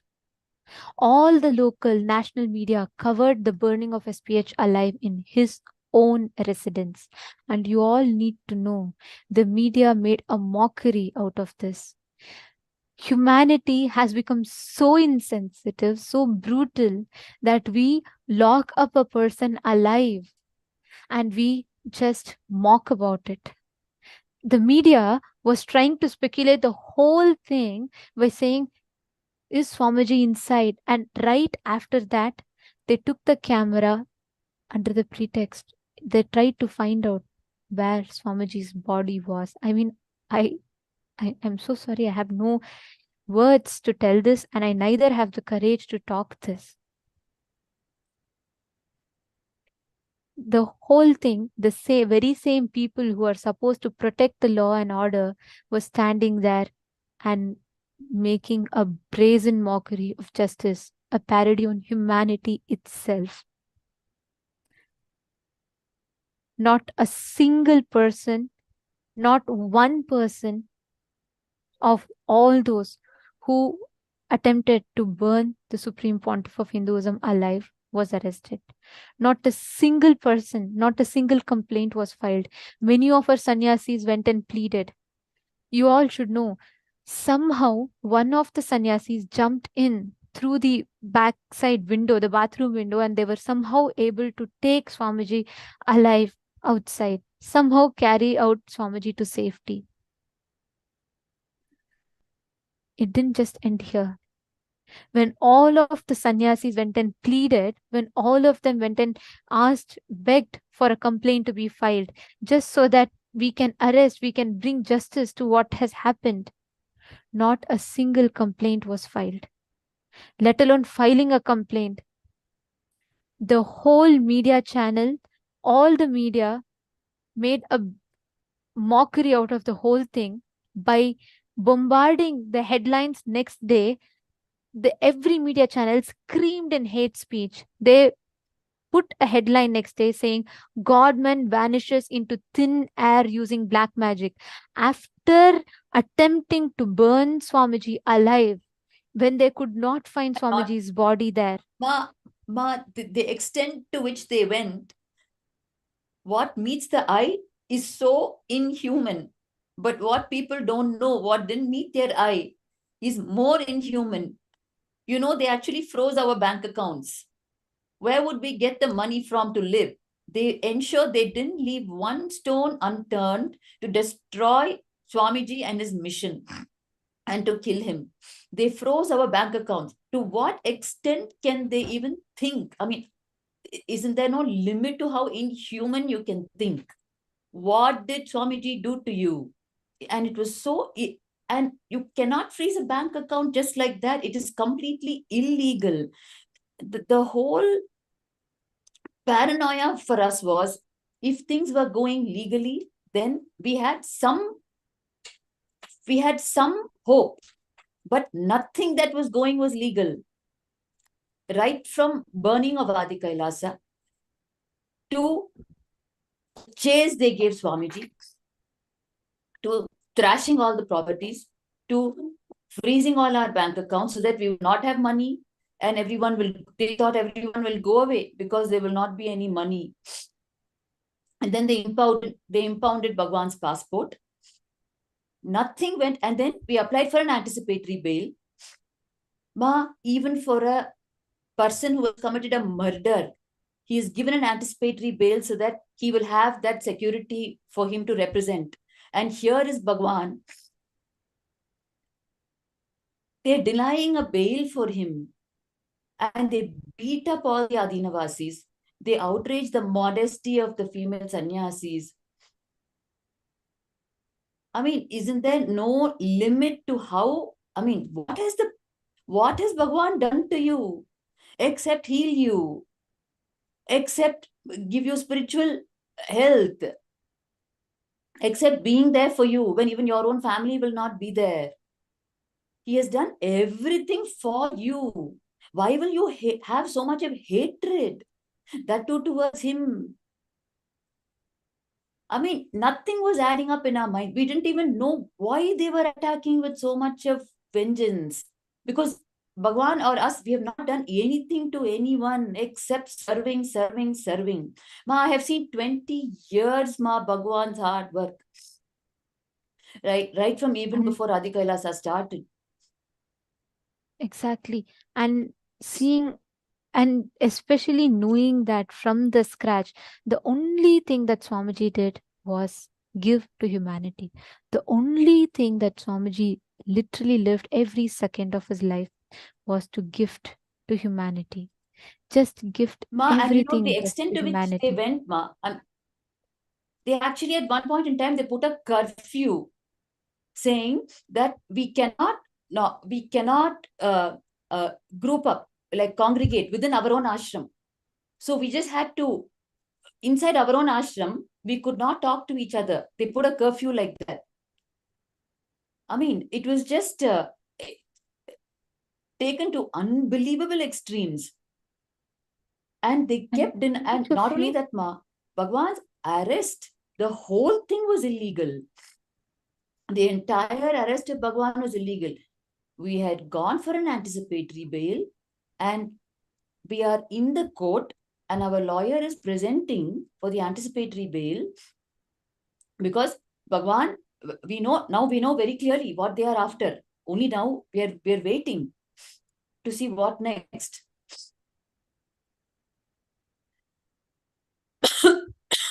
Imagine if someone, a person who you love, a person who has dedicated their entire life for you, in front of your eyes, you see so much of injustice happening to them and you can't do anything about it.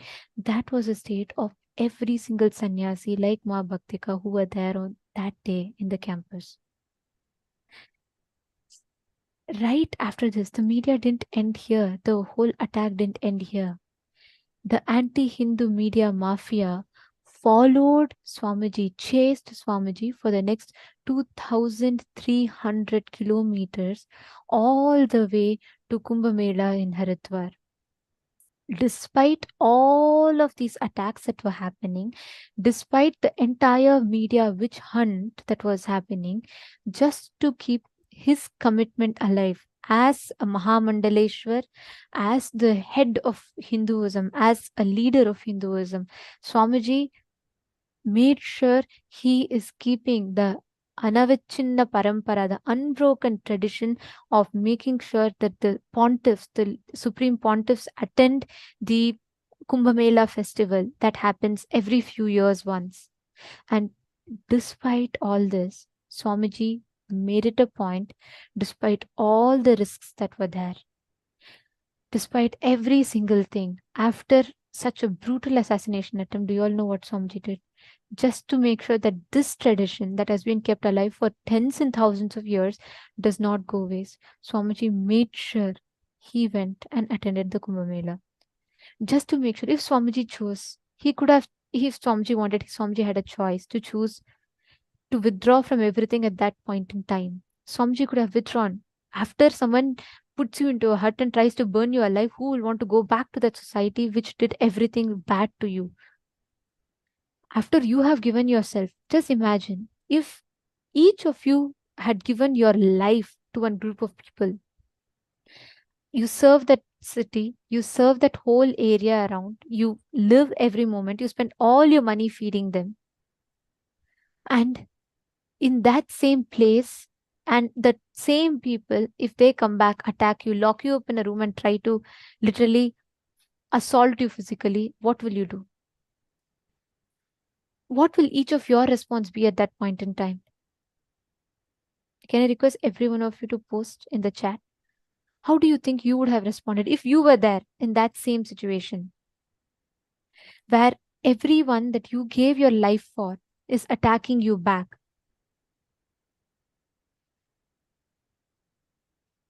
Mahongli Wong has posted, I would really hate them. I think I'd be devastated. Malisa has posted. And probably we would just give up. We would say, I am not going back. I will never go back to this. I can never go back to this. And these people don't deserve me. That is what we would have thought. If I were there, I would have probably just gone somewhere else where nobody knows me and I would have lived my life peacefully. Krista has posted, I have compassion, but at the same time, I would have just been infuriated and given up. And Mahongli Wong has posted, I would have withdrawn from the society. And Mahongzu has posted, this is not crime against a religion group. This is crime against humanity. Exactly. Swamiji was just 17 years old when he left his house, took up the path of sannyas. Swamiji was just 3 years old when he took up the path of Chaturmasya. When a person dedicates his whole life for the sake of humanity, and this is what humanity gave back, at that point, Swamiji could have just chosen to go. He could have just chosen to withdraw from the society, be secluded, and never be ever available to humanity. That would have been an easier choice. But Swamiji didn't choose that. After such an brutal, such an deathly attack on Swamiji's next response, just to make sure that tradition is not broken, just to make sure that as per the Hindu, Sanatana Hindu Dharma's tradition, tens and thousands of years, the sadhus, the pontiffs, the heads of various segments of Hinduism go and attend the Kumbh Mela, representing their group. And Swamiji, especially Swamiji as Mahamandaleshwar, just to make sure that tradition is not broken, Swamiji went and attended the Kumbh Mela. Swamiji was there next in Haridwar, despite all the risks, and it was not easy. The anti-Hindu elements chased Swamiji all the way. And Swamiji was attacked inside his makeshift tent in the Kumbh Mela, then hounded to the temporary hotel accommodation. And further, not just this, there was continuous hate speech being spread in the media that Swamiji was absconding. From where? There was no case. There was no complaint. There was no crime. The only crime that happened was the inhumane treatment that was done to Swamiji himself. But here, the media continuously demonized Swamiji in the eyes of the public. They falsely alleged that Swamiji was absconding. They framed as if Swamiji was missing from the public's eye. Swamiji was whereas very much giving interview. You all can actually see the clippings of interview. But do you all know what media did? When the media hounded and chased Swamiji up to his hotel room, they would stand right outside the room and knock the door asking Swamiji to come out. And still, Swamiji made an attempt to clarify. Swamiji tried to tell. Swamiji was trying to express himself. Do you know what the media did again? They just took each of the clipping of Swamiji trying to clarify.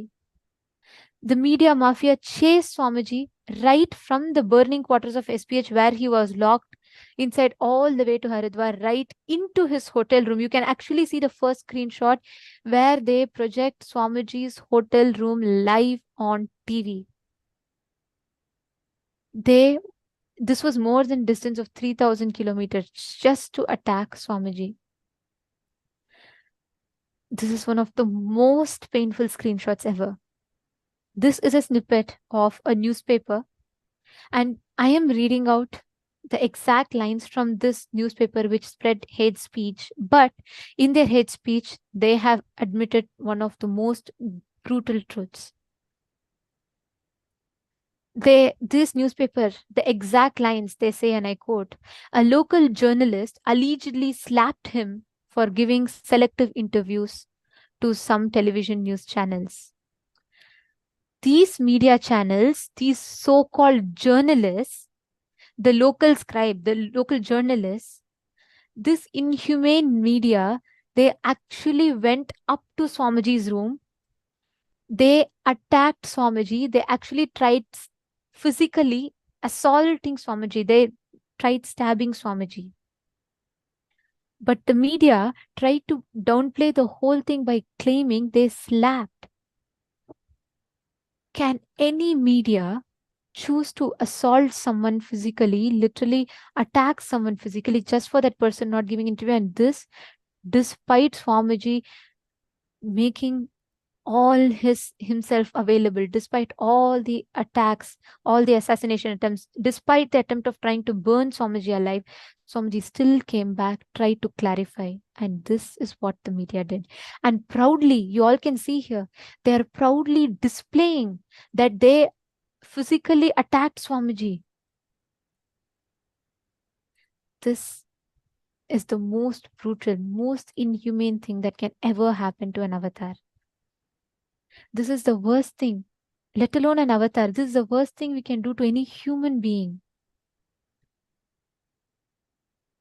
And despite Swamiji clearly telling Swamiji is there, Swamiji is attending the Kumbh Mela, we can see how the anti-Hindu media mafia spread the hate speech continuously. They would repeat telecast the clips of the Adinams getting attacked. It is one same group that attacks. They would take this same clipping and they would keep on circulating it, replaying it all over the media again and again and again. Imagine the state of all the disciples. Imagine the state of what would have been the situation of all the sannyasis out there when they are seeing Swamiji, despite of all of this, still chose to do the Tyaga and go and attend the Haridwar Kumbh Mela. And the whole media suddenly started portraying that Swamiji was absconding. And despite Swamiji coming and giving continuous media interviews. That was actually their strategy, Ma. We understood that through media pressure, media lies, they were trying to make the people believe that Swamiji is running away from what? And then we realized we have to file an anticipatory bail. And then we file an anticipatory bail, and our lawyer is in court submitting the petition, arguing the petition. At that time, worst below the belt thing that they could ever have done, they did. They lied in open court that our anticipatory bail petition is null and void because Bhagwan has already been arrested. That was a complete lie. If you see the timing of when we were arguing in court, and if you see the exact time when Bhagwan got arrested, they know they lied. And just with that lie, our anticipatory bail was made null and void. He's already arrested, and so there was no, our anticipatory bail was made redundant. Whereas after that only they went and illegally arrested Bhagwan. The whole thing was so new to us. The cruelty, the way these power forces can work. And then we get the news, and then we're seeing on television they're arresting Bhagwan and they're bringing him. I mean, it was like that scene, when we saw when especially in the airport. Who gave? How will so many people, how will the mob be allowed in the airport? On normal days, even if you and I go and stand, they will tell you you're not allowed inside the airport. The whole thing was pre-planned. It was mob lynching in the airport. We were like watching in the television. What could we do? We were like, Ma, inside Bhagwan's ashram, when he walks, we have so many people walking around him all the time. Just for the security. We just could not see him all alone with none of us around him. Sea of people. That too, no one is a devotee. It's like if a mother saw her kid just, with so many people all alone, because we've never seen Bhagwan alone, Ma. We've always been around him. We didn't know what they would do to him. We couldn't reach through the screen. We didn't know what to do. So, without even a single complaint, there is no arrest warrant, and there is no grounds for an arrest. And despite you already having the sannyasis have already been applied an anticipatory bail, and which means for those of you that are not familiar with this term, anticipatory bail is something that is applied before an arrest is about to happen, and when there is no grounds for an arrest and there is no complaint, to protect the person, an anticipatory bail is applied, which means no government, no state elements, nobody for that matter can arrest a person after an anticipatory bail is received. Despite having it, the deep state elements lied to the court, saying that they had already arrested the SPH and their plan was so strategic. The SPH was not arrested. Swamiji was in Haridwar, but their plan was so, they had already planned it.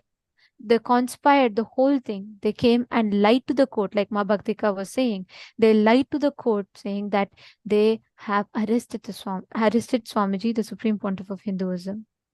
After which they go brutally drag Swamiji from Kumbh Mela physically. Just Swamiji was manhandled by the deep state elements.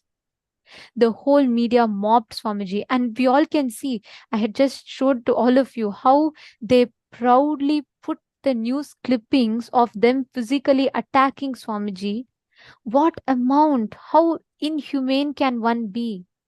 How bad have we become? How much more evil can humanity stoop down to? What will give anyone the right to do that?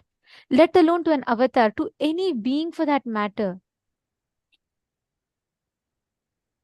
They are so proudly showing to everyone how they had physically attacked Swamiji,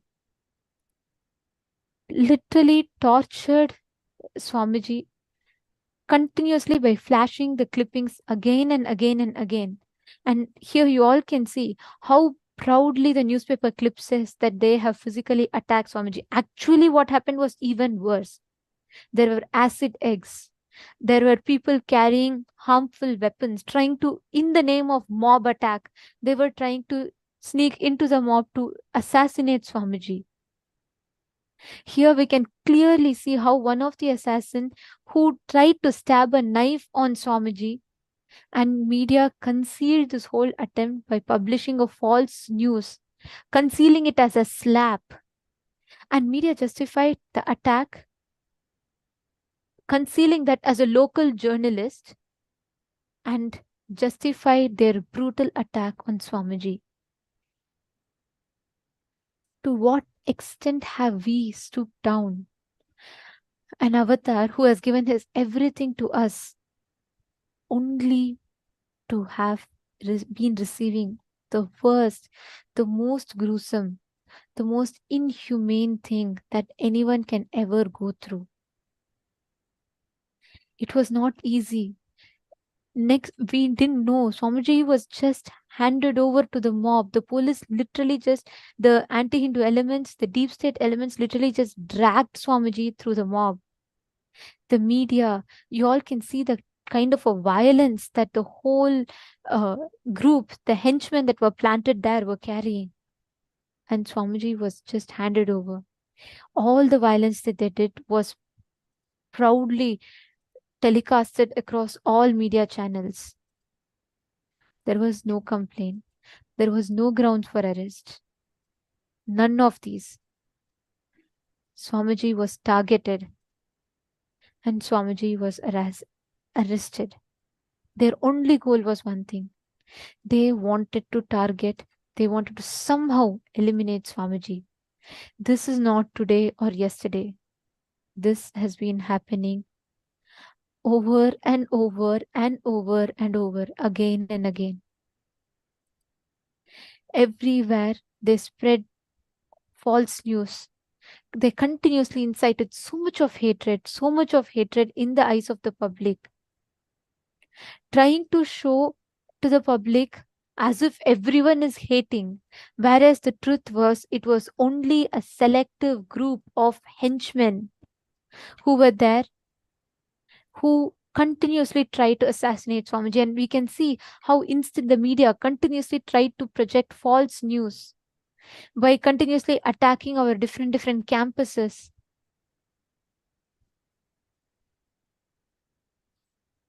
Understand, it is just purely the compassion of the avatar that we have Swamiji accessible today. At that point in time, Swamiji could have just easily withdrawn. He could have just decided the society does not deserve me, the humanity does not deserve me.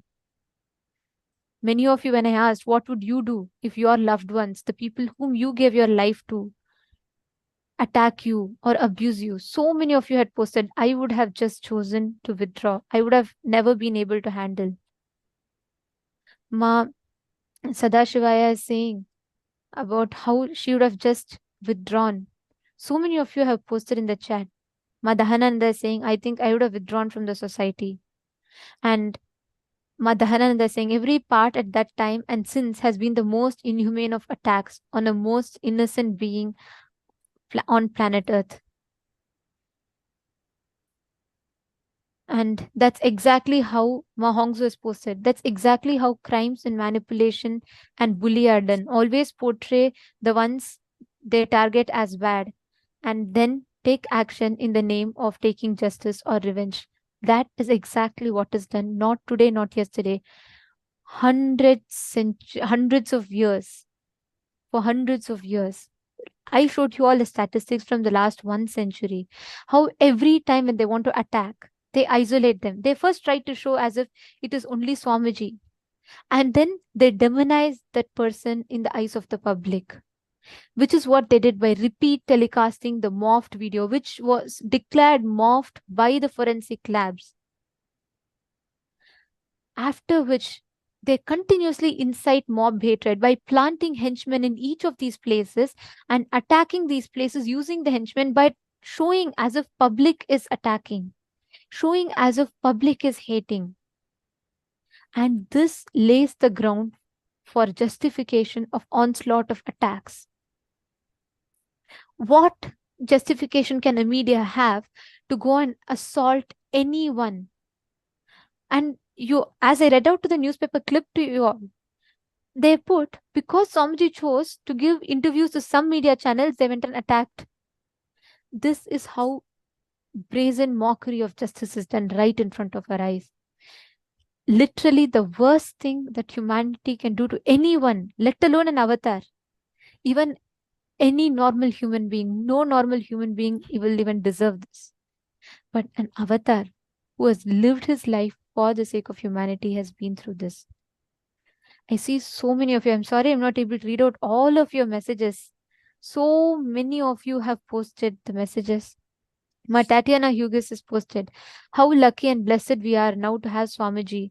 Now on this daily program with his darshan and initiation. Swamiji came to this planet for us, for his beloved soulmates, to enlighten us, so we can ascend to our higher level from this suffering, from this demonic frequency of this world. My Stephanie Daters has posted, they tried this. She's posted about how they've tried it on multiple other gurus. Okay, there are a lot of messages. I'm sorry, I apologize. I'm not able to read out all of your messages, but I understand completely what each of you have expressed. Even now, just to talk about it, the kind of pain that I see in Ma Bhaktika's eyes, I can completely relate with it. I mean, I have no words. Imagine what each disciple who are there along with her on that day would have felt. They didn't know what happened to their beloved Swamiji. They didn't know what happened to each of them. This is the Sarva Parityaga of the avatar. This is what an avatar is ready to take on for the sake of humanity. At that time, Swamiji didn't choose to withdraw. At that time, even when Swamiji was tortured, it doesn't end here. There's so much that happens. We will be continuing to share this with all of you. But I just want to tell you all, this is what humanity has given to an avatar who has given his everything for the sake of humanity. Every one of you that are feeling for this, every single one of you that are feeling that there is something that you need to do, there's something that you can do. Some of you are posting how we can protect Swamiji. Please understand, the only way we can protect Hinduism and we can protect ourselves from Maya, from this entire attacks, from this onslaught of persecution that is happening to Hinduism, is when an avatar is here and available to us in planet Earth. Let us not take him for granted. Let us not take an avatar for granted. Let us not allow this injustice to happen.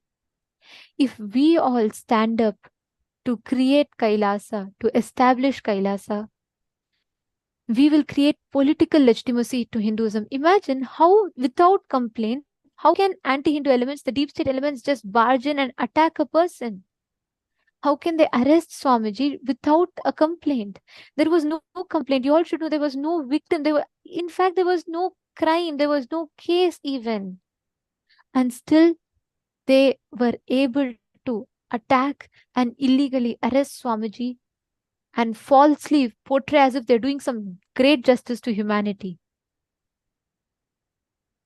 All this is happening because there is no political legitimacy to Hinduism. Hindu gurus are under attack. Every single Hindu guru that is standing up is being attacked. We saw how many gurus are dying, one after the other, one after the other. To this day, as I talk to you all now, there are many enlightened masters and gurus that I can name you who are suffering in prison. If alone Swamiji would have not stood up, if alone at that point in time, if Swamiji would have, I don't even want to go to that situation. I just want to tell, we would have not had an avatar. We would have not had Swamiji with us. And despite all of that, it is Swamiji's eternal compassion that he chose to come back and give himself back to humanity. The only request that I have for every one of you who are asking how you can do what you can do, take a step from your side.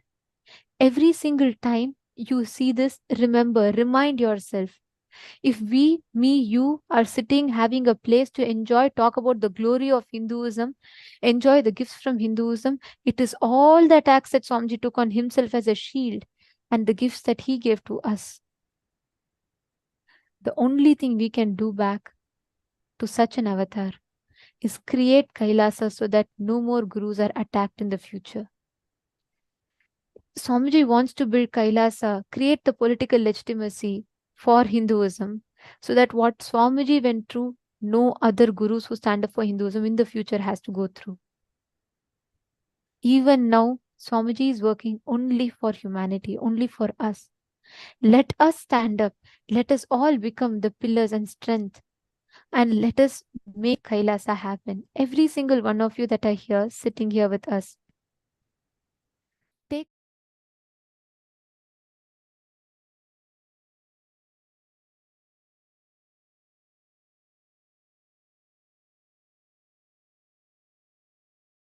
An avatar has done the Sarva Parityaga from his side. Now you do what you can.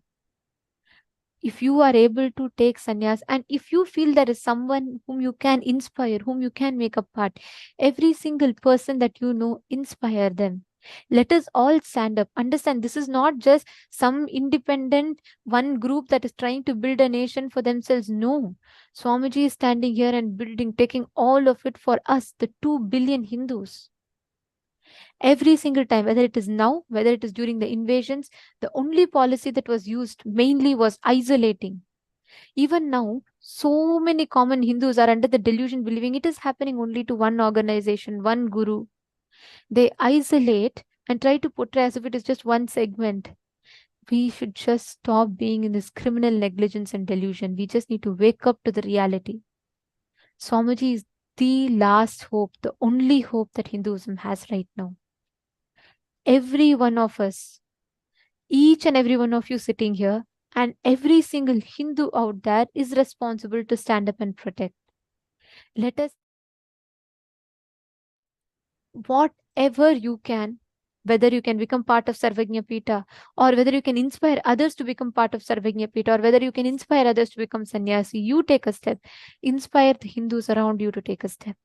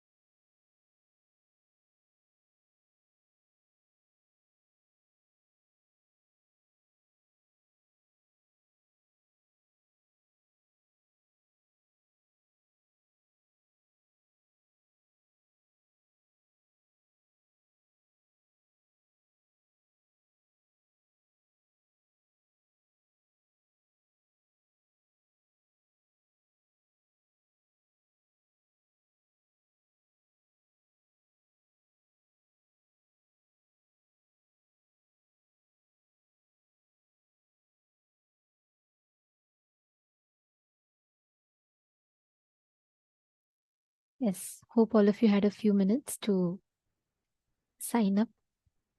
Anywhere, if any of you need support as well, you can sign up at sksjp.org and our team will reach out to you all. See, to many of you, I was just going through the chats in all the rooms.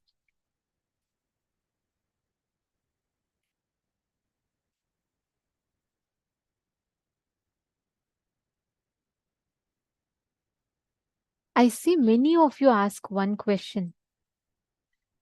What can we do? Like, why has Swamiji done this tyaga? Why is Swamiji taking on so much on himself? There is one question, why? Please understand, I just wanted to answer from whatever little knowledge that I have with whatever I think, how I look at this. If you just see, all these attacks are happening, whatever said and done. But in the last so many years that I have been with Swamiji, not once, not even once I have seen Swamiji's inner space falter. Never, not once I have seen Swamiji ever say, we have to take revenge on them for what they have done. The only response I have seen Swamiji give is, how can we expand? How can we grow more bigger? How can we contribute more and more? Please understand, this is exactly Ajayatva, the space of invincibility. Today we all learnt about Subramanya's inner space, right? We're all preparing for Ajayatva initiation, right? This is exactly what is Ajayatva. Swamiji said, one of the most beautiful answers from Swamiji that I always cherish the most. Swamiji said, even when Swamiji went through the so-called most brutal things that human, of course, Swamiji's avatar. For Swamiji, nothing really touches his inner space. But even when life presented the most worst and brutal situation to Swamiji, Swamiji said, I only stood back. I never questioned Pati. I only questioned the Pashu and Pasha, never questioned the Pati. Swamiji is just the living example of what it means to have a powerful inner space, what it means truly to never ever fall into any of the powerlessness, even when life presents a so-called worst situations. See, many of us here, when I ask this question, almost every one of us, even if I were you, I will just think, if someone does this to me, I'll also think, better let me just withdraw from the society. I will never go back. That is the human way of thinking. That is why an avatar comes down, takes the burden of living amongst us in this society, under the societal framework. He goes through all the attacks and persecution and still comes out of it powerfully, continues to contribute, only to show humanity one thing. When I can do this, you too can do this. Just to remind us of our own possibility. When we see Swamiji, and when each day I see Swamiji sitting there with that same smile, that same love to humanity again, I just remember what compassion. And this is exactly what Swamiji demonstrates to humanity again and again and again. Today there are so many murders, so many things that happens. But here, see Swamiji on the other side. How no matter what society has presented to Swamiji, no matter what inhumane things society has done to Swamiji, everything that Swamiji has been subject to, still Swamiji's inner space is never shaken. When Swamiji gives back, Swamiji is not calculating. Swamiji is not saying, oh, these people supported me, let me give back to them. The very same place that attacked Swamiji, to this day, that same Tiruvannamalai campus from which Swamiji was chased and the whole mob broke into the campus, that same campus continues to serve Annadan. I mean, there's so much that I can go on telling, but this is the essence for each of us to learn. Today, this is the exact initiation we are receiving, the Ajayatva Diksha, where the exact inner space that Swamiji has, Swamiji is going to be mirroring that powerfulness into us. Wow, what an initiation to receive, right? This precisely, this powerfulness, this tyaga, this compassion, I don't know what word to use for it, but that most profound inner space that Swamiji has, That is the exact initiation that we, you, me, all of us are going to receive today. Let us all get ready for this initiation. To every one of you that are sitting here with us, each and every one of you, we are really, really blessed. One, we have an avatar who is available, who's making himself so available, stretching himself to beyond his maximum capability to make himself available to us. And second, his only purpose is to make us become like him, to make us reflect the same space that he is in, our highest possibility. Today's initiation is exactly this. Let us all prepare for the initiation. I request every one of you to please bring turmeric or chandan, sandalwood powder, or kumkum or bhasma.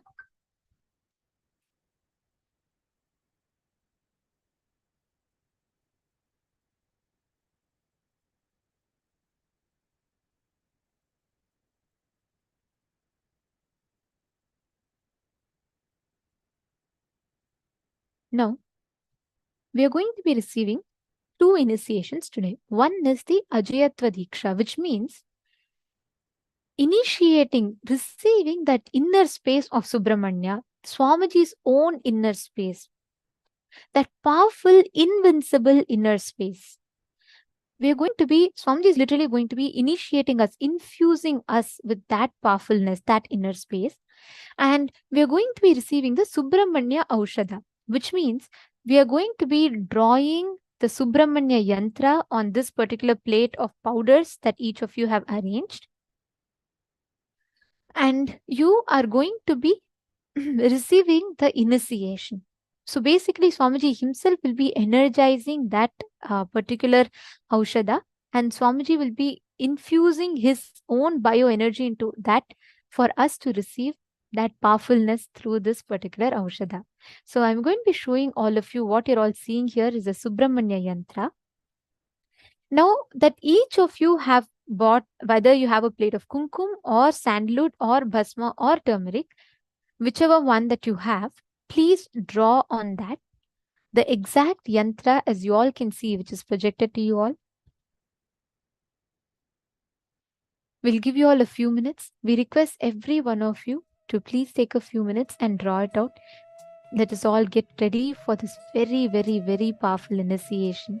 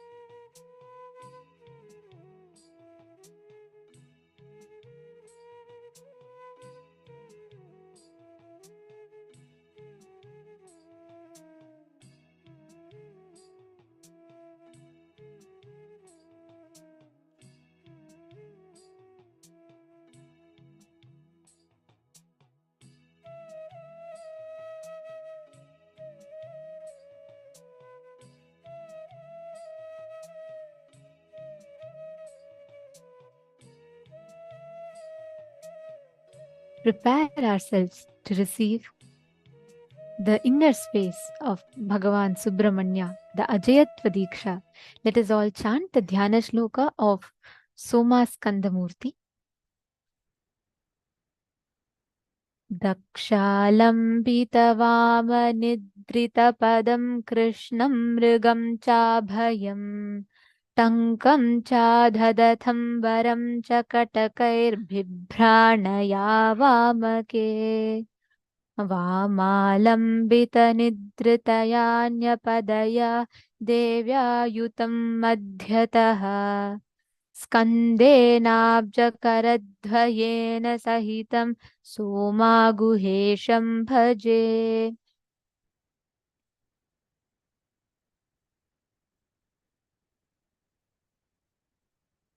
Today, all of us are going to be showered, blessed with this most powerful inner space of Swamiji himself, the Ajayatva initiation, and we're going to be empowered with this ultimate boon of manifesting that invincibility. And we're going to be receiving the Subramanya Aushadha, the energized turmeric powder or sandalwood powder. And also, we're going to be having a very special process of the initiation where Swamiji will be churning the Kundalini energy in us through the Idakala Nadi, the Pingala Nadi, and the Sushumna Nadi. We actually learned about this yesterday, right? In the Healer's Initiation Day. We learned about the Nadi channels, the energy channels, and we saw the three main Nadis in our body. And all of us learned in the session about Soma Skanda, Tyagaraja, the Lord, the deity that presides over the Swargaloka, and how actually Tyagaraja is Soma Skandar. Soma Skandar is Tyagaraja. And there's a particular type of a dance that they have the deity and they do, which represents this exact process, the churning of the Idakala Nadi, the Pingala Nadi, and the Sushumna Nadi. And through this, Swamiji will be churning our Kundalini Shakti. This is a very, very powerful process. Swamiji will be awakening, infusing the cosmic Kundalini into us through this particular process. So everyone that are sitting here, let us all take a few minutes, and all of you that have finished drawing, if you all have finished drawing, please can you all put yes in the chat?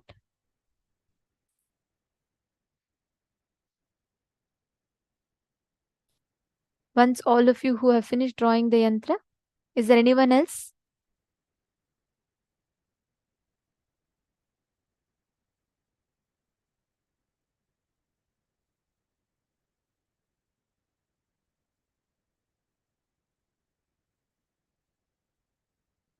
Sorry for the technical glitch. I think the male body's room has lost our feed.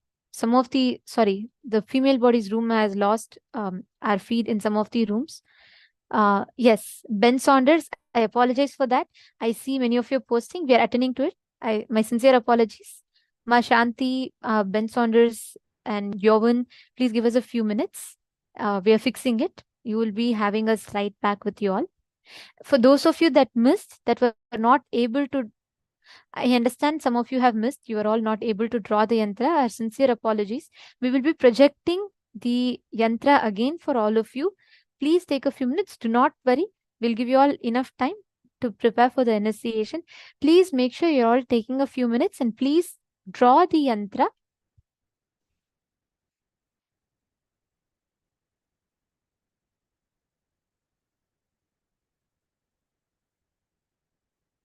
Yes, do not worry. We request the Ananda Sabha, the Sarvadarshan participants to please bear with us, and thank you all for your patience. We are fixing and working on it right away. You will be having our feed restored, and till then, in all the other rooms who have still not drawn, some of you have requested for some more time. We will give you all a few more minutes. Please draw this yantra. It's a very, very important preparation for the initiation. Please take a few minutes and please draw.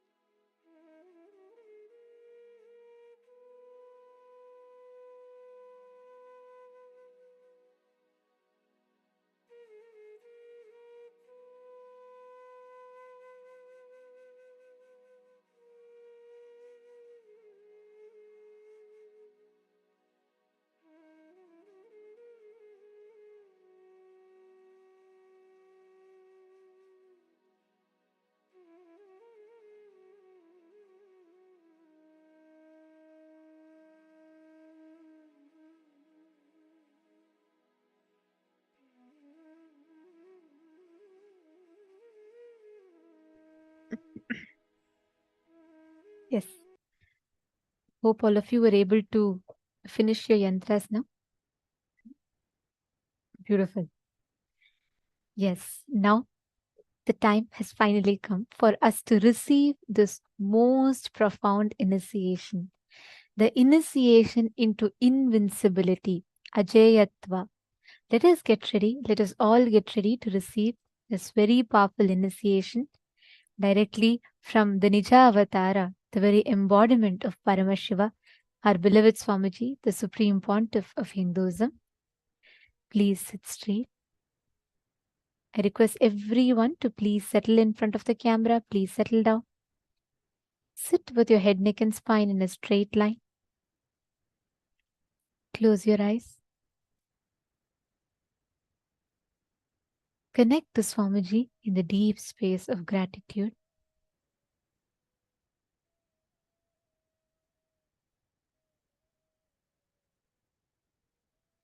Let us all chant the Mahavakya.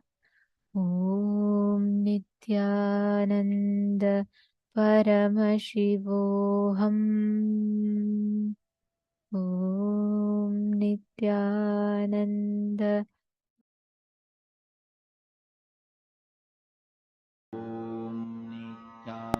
Nityananda Paramashivoham.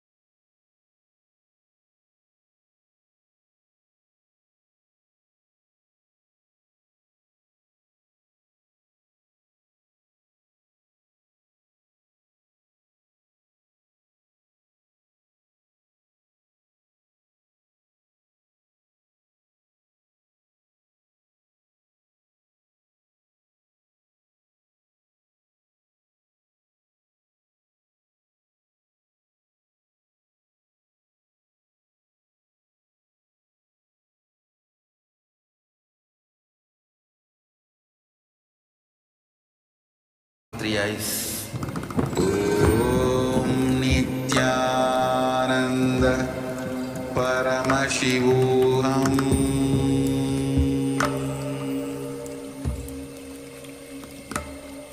Om Nityananda Paramashivoham.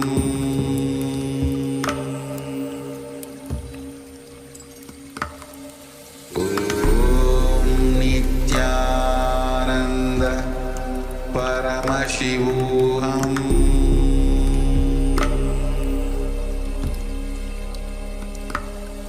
Om Nityananda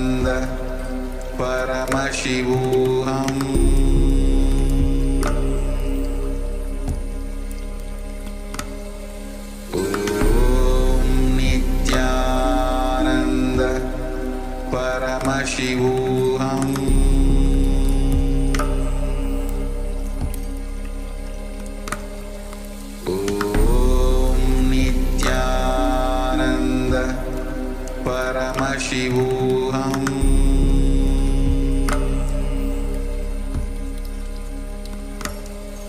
ॐ नित्यानन्द परमशिवोऽहम्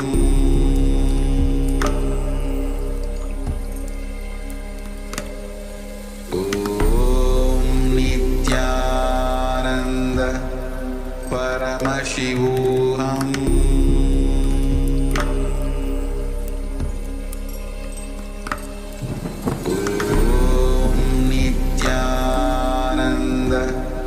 परमशिवोऽहम्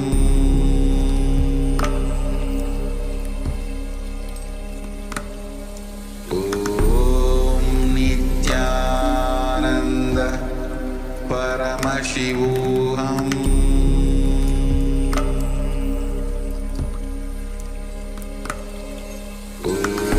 ॐ नित्यानन्द परमशिवोऽहम्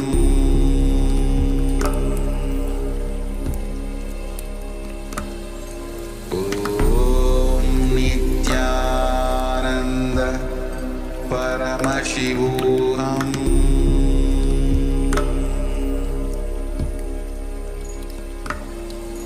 ॐ नित्यानन्द परमशिवोऽहम्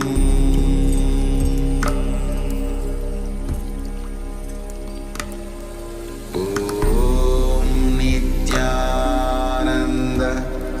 परमशिवोऽहम्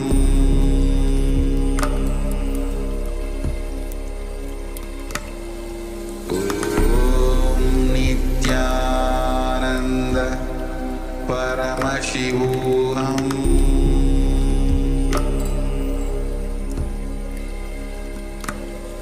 ॐ नित्यानन्द परमशिवोऽहम्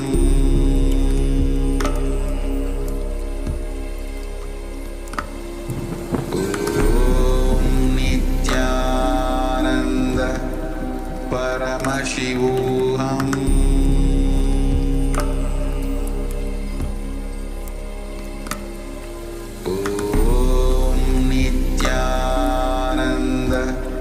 परमशिवोऽहम्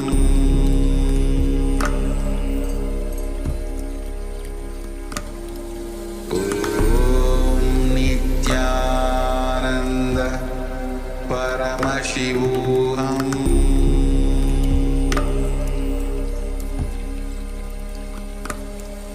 ॐ नित्यानन्द परमशिवोऽहम्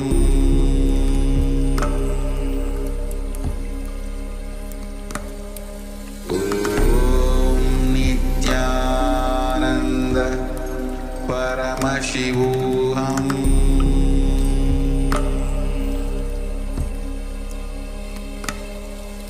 ॐ नित्यानन्द परमशिवोऽहम्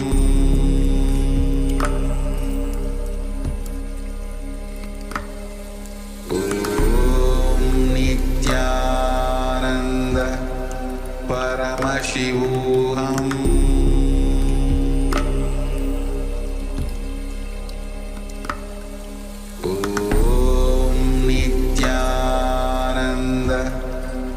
परमशिवोऽहम्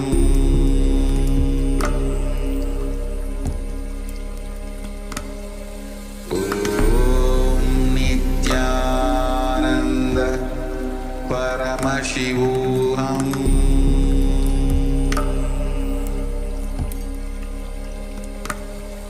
ॐ नित्यानन्द परमशिवोऽहम्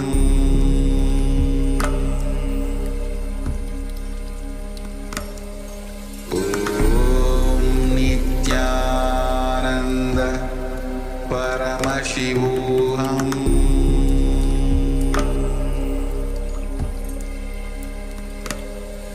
ॐ नित्यानन्द परमशिवोऽहम् ॐ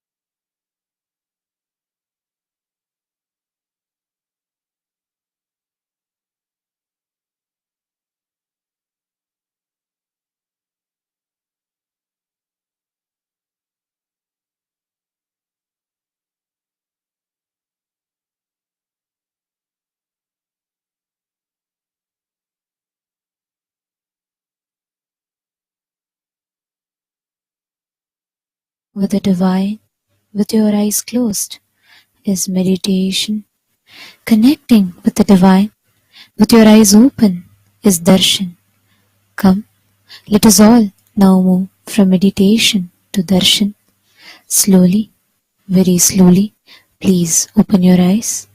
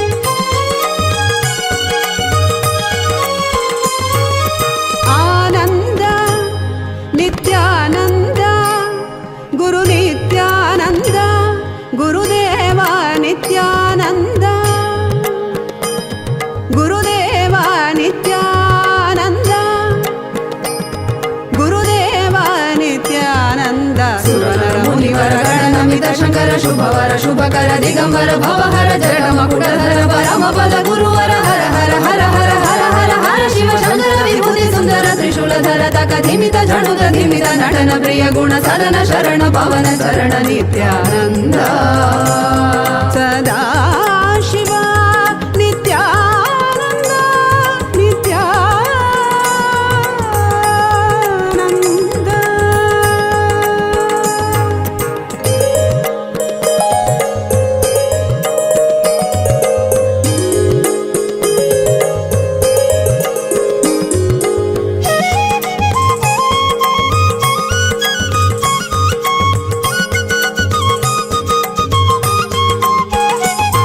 ಸನ್ಯಾಸ ಗಣರಾಜ ಯೋಗೀಶ ಅನನ್ಯ ಸಹನ ಗುಣ ಸರ್ವೇಶ ಸಮಸ್ತ ಭಕ್ತ ಜನ ವಿಶ್ವೇಶ. ಸನ್ಯಾಸ ಗಣರಾಜ ಯೋಗೀಶ ಅನನ್ಯ ಸಹನ ಗುಣ ಸರ್ವೇಶ ಸಮಸ್ತ ಭಕ್ತ ಜನ ವಿಶ್ವೇಶ ಅಖಿಲಾಂಡ ಕೋಟಿ ಬ್ರಹ್ಮಾಂಡ ನಾಯಕ ಸನ್ಯಾಸ ರಾಜ ಯೋಗಿ ನಿತ್ಯಾನಂದ ಮಹಾಸದಾ ಶಿವ. ಆನಂದ ನಿತ್ಯಾನಂದ ಗುರು ನಿತ್ಯಾನಂದ ಗುರುದೇವ ನಿತ್ಯಾನಂದ ಸುರನರ ಮುನಿವರ ಗಣನಮಿತ ಶಂಕರ ಶುಭವರ ಶುಭಕರ ದಿಗಂಬರ ಭವಹರ ಜಡ ಮಕುಟಧರ ಪರಮ ಪದ ಗುರುವರ ಹರ ಹರ ಹರ ಹರ ಹರ ಹರ ಹರ ಶಿವ ಶಂಕರ ವಿಭೂತಿ ಸುಂದರ ತ್ರಿಶೂಲಧರ ತಕ ಧಿಮಿತ ಝಣುತ ಧಿಮಿತ ನಟನ ಪ್ರಿಯ ಗುಣ ಸದನ ಶರಣ ಪವನ ಶರಣ ನಿತ್ಯಾನಂದ. ಓಂ ನಿತ್ಯಾನಂದ ಮಹಾಸದಾ ಶಿವೋಹಂ ಓಂ ನಿತ್ಯಾನಂದ ಮಹಾಸದಾ ಶಿವೋಹಂ ಓಂ ನಿತ್ಯಾನಂದ ಮಹಾಸದಾ ಶಿವೋಹಂ. भोलेनाथ शंभो नित्यानंद शंभो भोलेनाथ शंभो नित्यानंद शंभो भोलेनाथ शंभो नित्यानंद शंभो भोलेनाथ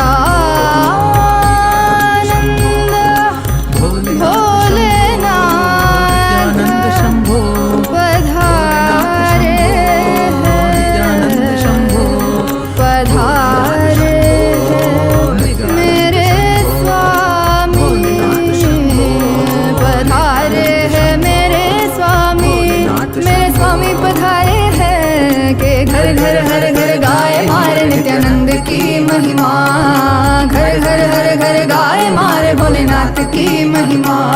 धर धरती पे उतर के एक नर शरीर धर के धर धरती पे उतर के साधारण नर शरीर धर के ये सरस चरण सुंदर पवन मारे स्वामी पधारे हैं घर घर हर घर गाए मारे नित्यानंद की महिमा घर घर हर घर गाए मारे भोलेनाथ की महिमा.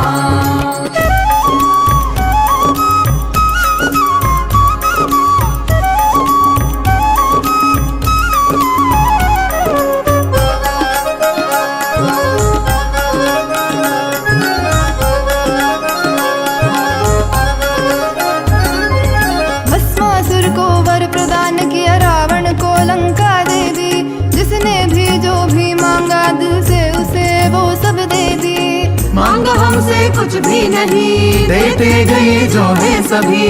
देखते हैं वो भक्ति कुछ भी उसके सिवा नहीं। तेरी ये अनंत लीला समझ न पाए हम, मिलजुल के खुल खुल के गाए मारे नित्यानंद की महिमा। घर घर हर घर गाए मारे भोलेनाथ की महिमा। इस धरती पे उतर के एक नर शरीर धर के, ये थके नहीं अभी रुके नहीं, मारे स्वामी पधारे हैं। मिलजुल के खुल खुल के गाए मारे नित्यानंद की महिमा। डूबे धुन सम के गुनगुनारे मारे नित्यानंद की महिमा। घर घर हर घर गाए मारे नित्यानंद की महिमा। घर घर हर घर गाए मारे नित्यानंद की महिमा। नित्यानंद की महिमा, नित्यानंद की महिमा, नित्यानंद की महिमा, नित्यानंद की महिमा, नित्यानंद की महिमा, नित्यानंद की महिमा।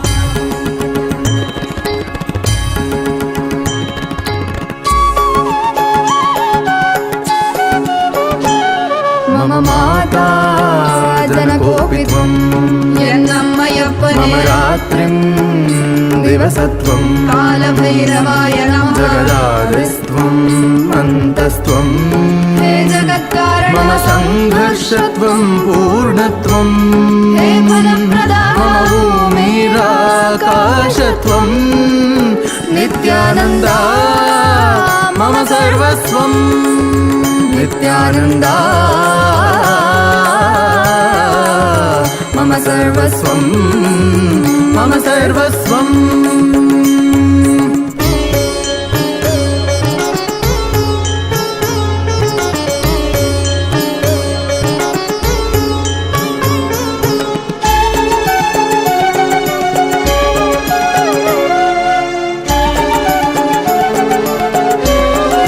तेरे चरणों में उम्र बीत जाए, मेरे संसार में केवल तू, मेरे जीवन का लक्ष्य तू ही बन जाए। मोह माया में ना फंसूं, तेरे रूप रूप है नेक, तेरी करुणा है अपार। तुझ पे प्रेम का अभिषेक सदैव करे ये संसार। तेरे रूप रूप है नेक, तेरी करुणा है अपार। तुझ पे प्रेम का अभिषेक सदैव करे ये संसार। सा सा सा सा सा सा सा री री री री री री री गा गा गा गा म ग म ग म प ग म प म ग म ग रे सा नि सा सा सा सा सा सा सा री री री री री री गा गा गा गा म ग म ग म प सरि नि स ध नि सरि ग रि म ग प म द प नि ध नि प द म प द नि नि द द प प मम माता जनकोऽपि त्वं, मम रात्रिं दिवसत्वं, कालभैरवाय नमः। जगदादिस्त्वं अन्तस्त्वं, हे जगत्कारण मम संघर्षत्वं पूर्णत्वं, हे फलप्रदाता मम भूमिराकाशत्वं। नित्यानन्दा मम सर्वस्वं, नित्यानन्दा मम सर्वस्वं।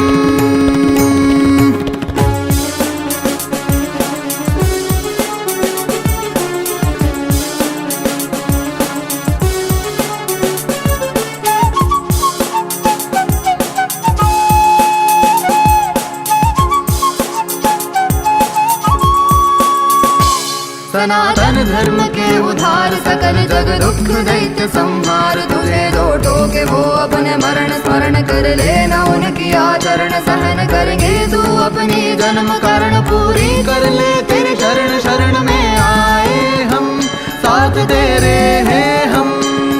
मम माता जनकोऽपि त्वं, मम माता जनकोऽपि त्वं, मम माता जनकोऽपि त्वं। नित्यानन्दा मम सर्वस्वं, नित्यानन्दा मम सर्वस्वं, नित्यानन्दा मम सर्वस्वं, मम सर्वस्वं, मम मम सर्वस्वम्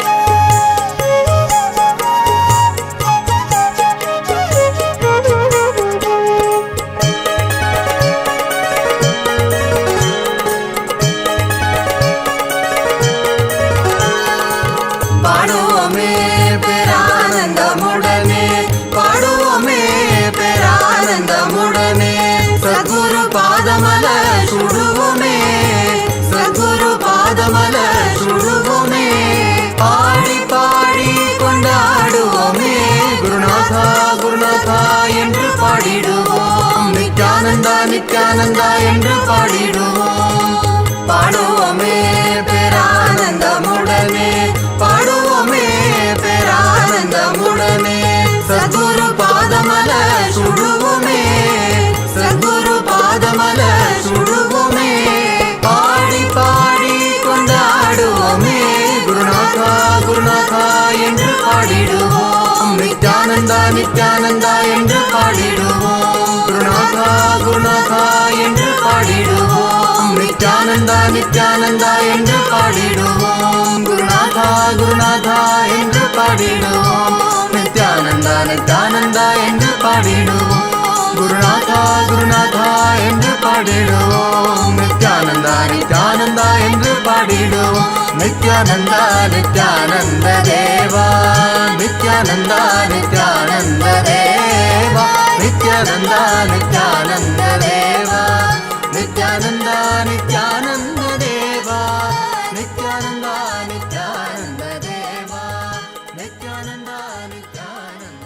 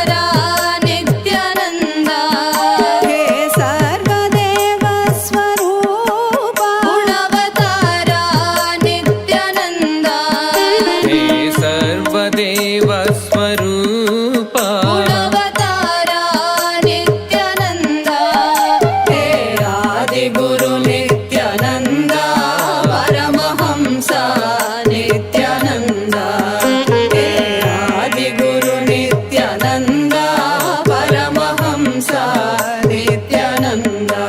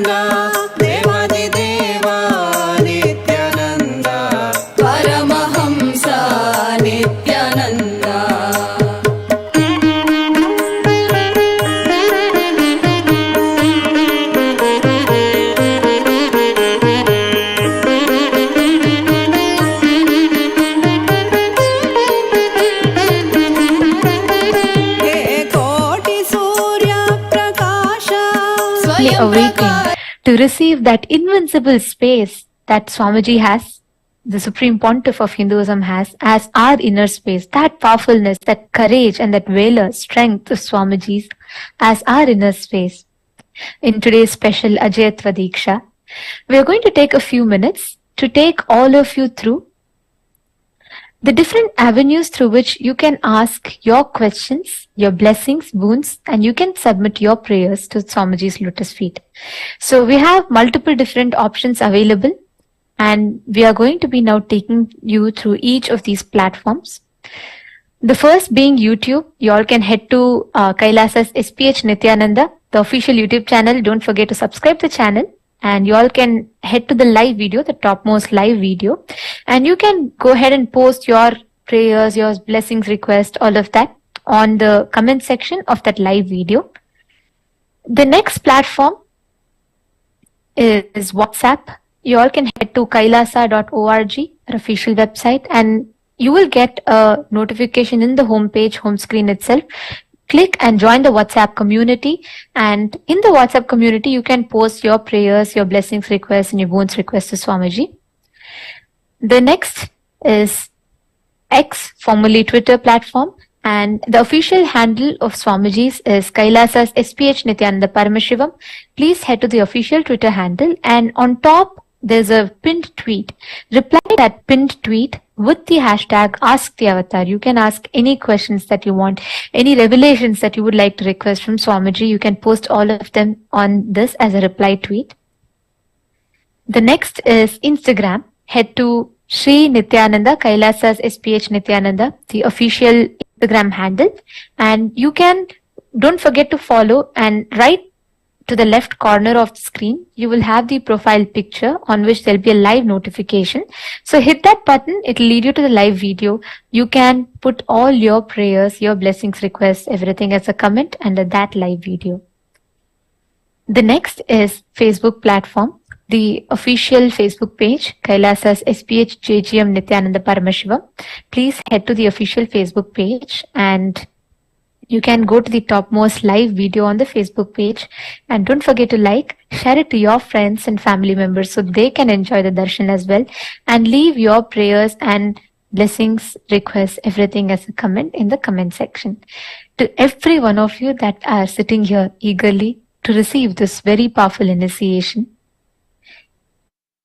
கண்ணில் படும் பொன் வண்ண திருமுகம் சிந்தை தொடும் குருநித்யன் பலமுகம் உள்ளம் மதி கந்தன் முகம் இவன் என நிறைந்தானே ஞானம் தரும் சிவயோக திருமுகம் காண பயம் யாவும் பரந்தோடிடும் பக்தி எனும் சக்தி தனை அருளிடும் பெருமானே.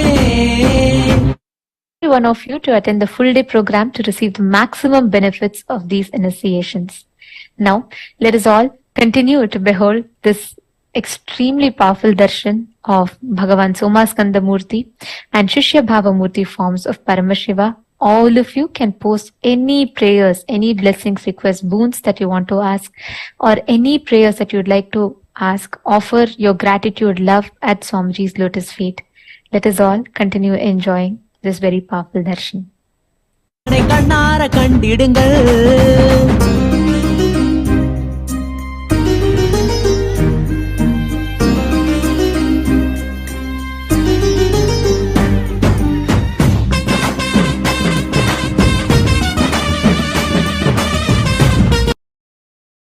ನಿನ್ನನೇ ನಂಬಿ ಬಂದರು ನಿತ್ಯಾನಂದ ಎಲ್ಲವೂ ನೀನೇ ಎಂದರು.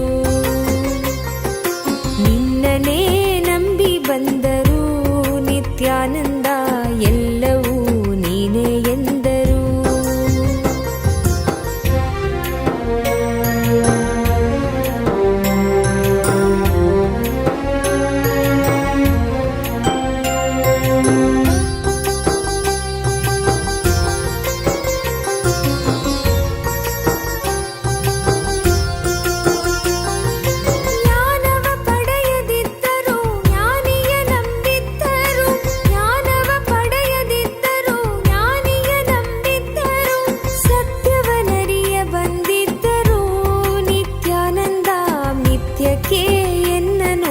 ಬಹುದೇನು ಸತ್ಯವನರಿಯ ಬಂದಿದ್ದರು ನಿತ್ಯಾನಂದ ಮಿಥ್ಯಕ್ಕೆ ಎನ್ನನೂಗಬಹುದೇನು. ನಿತ್ಯಾನಂದ ನಿನ್ನನೇ ನಂಬಿ ಬಂದರು ನಿತ್ಯಾನಂದ ಎಲ್ಲವೂ ನೀನೇ ಎಂದರು. ನಿನ್ನನೇ ನಂಬಿ ಬಂದರು ನಿತ್ಯಾನಂದ ಎಲ್ಲವೂ ನೀನೇ ಎಂದರು.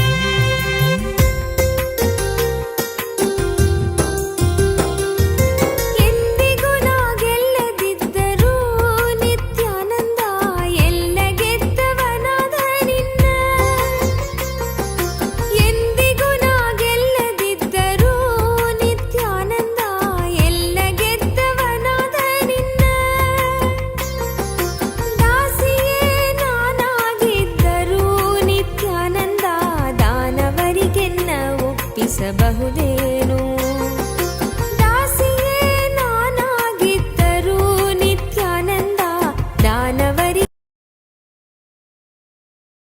ನಿತ್ಯಾನಂದ ನಿನ್ನನೇ ನಂಬಿ ಬಂದರು ನಿತ್ಯಾನಂದ ಎಲ್ಲವೂ ನೀನೇ ಎಂದರು. ನಿತ್ಯಾನಂದ ನಿನ್ನನೇ ನಂಬಿ ಬಂದರು ನಿತ್ಯಾನಂದ ಎಲ್ಲವೂ ನೀನೇ ಎಂದರು.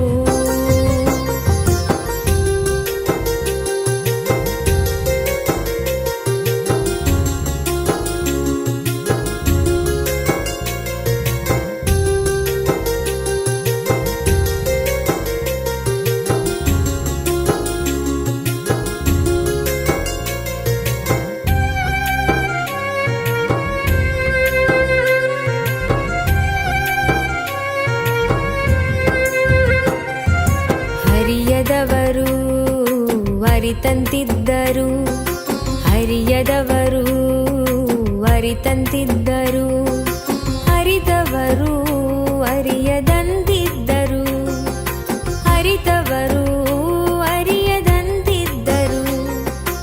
ಇದೆಲ್ಲವರ ಅರಿವು ನಿನಗಿದ್ದರು ನಿತ್ಯ ಇದೆಲ್ಲವರ ಅರಿವು ನಿನಗಿದ್ದರು.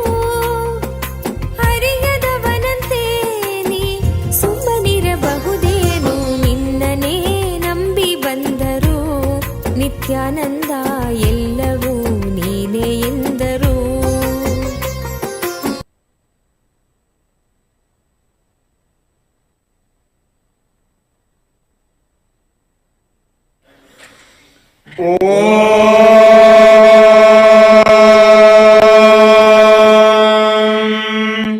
जीवन्मुक्ति पुरीशाय श्रीकण्ठाय नमोऽस्तुते. नमो हालास्यनाथाय शङ्कराय नमो नमः. श्रीमत्सुन्दरनाथस्य देवीं सफरलोचनां कलये हृदये नित्यं कदम्बवनवासिनीम् अथ धूपः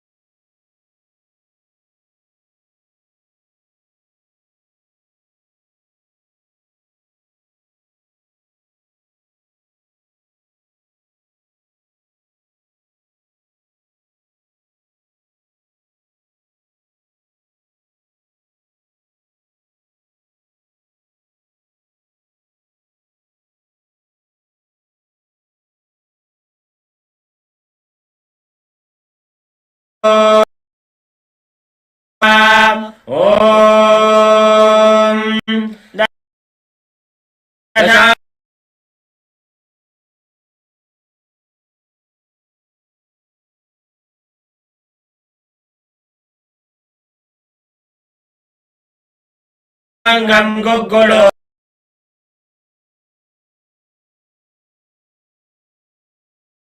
अमृतं श्रावय श्रावय स्वाहा श्री नित्यानंदेश्वरी परमशिव शक्ति मीनाक्षिंबिका समेत श्री नित्यानंदेश्वर परमशिव सोमसुंदरेश्वर स्वामिने नमः। अमृतं महानैवेद्यं निवेदयामि निवेदनानन्तरमाचमनं समर्पयामि। नीराजनम् ॐ तन्महेशाय विद्महे वाग्विशुद्धाय धीमहि तन्नः शिवः प्रचोदयात्। ॐ गणाम्बिकायै विद्महे महातपायै धीमहि तन्नो गौरी प्रचोदयात्। ॐ हंस हंसाय विद्महे परमहंसाय धीमहि तन्नो हंस प्रचोदयात्। कर्पूरगौरं करुणावतारं संसारसारं भुजगेन्द्रहारं सदा वसन्तं हृदयारविन्दे भवं भवानी सहितं नमामि। भवं भवानी सहितं नमामि। भवं भवानी सहितं नमामि। श्री नित्यानंदेश्वरी परमशिव शक्ति मीनाक्षिंबिका समेत श्री नित्यानंदेश्वर परमशिव सोमसुंदरेश्वर स्वामिने नमः। श्री सर्वदेव देवी स्वरूपाय भगवते श्री नित्यानंद परमशिवाय नमः। कर्पूर नीराजनं संदर्शयामि रक्षां धारयामि। शोणाद्रीशावताराय ज्योतिस्तम्भस्वरूपिणे श्रीकैलासप्रधानाय नित्यानन्दाय मङ्गलम्। तत्त्वज्ञानप्रदाताय नित्यानन्देश्वररूपिणे श्रीकैलासप्रधानाय नित्यानन्दाय मङ्गलम्। मूलप्रकृतिरूपाय परमशिवशक्तिस्वरूपिणे श्रीकैलासप्रधानाय नित्यानन्दाय मङ्गलम्। दण्डत्रिशूलहस्ताय कालकालस्वरूपिणे श्रीकैलासप्रधानाय नित्यानन्दाय मङ्गलम्। आदिपूज्याय देवाय सकृत्पूर्णत्वरूपिणे श्रीकैलासप्रधानाय नित्यानन्दाय मङ्गलम्। सर्वाभयविनाशकाय शत्रुसंहाररूपिणे श्रीकैलासप्रधानाय नित्यानन्दाय मङ्गलम्। योगभट्टाभिषिक्ताय राजसन्न्यासधारिणे श्रीकैलासप्रधानाय नित्यानन्दाय मङ्गलम्। सार्वभौमैकवत्याय राजराजार्चिताय च श्रीकैलासप्रधानाय नित्यानन्दाय मङ्गलम्। मङ्गलम् कल्पवृक्षाय मङ्गलम् ज्ञानदायिने परमशिवाय श्रीनित्यानन्देश्वराय मङ्गलम्।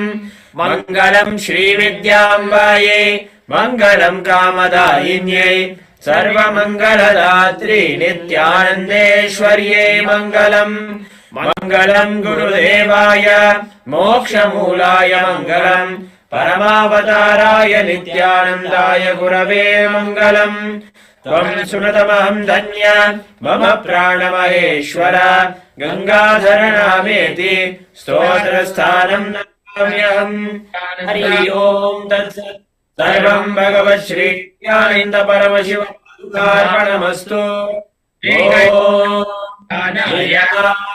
आनन्दम् योगभट्टाभिषिक्त। शिव शिव शिव शिव शिव शिव शिव शिव शिवने வந்து அவதரித்தான் கைலைய நாயக நாடிடுமாட்டத்தில் சைவத்தையே அவன் புனரமைத்தான் शिव शिव शिव शिव शिव शिव शिव शिव शिवने வந்து அவதரித்தான் கைலைய நாயக நாடிடுமாட்டத்தில் சைவத்தையே அவன் புனரமைத்தான் நித்யானந்தா நித்யானந்தா நித்யானந்தா நித்யானந்தா நித்யானந்தா நித்யானந்தா நித்யானந்தா நித்யானந்தா. ஞானமும் கொண்ட சக்தியும் பரமனாக நெஞ்சில் பதித்தது அஷ்டசக்தியும் 10 திசைகளும் உன் புகழை பறைசாற்றியது கைலையை படைத்த கலைஞனே கைலை நாயகா பரமேஸ்வரா உந்தன் அருமையை அகிலம் பரப்பிட படையெடுப்பனே மகேஸ்வரா. இது ஆதி சைவம் போற்றும் எங்கள் தேசம் ஆதி பாதி கொண்டாடிடும் கூட்டம் என்ற பூதன் அழகு கவிதை பேசும் ஜெய ஜெய ஜெய ஜெய நித்யானந்தா சிவன் படும் பைரவனின் காவலுடன் கருணை மழையின் நாமும் இரையாய் மாறக்கூடும் அவன் கருணை மழையின் நாமும் இரையாய் மாறக்கூடும் சரணம் அடைந்தால் அருள்வான் அவன் சரணம் அடைந்தால் அருள்வான் சரணம் அடைந்தால் அருள்வான் அவன் சரணம் அடைந்தால் அருள்வான். ஜென்ம ஜென்மமாய் செய்த தவமோ உற்ற நண்பனாய் நித்யானந்தன் வந்து உதித்தான் வந்து உதித்தான். ஜென்ம ஜென்மமாய் செய்த தவமோ உற்ற நண்பனாய் நித்யானந்தன் வந்து உதித்தான் வந்து உதித்தான். காக்கும் இறையே நட்பின் உருவாய் வந்த களிப்பால் கட்டு கடங்கா மகிழ்வு கொண்டேன் மகிழ்வு கொண்டேன். காக்கும் இறையே நட்பின் உருவாய் வந்த களிப்பால் கட்டு கடங்கா மகிழ்வு கொண்டேன் மகிழ்வு கொண்டேன். மலை போல் வரும் துயர் யாவையும் நொடி போதினில் பொடியாக்கிட புயலாய் வருவான் துணையென வருவான். ஜென்ம ஜென்மமாய் செய்த தவமோ உற்ற நண்பனாய் நித்யானந்தன் வந்து உதித்தான் வந்து உதித்தான்.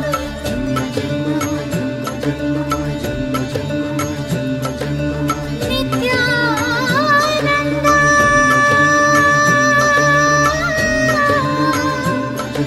Nithyananda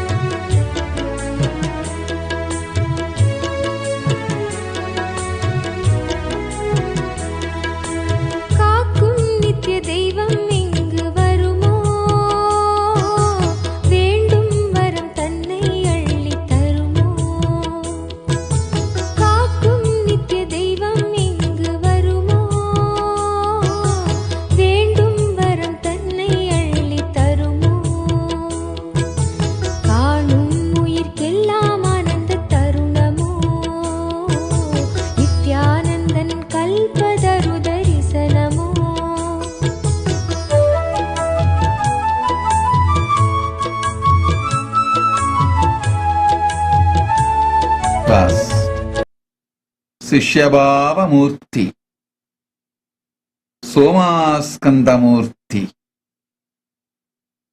I bless you all with Paramadvaita. I initiate all of you into Ajayatva, the power of invincibility. Sit now. Inhale and exhale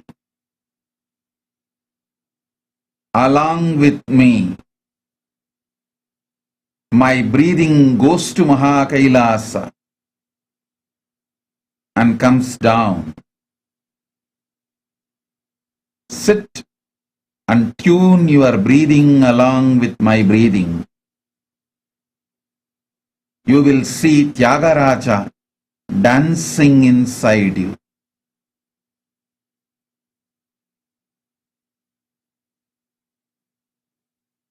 I'll awaken the Tyagaraja's dance, the cosmic Kundalini. Sit, inhaling and exhaling deeply with me. I'll manifest the power of Subramanya in the yantra you have drawn. Let us start the initiation.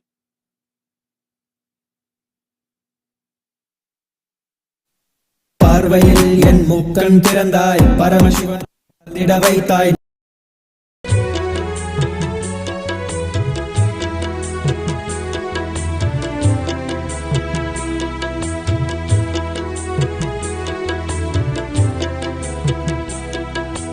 தாங்கும் நித்தியன் பாதம் தன்னை அடையும் தாயின் மடி தாவம் சேயாய் உருகும்.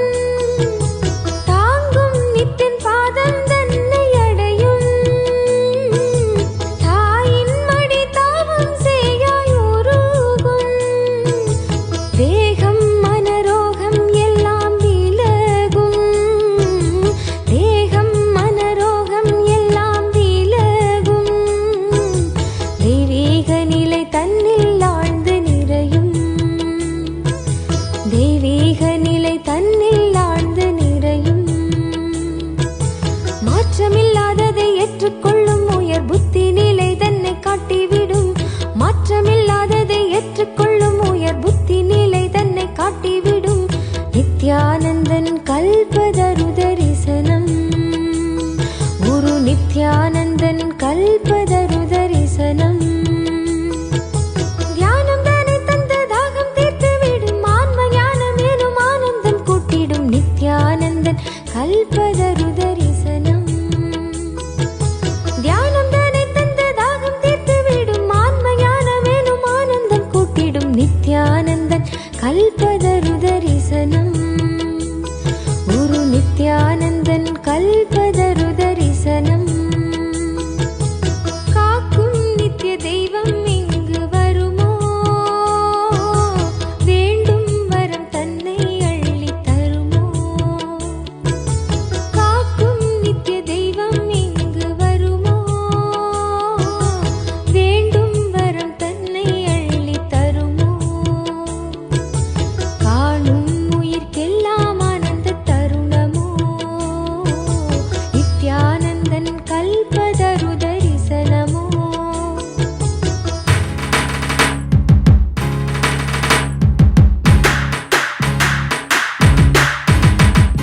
ನಿತ್ಯಾನಂದ ಸದಾಶಿವ, ನಿತ್ಯಾನಂದ ಸದಾಶಿವ, ನಿತ್ಯಾನಂದ ಸದಾಶಿವ, ನಿತ್ಯಾನಂದ ಸದಾಶಿವ.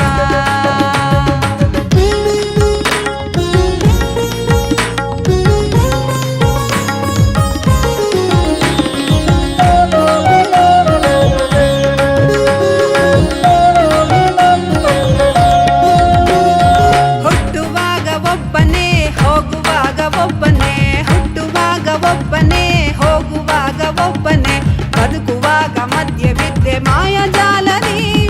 ಬದುಕುವಾಗ ಮಧ್ಯೆ ಬಿದ್ದೆ ಮಾಯಜಾಲದಿ. ಈ ಲೋಕವ ನಿತ್ಯಾನಂದ ಸದಾಶಿವ ನಿತ್ಯಾನಂದ ಸದಾಶಿವ ನಿತ್ಯಾನಂದ ಸದಾಶಿವ ನಿತ್ಯಾನಂದ ಸದಾಶಿವ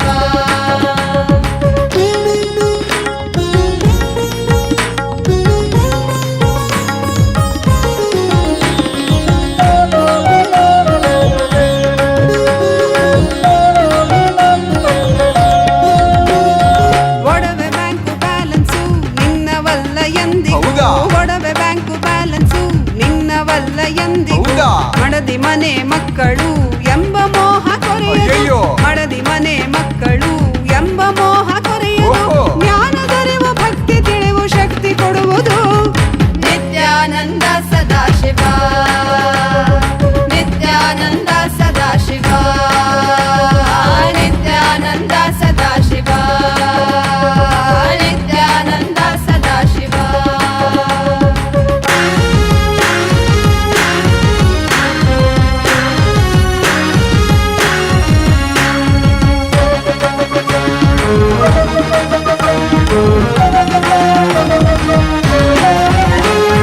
ಓಂ ನಮೋ ನಿತ್ಯಾನಂದಾಯ ಓಂ ನಮೋ ನಿತ್ಯಾನಂದಾಯ ಓಂ ನಮೋ ನಿತ್ಯಾನಂದಾಯ ಓಂ ನಮೋ ನಿತ್ಯಾನಂದಾಯ ಓಂ ನಮೋ ನಿತ್ಯಾನಂದಾಯ ನಿತ್ಯಾನಂದ ಓಂ ನಮೋ ನಿತ್ಯಾನಂದಾಯ ನಿತ್ಯಾನಂದ ಓಂ ನಮೋ ನಿತ್ಯಾನಂದಾಯ ನಿತ್ಯಾನಂದ ಓಂ ನಮೋ ನಿತ್ಯಾನಂದಾಯ ನಿತ್ಯಾನಂದ ಓಂ ನಮೋ ನಿತ್ಯಾನಂದಾಯ ನಿತ್ಯಾನಂದ ಓಂ ನಮೋ ನಿತ್ಯಾನಂದಾಯ ಓಂ ನಮೋ ನಿತ್ಯಾನಂದಾಯ ಓಂ ನಮೋ ನಿತ್ಯಾನಂದಾಯ ಓಂ ನಮೋ ನಿತ್ಯಾನಂದಾಯ ಓಂ ನಮೋ ನಿತ್ಯಾನಂದಾಯ ನಿತ್ಯಾನಂದ ಓಂ ನಮೋ ನಿತ್ಯಾನಂದಾಯ ನಿತ್ಯಾನಂದ ಓಂ ನಮೋ ನಿತ್ಯಾನಂದಾಯ ನಿತ್ಯಾನಂದ ನಿತ್ಯಾನಂದ ಸದಾಶಿವ ನಿತ್ಯಾನಂದ ಸದಾಶಿವ ನಿತ್ಯಾನಂದ ಸದಾಶಿವ ನಿತ್ಯಾನಂದ ಸದಾಶಿವ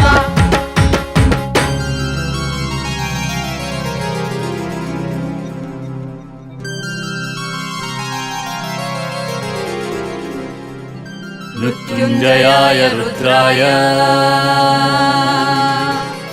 नीलकण्ठाय शम्भवे अमृतेशाय शर्वाय नित्यानन्दाय ते नमः नित्यानन्दाय ते नमः नित्यानन्दाय ते नमः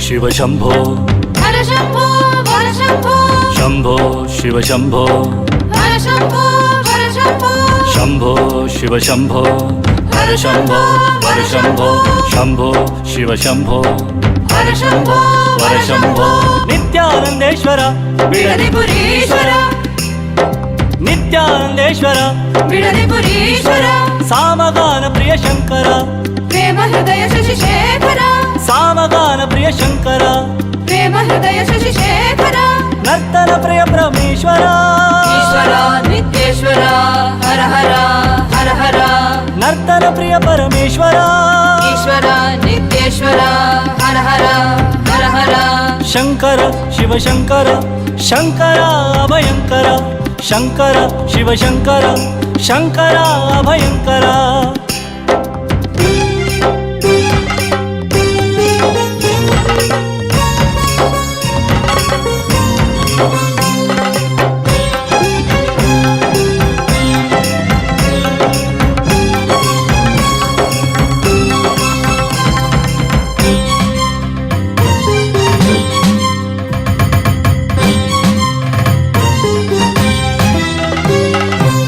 जय शंकर सांब सदाशिव हर हर शंकर सांब सदाशिव जय जय शंकर सांब सदाशिव हर हर शंकर सांब सदाशिव नंदिवाहन नमः शिवाय नागाभरण नमः शिवाय नंदिवाहन नमः शिवाय नागाभरण नमः शिवाय नरजनपालक नमः शिवाय नमो नमो नित्यानन्दाय नरजनपालक नमः शिवाय नमो नमो नित्यानन्दाय शंकर शिव शंकर शंकर अभयंकर शंकर शिव शंकर शंकर अभयंकर शंभो शिव शंभो हर शंभो हर शंभो शंभो शिव शंभो हर शंभो हर शंभो शंभो शिव शंभो हर शंभो हर शंभो शंभो शिव शंभो हर शंभो हर शंभो शंभो शिव शंभो हर शंभो हर शंभो शंभो शिव शंभो हर शंभो हर शंभो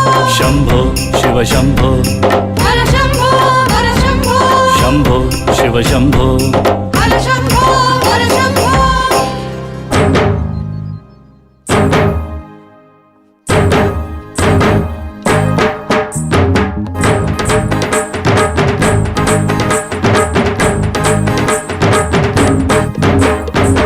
बीडदिपुरीश्वर अवतार पुरुष लोकनायकी पुत्र नित्यानंद बीडदिपुरीश्वर अवतार पुरुष लोकनायकी पुत्र नित्यानंद कालातीत मायातीत लोकनायकी पुत्र नित्यानंद कालातीत मायातीत लोकनायकी पुत्र नित्यानंद बीडदिपुरीश्वर अवतार पुरुष लोकनायकी पुत्र नित्यानंद बीडदिपुरीश्वर अवतार पुरुष लोकनायकी पुत्र नित्यानंद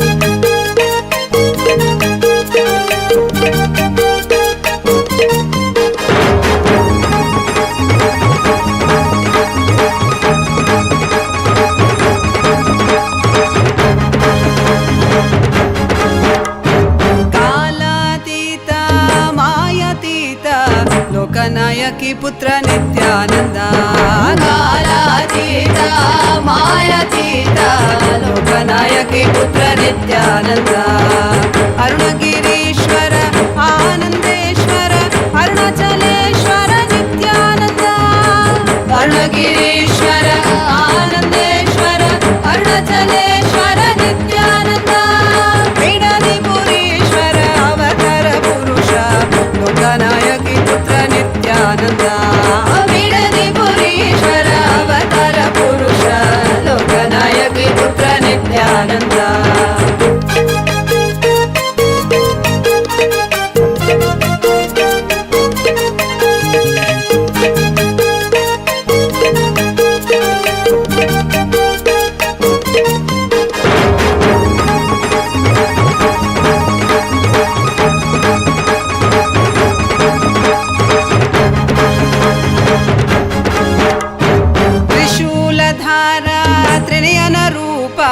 त्रिभुवन रक्षक नित्यानंद त्रिशूलधारा त्रिनयन रूप त्रिभुवन रक्षक नित्यानंद तत्व शिक्षक वेदागम पुनरोद्धारक नित्यानंद तत्व शिक्षक वेदागम पुनरोद्धारक नित्यानंद बीडदिपुरीश्वर अवतार पुरुष लोकनायकी पुत्र नित्यानंद बीडदिपुरीश्वर अवतार पुरुष लोकनायकी पुत्र नित्यानंद नित्यानन्दोऽहं सदाशिवोऽहं नित्यानन्दोऽहं सदाशिवोऽहं नित्यानन्दोऽहं सदाशिवोऽहं नित्यानन्दोऽहं सदाशिवोऽहं बीडदिपुरीश्वर अवतार पुरुष लोकनायकी पुत्र नित्यानंद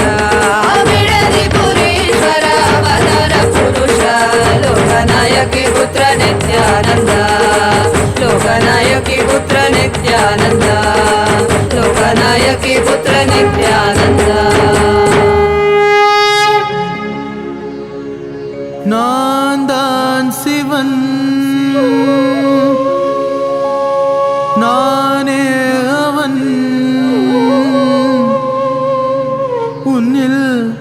உறையும் மகாசதா சிவன்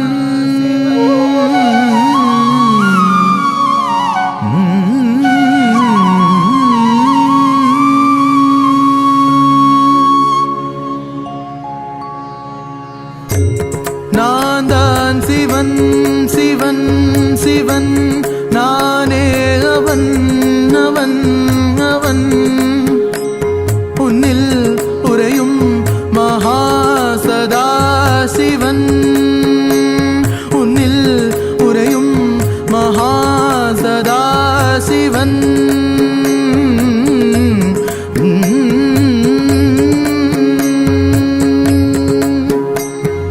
உன்னத பிறவி நோக்கும் நீ நானாவது உன்னத பிறவி நோக்கும் நீ நானாவது உனக்கு என்னை தெளிவாக்குவது காருண்யம் எனது உன்னத பிறவி நோக்கும் நீ நானாவது உனக்கு என்னை தெளிவாக்குவது காருண்யம் எனது உண்மையை புரிந்து கொள்வாய் மட நெஞ்சே உன்னை நீ புரிந்து கொள்வாய் உண்மையை புரிந்து கொள்வாய் மட நெஞ்சே உன்னை நீ புரிந்து கொள்வாய்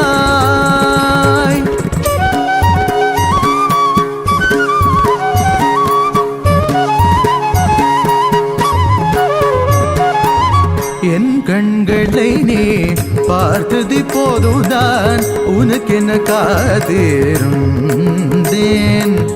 என் கண்களை நீ பார்த்தது போதுதான் உனக்கென்ன காத்திருந்தேன்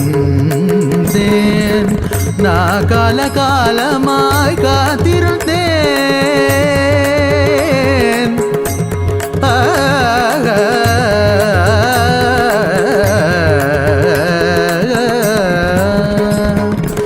நான் கால காலமாய் காத்திருந்தேன் காயும் நிலவும் காத்தியும் இருந்தெல்லா ஒன்றே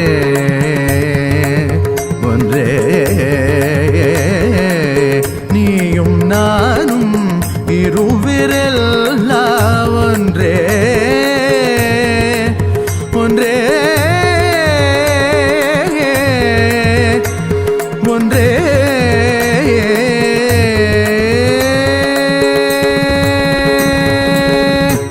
நான் தான் சிவன் சிவன் சிவன் நானே அவன் அவன் அவன் உன்னில் உறையும் மகாசதா சிவன் உன்னில் உறையும் மகாசதா சிவன்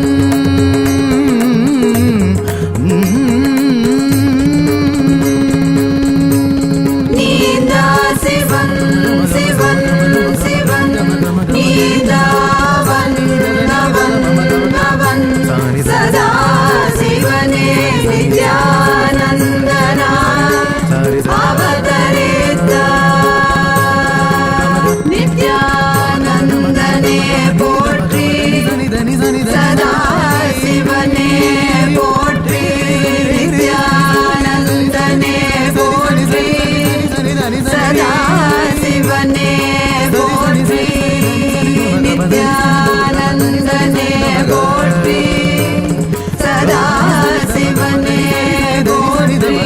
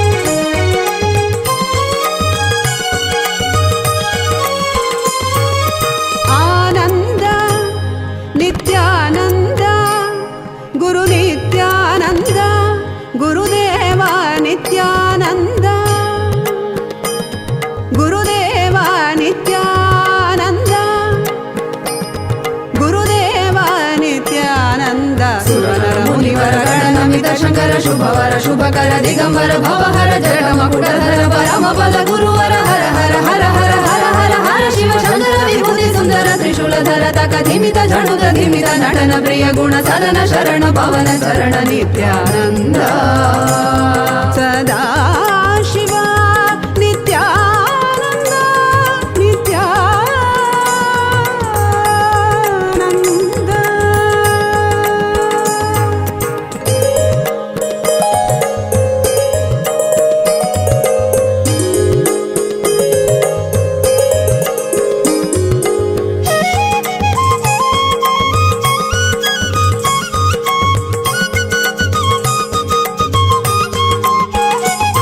संन्यास गणराज योगीशा अनन्य सहन गुण सर्वेशा समस्त भक्त जन विश्वेशा संन्यास गणराज योगीशा अनन्य सहन गुण सर्वेशा समस्त भक्त जन विश्वेशा अखिलांड कोटि ब्रह्मांड नायका संन्यास राज योगी नित्यानंद महासदा शिवा आनंद नित्यानंद गुरु नित्यानंद गुरुदेव नित्यानंद सुरनर मुनिवर गणनमित शंकर शुभवर शुभकर दिगंबर भवहर जट मकुटधर परम पद गुरुवर हर हर हर हर हर हर हर शिव शंकर विभूति सुंदर त्रिशूलधर तक धिमित झणुत धिमित नटन प्रिय गुण सदन शरण पवन शरण नित्यानंद ओम नित्यानंद महासदा शिवोऽहम् ओम नित्यानंद महासदा शिवोऽहम् ओम नित्यानंद महासदा शिवोऽहम् भोलेनाथ शंभो नित्यानंद शंभो भोलेनाथ शंभो नित्यानंद शंभो नित्यानंद शंभो भोलेनाथ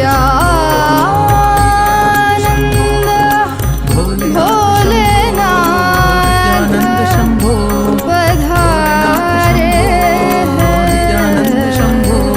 पधारे मेरे स्वामी पधारे हैं मेरे स्वामी पधारे हैं के घर घर हर घर गाए मारे नित्यानंद की महिमा घर घर हर घर गाए मारे भोलेनाथ की महिमा धर धरती पे उतर के एक नर शरीर धर के धर धरती पे उतर के साधारण नर शरीर धर के ये सरस चरण सुंदर पवन मारे स्वामी पधारे हैं घर घर हर घर गाए मारे नित्यानंद की महिमा घर घर हर घर गाए मारे भोलेनाथ की महिमा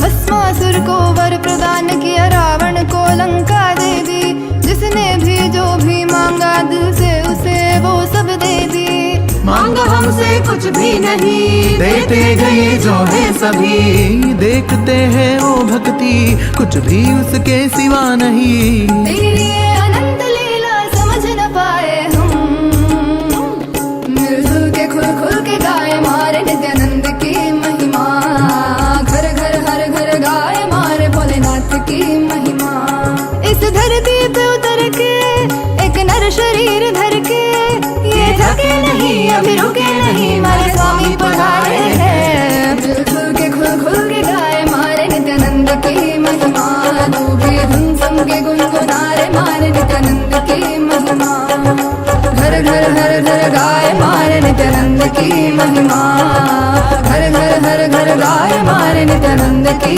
महिमा नित्यानंद की महिमा नित्यानंद की महिमा नित्यानंद की महिमा नित्यानंद की महिमा नित्यानंद की महिमा नित्यानंद की महिमा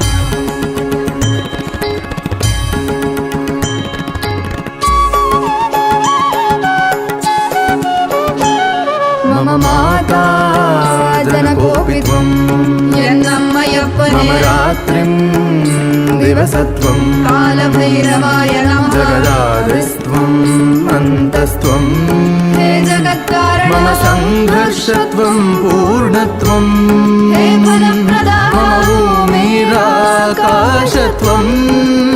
नित्यानन्दा मम सर्वस्वं नित्यानन्दा मम सर्वस्वं मम सर्वस्वं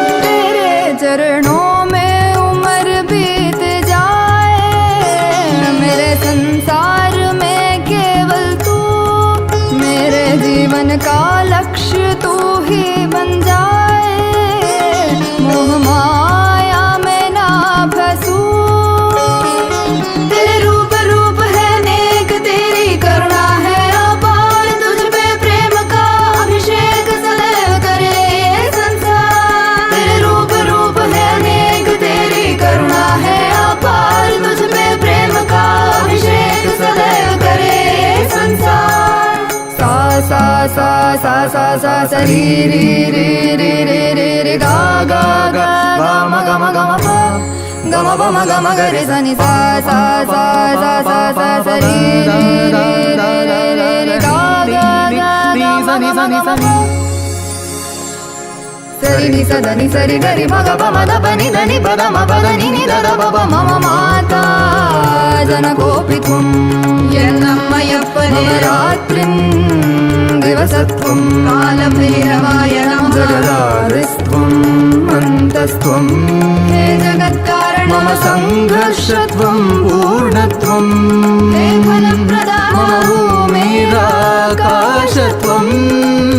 नित्यानन्दा मम सर्वस्वं नित्यानन्दा मम सर्वस्वं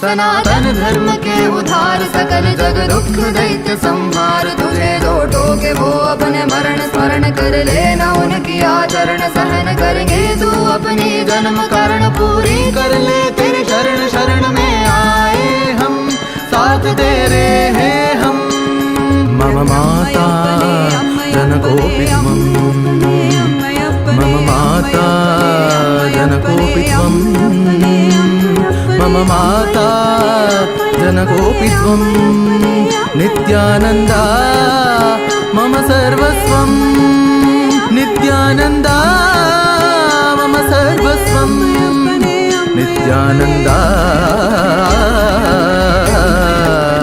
मम सर्वस्वं मम सर्वस्वं मम सर्वस्वं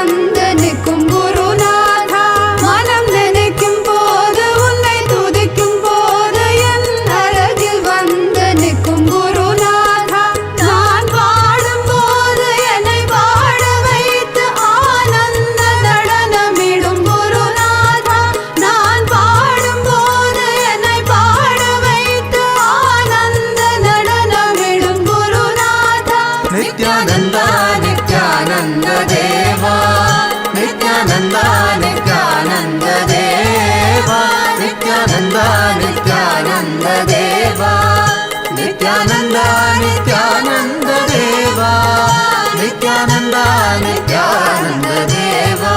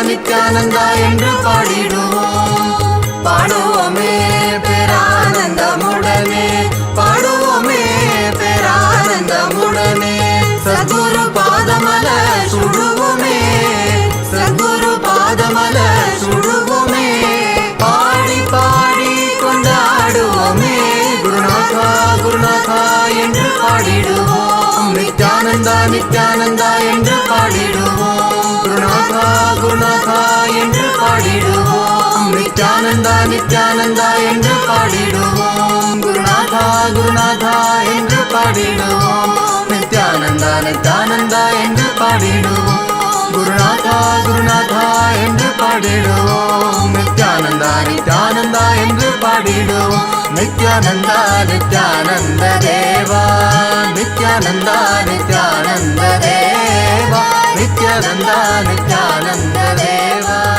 நித்யானந்தா நித்யானந்த தேவா நித்யானந்தா நித்யானந்த தேவா Nithyananda Nityananda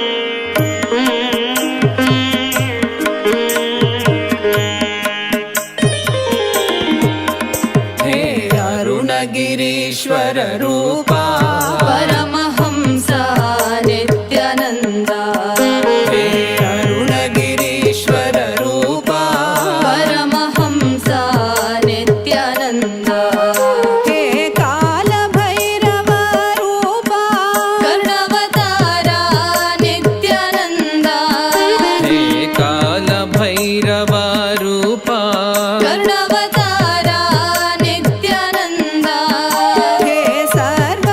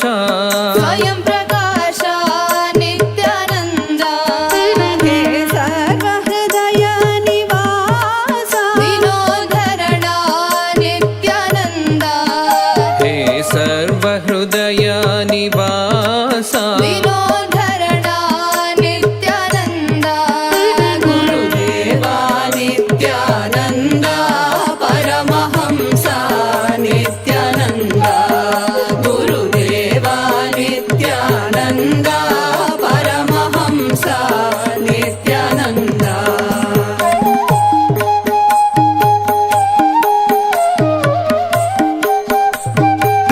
Baby boy, my blessings, and you will be promoted as deputy director and have a harmonious family relationships. Luke Z, my blessings, I shower you with all the boons you wanted. Manikya Swadantra, Manikya Swadantra, I'll forgive you from all the mistakes of the past, but you can't ask for forgiveness for the future mistakes. Future, any mistake you do, you will be punished. I can forgive your past, but not your future. I'll guide you, make you walk the right path, but you can't take me for granted and make mistakes in the future. I accept your love. I'll shower you with eternal bhakti. I'll heal your sister's pneumonia. My blessings for your friend Yudi Zhuang. And chant Mahavagya day and night. You will reach me. You will reach me. Chant Mahavagya day and night intensely. You can go and stay with Ma Kailasa and have training. I'll surely save your uncle Rugzio Young. I'll save your uncle's life, Rugzio Young. Don't worry. Shailesh Mehta. Shailesh Mehta, I accepted your Pada Puja. I give you all the 7 boons. I'll heal you right now. Shailesh Mehta, I will completely heal you right now. I'll get your money back and I'll shower you with more wealth. My blessings for your niece, Sri Keta Mehta. Blessings for your friend, Vishal Barsar. Blessings for your friends, Bharat Parik, Pratik Makim.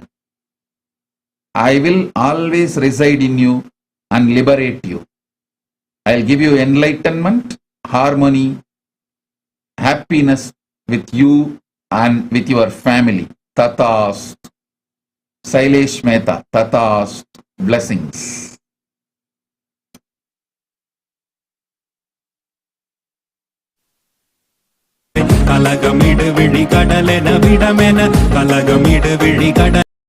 Station in the female form, Paramashiva Shakti, Devi, Asi, Skanda, his own manifestation, Subramanya. So all the 3 together is Somaskandamurti. This form is the largest worship form of Paramashiva almost in all temples. He receives all the Utsavas, Brahmotsavas, almost in all temples. So he is the most popular form of Paramashiva, most worshipped superconscious mutation of Paramashiva, Somaskandamurti. வளர்ந்த ஜோதி ரூபனே தேன் சுவை தரும் தமிழின் தலைவனே மான் மகிழ்வினை ஏந்தி நிற்கும் ஐயனே கைலாசம் தந்த நித்யானந்தனே நித்யானந்தம் நித்யானந்தம் அண்ணாமலையே சிவரூபமாய் வீற்றிருக்கும் குரு நித்யானந்தமே நித்யானந்தம் நித்யானந்தம் அண்ணாமலையே சிவரூபமாய் வீற்றிருக்கும் குரு நித்யானந்தமே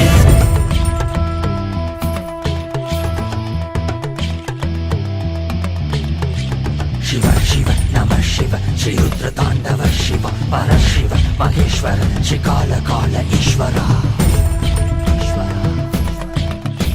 Shiva Shiva Namah Shiva Shri Rudra Tandava Shiva Parashiva Maheshwara Shri Kala Kala Ishvara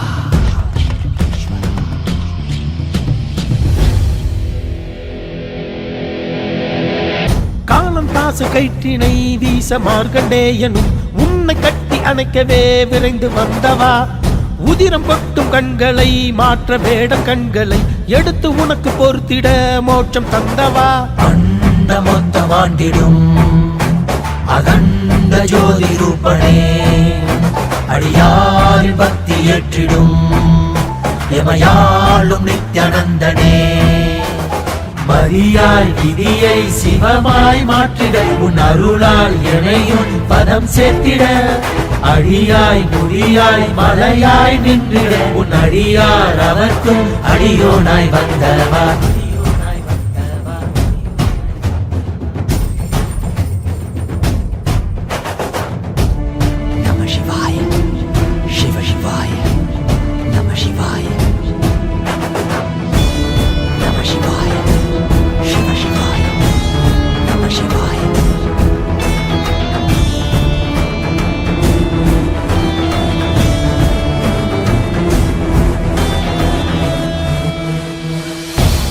வரையிலும் வளர்ந்த ஜோதி ரூபனே தேன் சுவை தரும் தமிழின் தலைவனே மான் மகிழ்வினை ஏந்தி நிற்கும் ஐயனே கைலாசம் தந்த நித்யானந்தனே அகிலம் காப்பாய் திருவடியில் என் அருகில் இருப்பாய் அரை நொடியில் திரையை சூடிய பெருமானே என் பிழைகள் கலைத்து அருள்வாயே கல்லும் கரைக்க சிறு புல்லும் முறைக்க இவையாவும் திளைக்க சிவசூத்திரம் அளிக்கிறாய் வான் வரையிலும் வளர்ந்த ஜோதி ரூபனே தேன் சுவை தரும் தமிழின் தலைவனே மான் மகிழ்வினை ஏந்தி நிற்கும் ஐயனே கைலாசம் தந்த நித்யானந்தனே நித்யானந்தம் நித்யானந்தம் அண்ணாமலையே சிவரூபமாய் வீற்றிருக்கும் குரு நித்யானந்தனே நித்யானந்தம் நித்யானந்தம் அண்ணாமலையே சிவரூபமாய் வீற்றிருக்கும்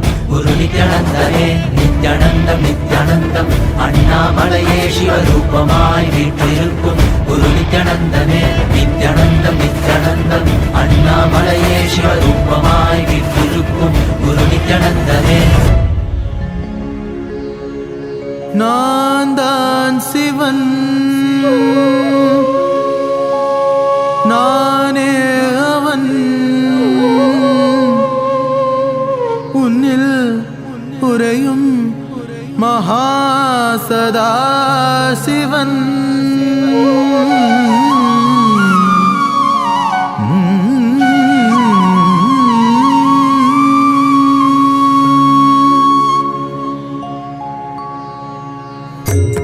நான் தான் சிவன் சிவன் சிவன் நானே அவன் அவன் அவன் உன்னில் உறையும் மகாசதா சிவன் உன்னில் உறையும் மகாசதா சிவன்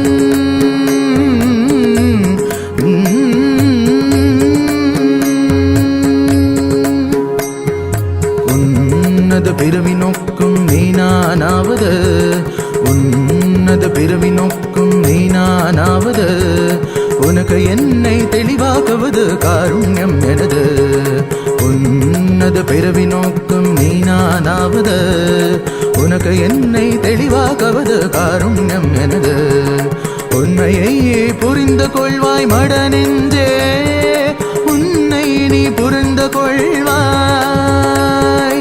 உண்மையை புரிந்து கொள்வாய் மட நெஞ்சே உன்னை நீ புரிந்து கொள்வாய்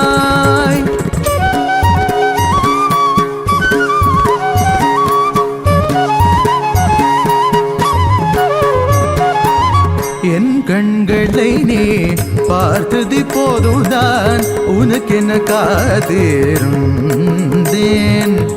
என் கண்களை நீ பார்த்தது போதுதான் உனக்கென காத்திருந்தேன் வந்தேன் நான் காலமாய் காத்திருந்தேன்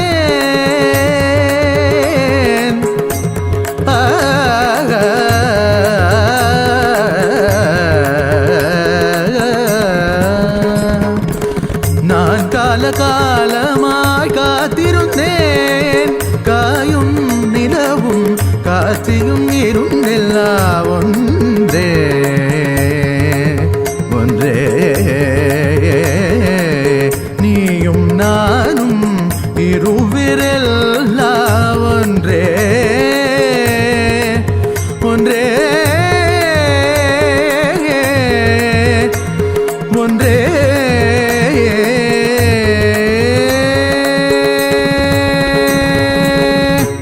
நான் தான் சிவன் சிவன் சிவன் நானே அவன் அவன் அவன் உன்னில் உறையும் மகாசதா சிவன் உன்னில் உறையும் மகாசதா சிவன்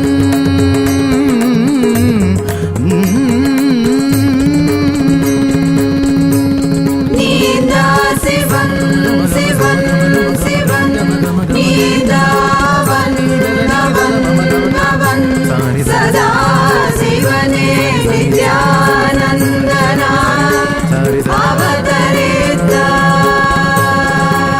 நித்யானந்தனே போற்றி சதா சிவனே போற்றி நித்யானந்தனே போற்றி சதா சிவனே போற்றி நித்யானந்தனே போற்றி சதா சிவனே போற்றி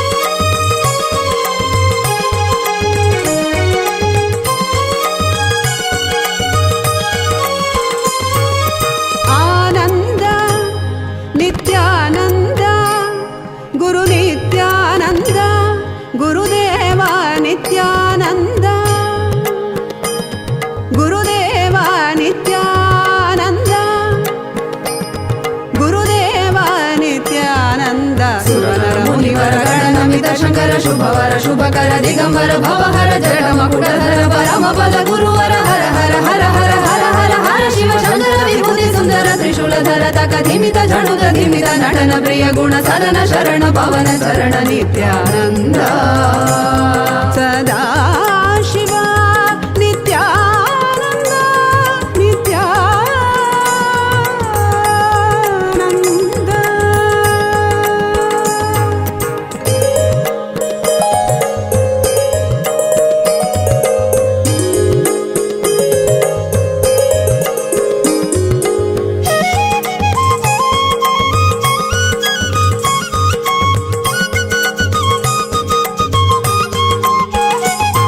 संन्यास गणराज योगीशा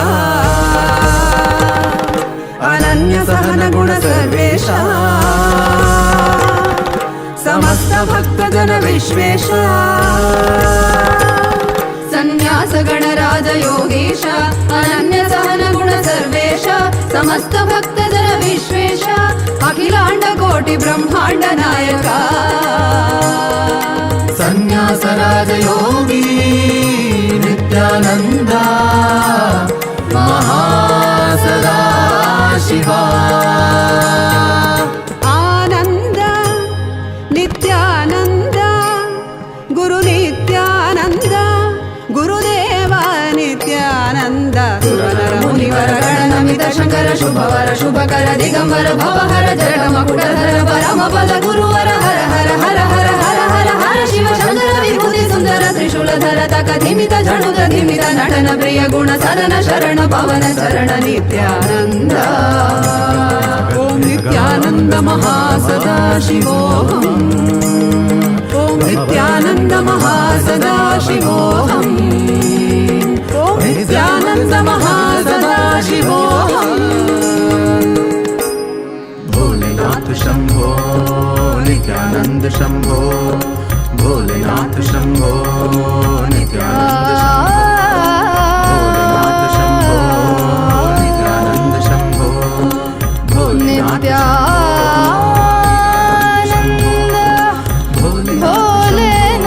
नित्यानंद शंभो पधारे नित्यानंद शंभो पधारे मेरे स्वामी पधारे हैं मेरे स्वामी पधारे हैं के घर घर हर घर गाए मारे नित्यानंद की महिमा घर घर हर घर गाए मारे भोलेनाथ की महिमा धर धरती पे उतर के एक नर शरीर धर के धर धरती पे उतर के साधारण नर शरीर धर के ये सरस चरण सुंदर पवन मारे स्वामी पधारे हैं घर घर हर घर गाए मारे नित्यानंद की महिमा घर घर हर घर गाए मारे भोलेनाथ की महिमा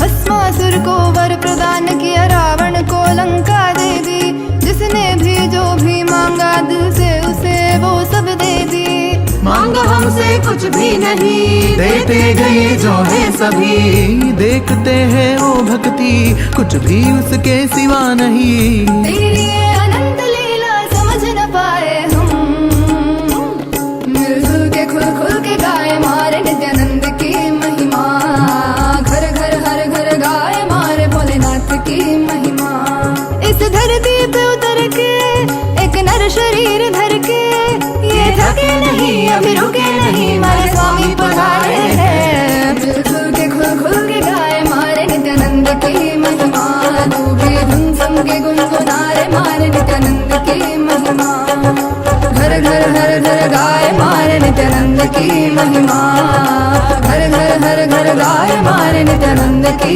महिमा नित्यानंद की महिमा नित्यानंद की महिमा नित्यानंद की महिमा नित्यानंद की महिमा नित्यानंद की महिमा नित्यानंद की महिमा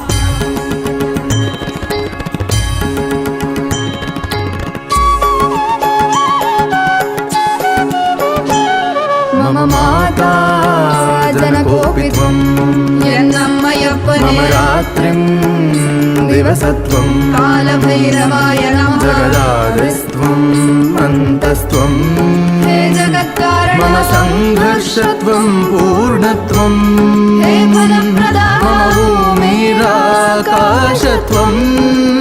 नित्यानन्दा मम सर्वस्वं नित्यानन्दा मम सर्वस्वं मम सर्वस्वं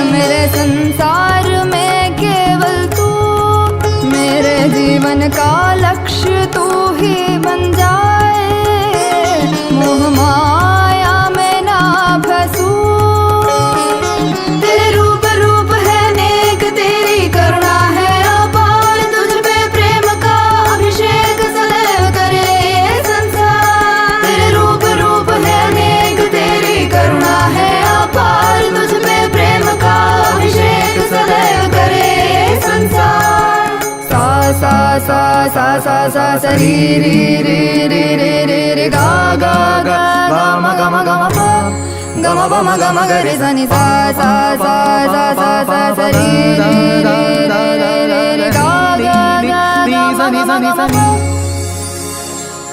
sari ni sa da ni sari ga ri ma ga pa ma da pa ni da ni pa da ma pa da ni ni da da pa pa ma ma mata janakopitvam yennammayappane ratrim दिवसत्वं कालभैरवायणं जगदारिस्त्वं अन्तस्त्वं हे जगत्कारणं मम संघर्षत्वं पूर्णत्वं हे फलप्रदाता मम भूमिराकाशत्वं नित्यानन्दा मम सर्वस्वं नित्यानन्दा मम सर्वस्वं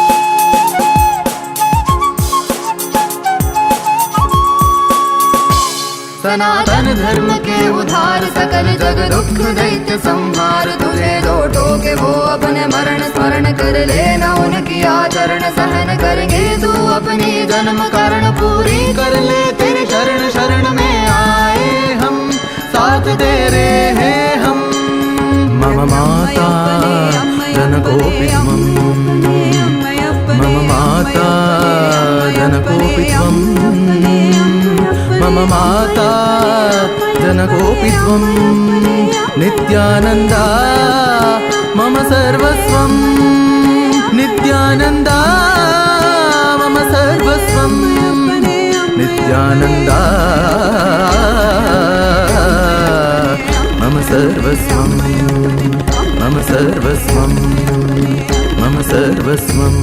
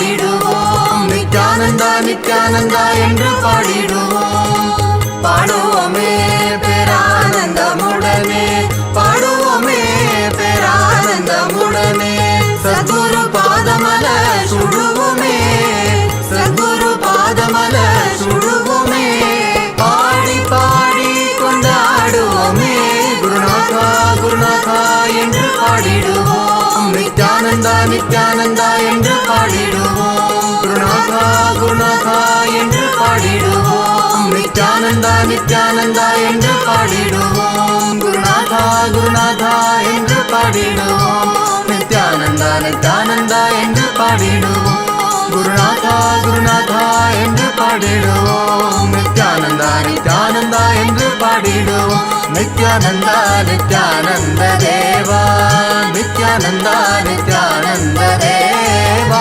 நித்யானந்தா நித்யானந்த தேவா நித்யானந்தா நித்யானந்த தேவா நித்யானந்தா நித்யானந்த தேவா நித்யானந்தா நித்யானந்த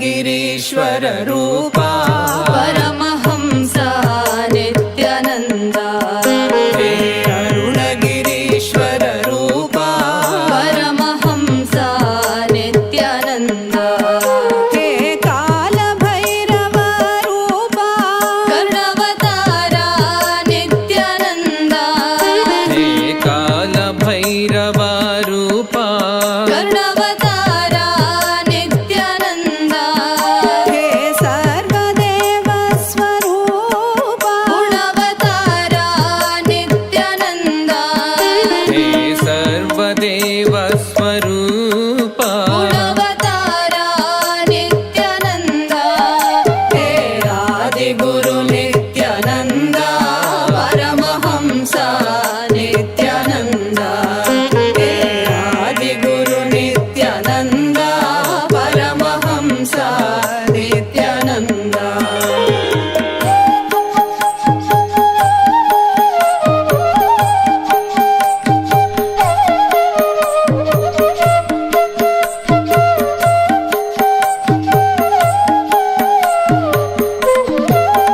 आदिदेवा नित्यानन्दा महादेवा नित्यानन्दा आदिदेवा नित्यानन्दा महादेवा नित्यानन्दा गुरुदेवा नित्यानन्दा देवादिदेवा नित्यानन्दा परमहंसा नित्यानन्दा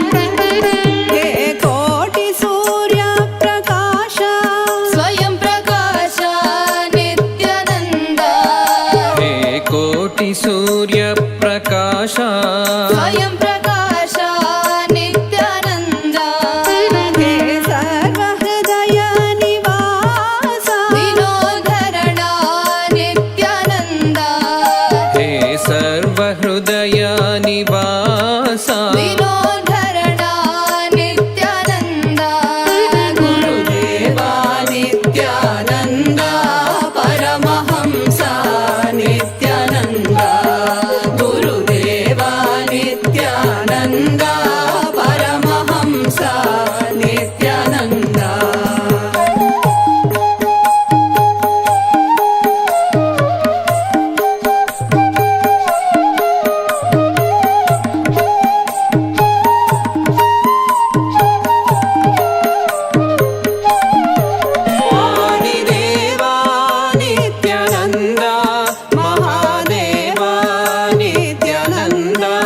आदिदेवा नित्यानन्द महादेवा नित्यानन्द गुरुदेवा नित्यानन्द देवादिदेवा नित्यानन्द परमहंस नित्यानन्द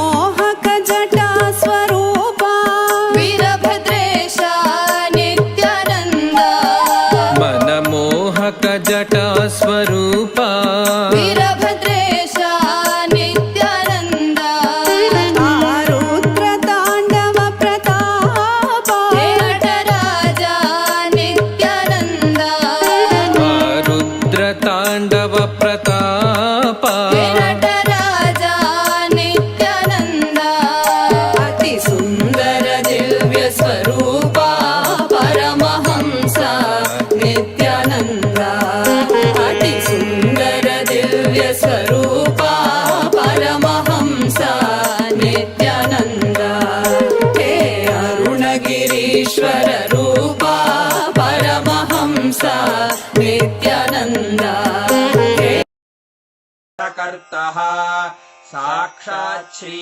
परमशिव समुद्भूत कैलास परम्परागत वैवस्वतमनु इक्ष्वाकु हरिश्चन्द्र भगीरथ श्रीरामचन्द्र शूरसेन इत्यादि अनवच्छिन्न सार्वभौम चक्रवर्ति परम्परागत चतुष्षष्टि योगिनी मण्डित चतुष्षष्टि सम्प्रदाय प्रवर्तक मनुधर्म शासन सूर्यवंश प्राप्त सर्वज्ञपीठ सुराङ्गी साम्राज्य मूर्धाभिषिक्त चूडामणे साक्षात् श्री परमशिव समुद्भूत कपिल महागुरु पुनरुद्धृत महानिर्वाणिपीठ अष्टोत्तर सहस्र श्री महामण्डलेश्वर साक्षात् श्री परमशिव सिंहासनाभिषिक्त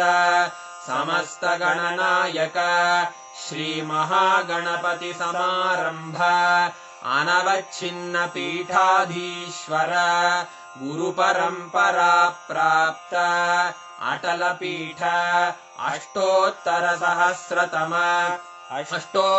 सहस्र श्री अटल पीठाधीश्वर धर्म मुक्ति स्वर्गपुर स्वर्ण पीठ त्रयोविंश गुरु महासन्निधान कैलास परम्परागत आदिपीठ सर्वज्ञ पीठ जगद्गुरो श्री कैलास पुनरुद्धारक श्री कैलास परमाचार्य श्रीमत्परमहंस परिव्राजकाचार्य वर्य सच्चिदानंद प्रणव स्वरूप श्रोत्रिय ब्रह्मनिष्ठ श्रीमज्जगद्गुरु श्रील श्री भगवच्छ्री नित्यानंद परमशिव श्री ज्ञान संबंध देशिक परमाचार्य स्वामिन् अत्रागत्य परिपाल्य च अस्मान् विज्ञान वितरणेन विजयी भव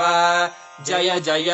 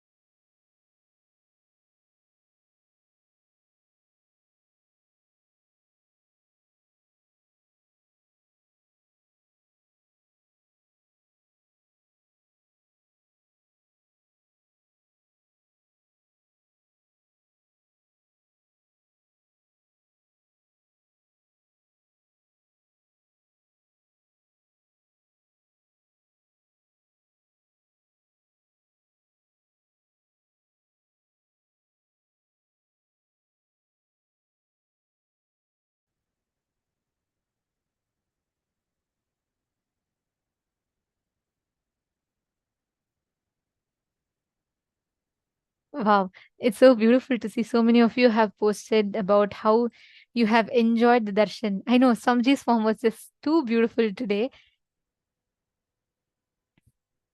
I'm seeing so many messages of gratitude.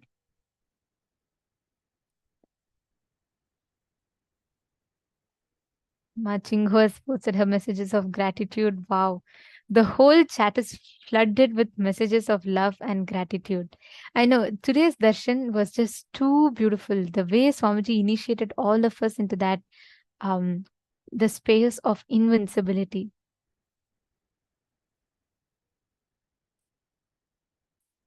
Actually, when we all sit in the darshan, each moment that Swamiji makes himself available to us, he's literally infusing his inner space into us. Ma Chandra is saying most beautiful and gratitudes that for this darshan. Ma Shanbagal is saying it was too beautiful.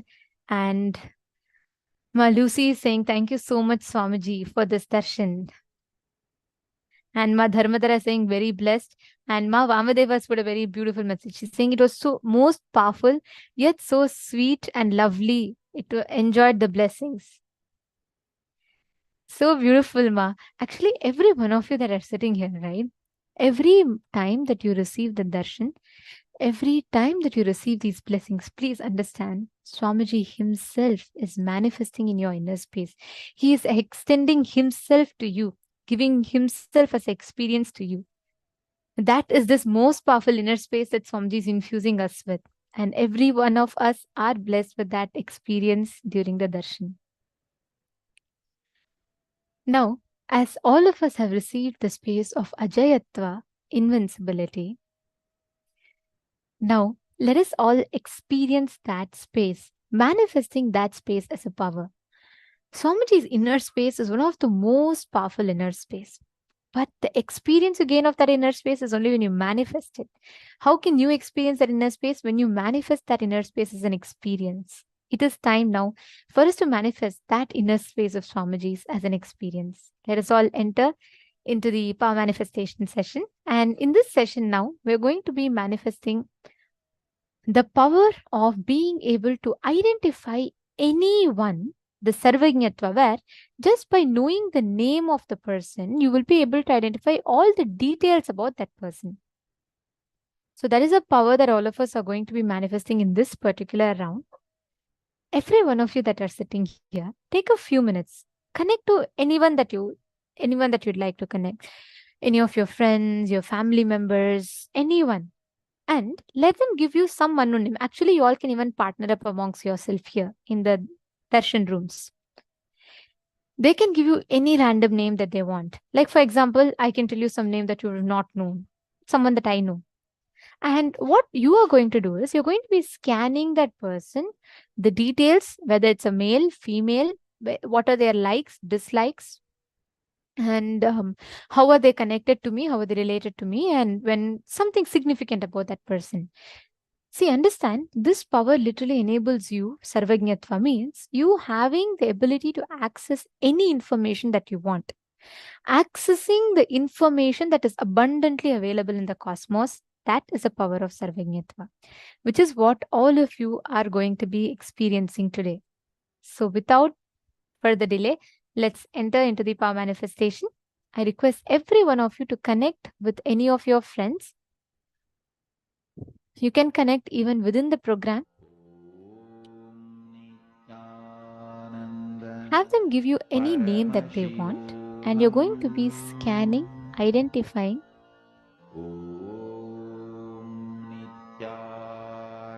and describing it to them.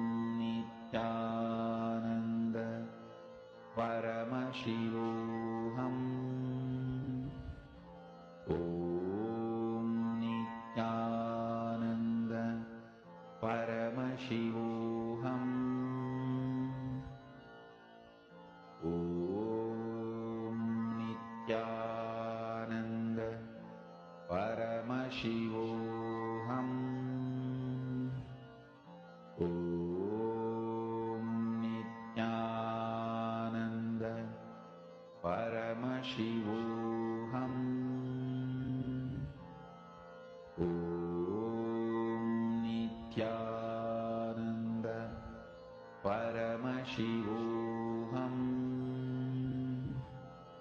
ॐ नित्यानन्द परमशिवोऽहम् ॐ नित्यानन्द परमशिवोऽहम् ॐ नित्यानन्द परमशिवोऽहम् ॐ नित्यानन्द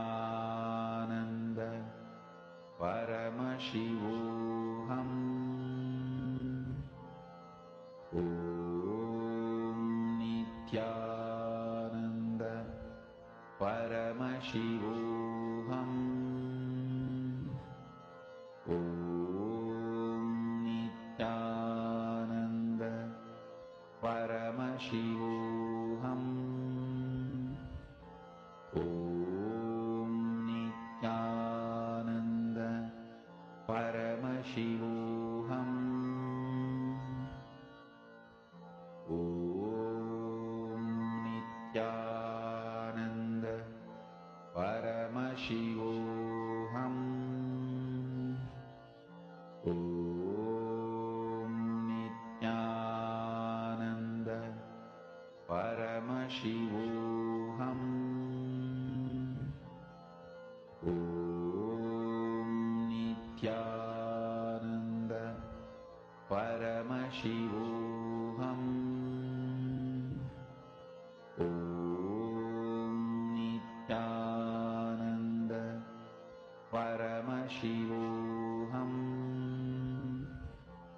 ॐ नित्यानन्द परमशिवोऽहम् ॐ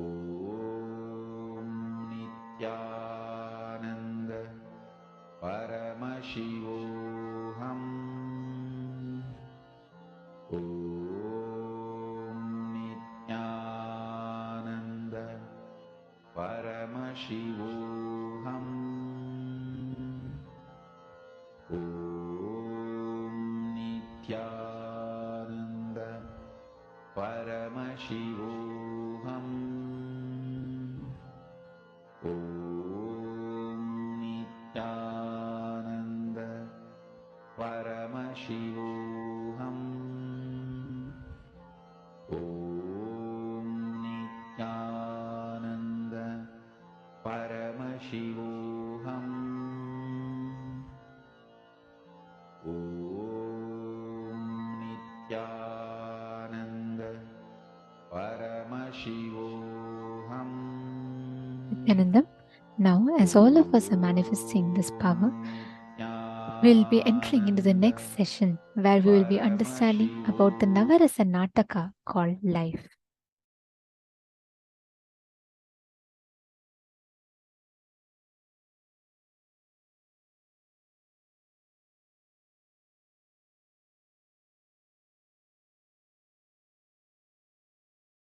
Life is the Navarasa Nataka, Navarasa Natya, between what you believe as you, inner image, what you project yourself as you to others, outer image, what others actually believe you, others' image, what your enemies are trying to project about you.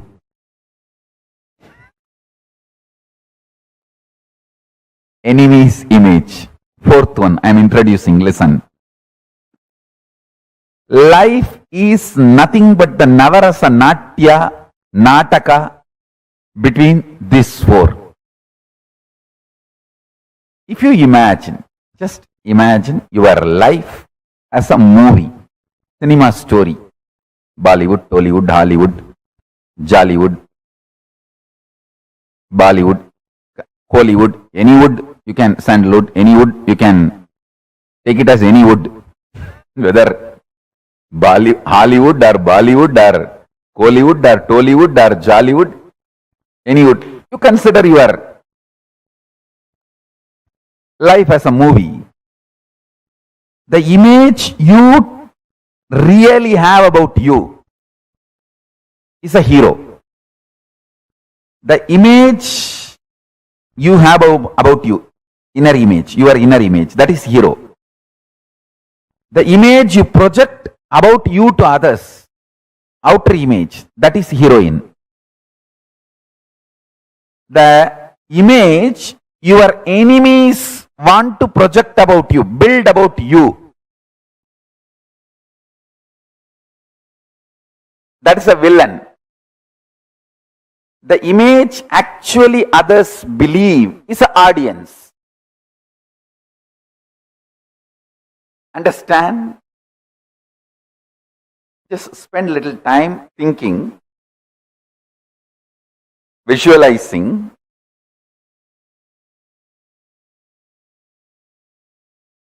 This example.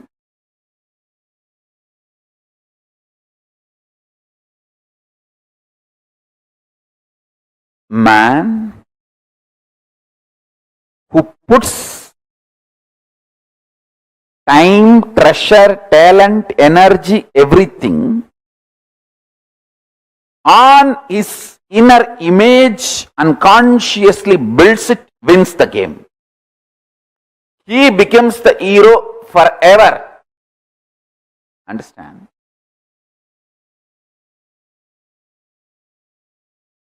Movies' climaxes are not conclusions. Many times, the life continues after the movie climax. Always in the movie climax they show they happily lived ever after. But after that, if you continue the scene only, you will understand. Understand? Climaxes are not conclusions. Anybody wants heroic conclusion about your life, put your time, treasure, talent, energy, everything on working on your inner image. Understand? Your inner image is the conscious blueprint of you. Even if it takes 6 months, 1 year, 2 years, spend time on it and make it happen. I tell you, I really tell you, simplest thing, if you can just conquer your junk hungry pattern, not even your hunger for real food, your hunger for junk food. If you can conquer even 1 or 2 patterns, like stop this stupid non-veg, stop this destructive plastic food, food-like products, not the real food. I can list many things. Food-like products, but not real food. But it can create a strong pattern of addiction in you. It can send a strong signals inside your system demanding those same food to be supplied to you. Understand? The visual and the taste and the way it shakes your whole nervous system and decision making system.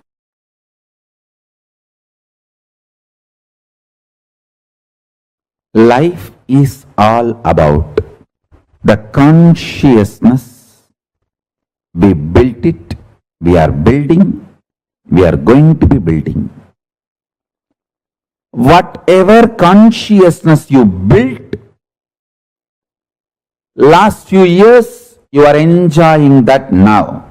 Listen, whatever consciousness you built in last few years, You are enjoying the result of that now.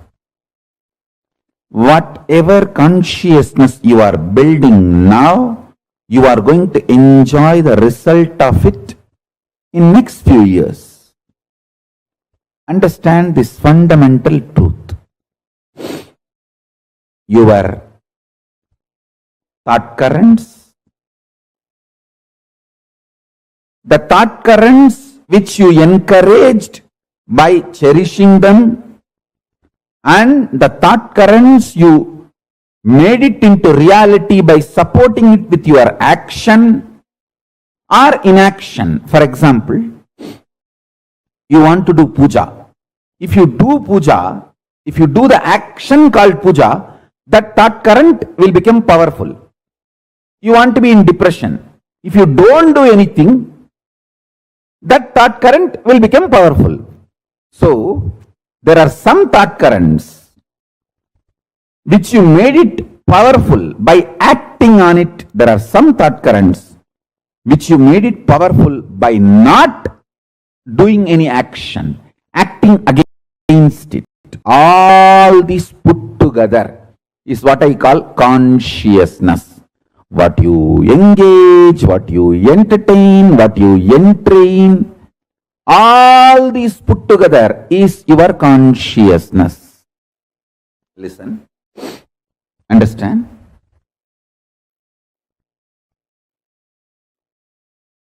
When you are in your 20s, if you do yoga or workout, your 30s you will be healthy, you will enjoy it. In your 30s, if you do all that, yoga, physical activities, physical workout and all that, you will enjoy the results in your 40s. In your 40s, if you do all that, you will enjoy the results in 50s. So, it's all about the body you built, you are going to enjoy. Listen, same way the consciousness you build, you are going to enjoy. Roughly, a modern human being roughly takes 6 months to build a new kind of a consciousness. Listen.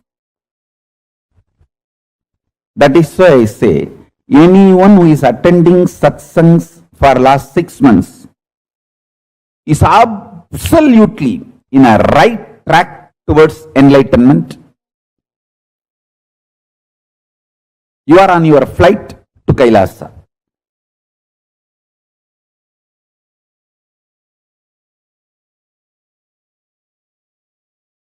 We all continuously connect with our body dimension. Please listen intensely. We all continuously associate ourselves with one of our dimension, that we are body.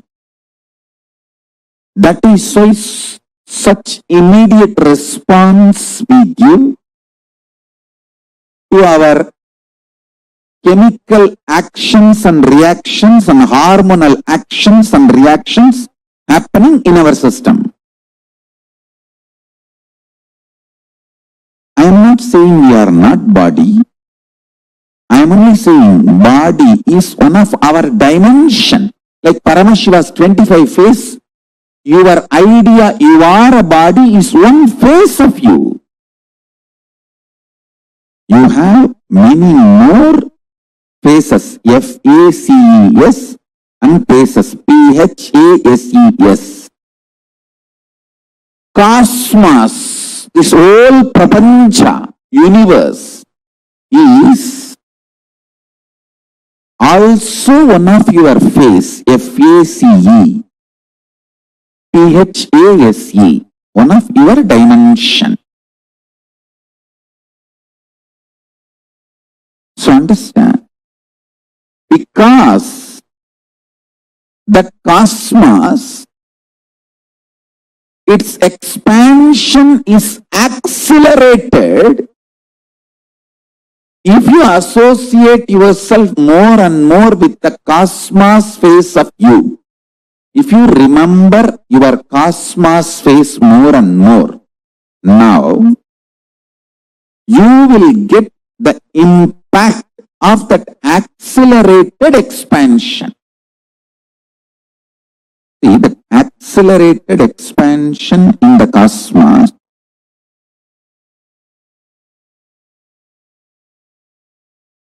can intensely land in you and manifest.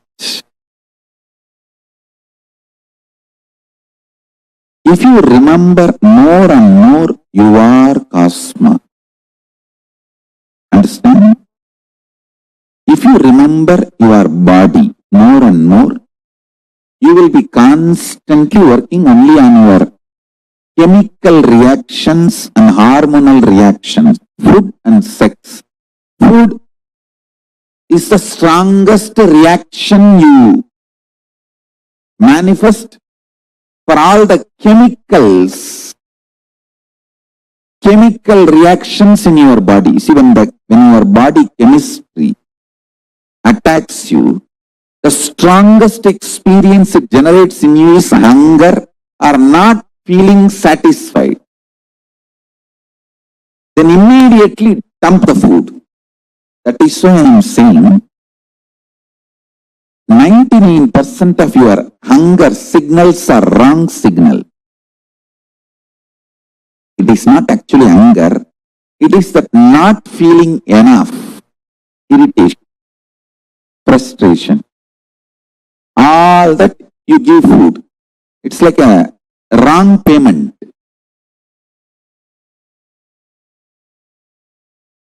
Somebody has come asking for one glass of water. You give all your diamonds and gold to that person. Hey, you wanted only just a glass of water. But stupidly you throw away all your diamond and gold. Same way, many times your body is just expressing its frustration, irritation, anger, and not feeling enough. You just need unclenching, nothing else, but you react as if you are feeling hungry and dump food on it. Waste the food and the body, both. At least food you can get back, even if you waste it, but body you can't.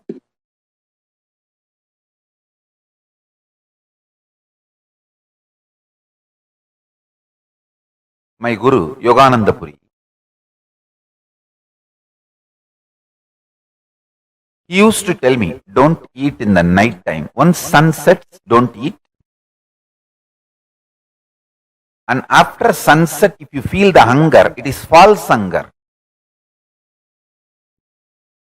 In Tamil, he will tell very cutely, hey, vairu poi sollumada. அதுக்கெல்லாம் சோறு போடப்படாது. துணியை தண்ணியில புசக்கி போட்டு படுத்துக்கணும். ஈரத்துணி ஈரக்குலை மேல போட்டு தூங்கிடணும். I'll translate in English. My Guru used to tell, after sunset, if your stomach says you are feeling hungry, the hunger signal, he says it's a false hunger. Don't give food. Take a wet cloth, cold wet cloth, cloth dipped in cold water, put it on your stomach. It should touch your liver. That whole area should be covered. And sleep off. In Indian villages, it is always used as a definition of poverty. I don't even have the money for food. So we used to put the wet cloth on our stomach and sleep. Hey, it is not symbol of poverty anymore. It's a symbol of richness now. Third rate, poor, lower middle class people live like a pig eating 3 times rich royal kings eat once in a month.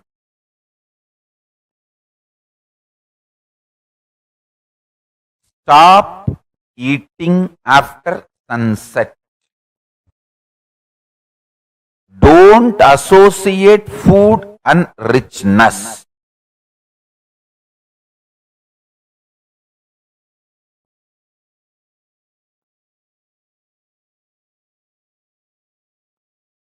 After sunset, if you are feeling hungry, your stomach is lying to you. It is false hunger. Just put a wet cloth on your stomach, covering up to liver area, and sleep. Only first few days you may struggle a little bit, but do this for health. Actually, one person asked my guru, I saw this very conversation. He asked my guru, will I not get gastric problem if I don't eat when I am feeling hungry? He said, gastric problem won't kill you, but if you eat after sunset, you will get liver problem and die.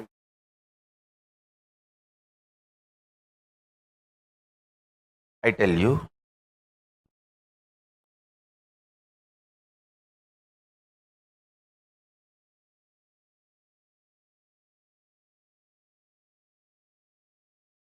after sunset, your body has enough fire, fuel, only to burn what is already consumed. See, in digestive fires, there are 3 level digestive fires. Jataragni has 3 form of existence. So understand, after sunset, your Jataragni is alive only to burn what is already taken into the body. It does not have the energy needed to receive more load. All great enlightenment centric lifestyle jatis among the Brahmanas, the Agnihotri, the highest Brahmanas, and Bharatvaja Gotri, the most pure flying Brahmanas. Understand? The Bharatvaja Gotra Brahmanas used to fly. Bharatvaja is the rishi who wrote the whole science of flying, and Bharatvaja Gotra Brahmanas had the DNA. They used to move from place to place, Akasamarga.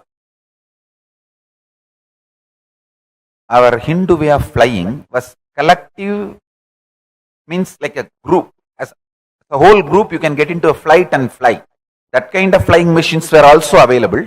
As an individual, you can just fly, having a small attachment to your body like a wing. Hindus had both technology.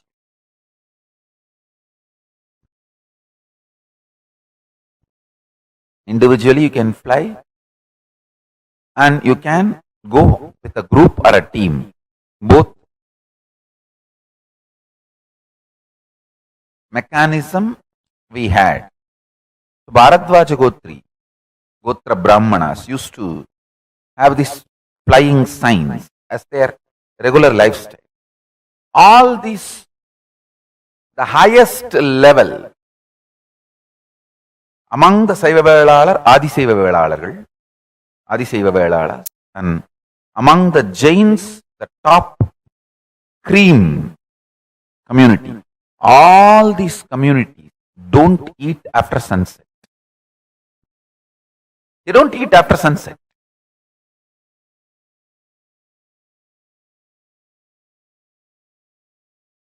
I'll put it in more precise way.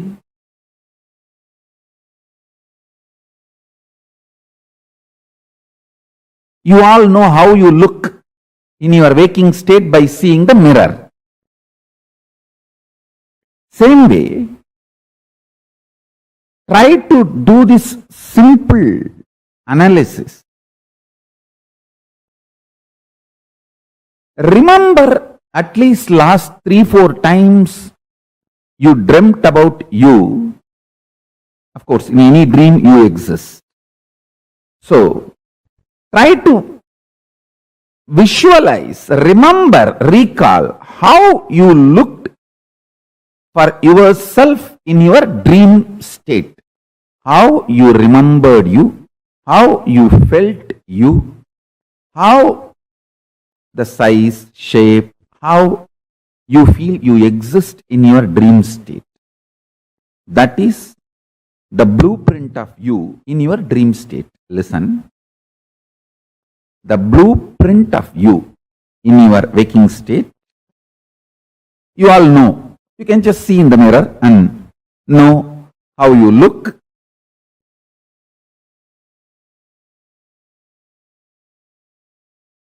Try to recollect, remember how you look or you feel about you in your dream state.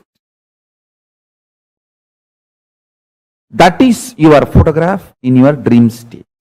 Listen now, this is the important truth. In your, see, when you go to dream, how you look, you can remember, recall.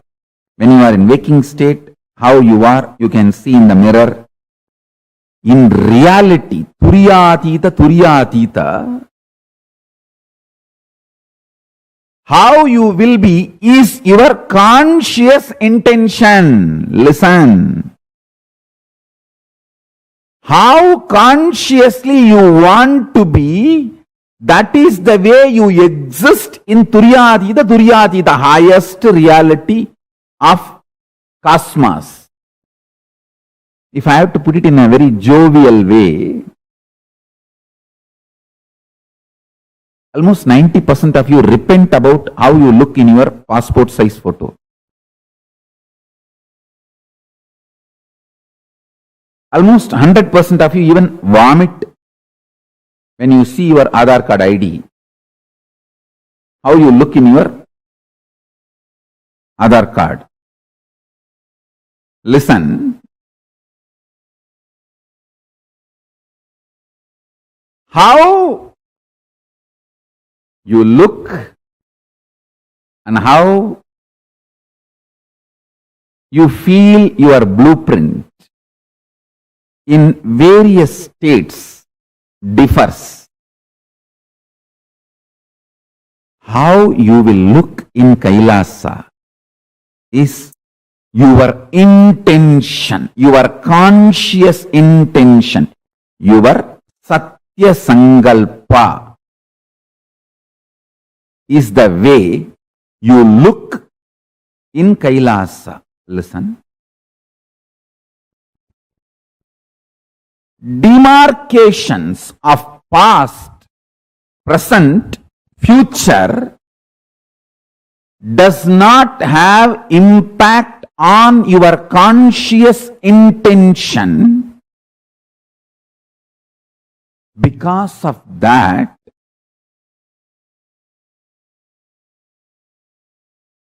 anything you think other than you, anything you think other than you, your conscious intention, loses its power over you in Kailasa. If you want a more elaborate explanation, for example, in reality, you have a huge pot belly, can't move the body, too heavy. If you decide,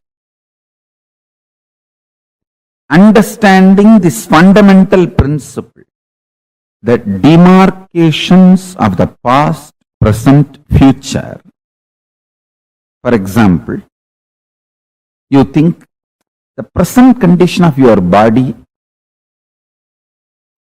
is either rogic, unhealthy, or bogic, very luxurious and destroying, but not yogic. Maybe if you become sincere, in the future you may have yogic. These are all the thought currents usually run in your mind. Now the statement I am making, please understand. If you decide consciously you should have a yogic body, well built, 6-pack or 8-pack or muscled and fully flexible and energetic yogic body.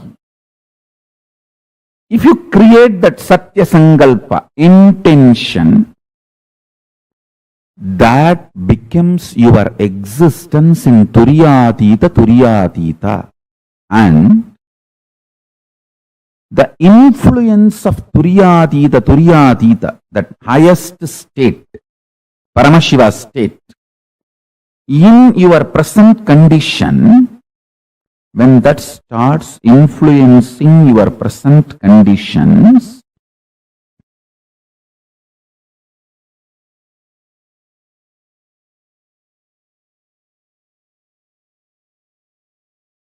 the demarcation of the past, present, future will just become a faded delusion. I can say faded delusory memory. You will start manifesting more and more your pure Satya Sankalpa, Shiva Sankalpa. That is why in puja we say, Mama Sankalpam Shiva Sankalpamastu. My Sankalpa, let it become Shiva Sankalpa.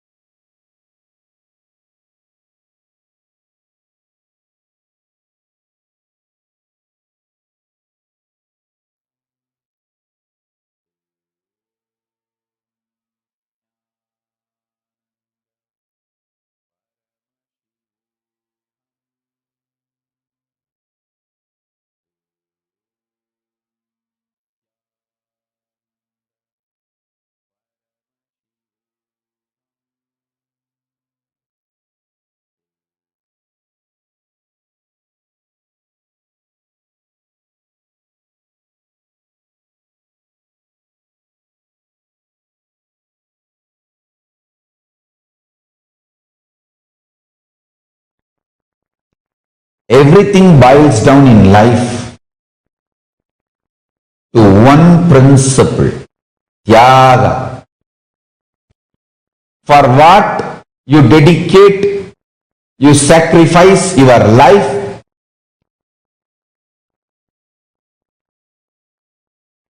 that celebrates your existence, makes your existence celebratable for the universe.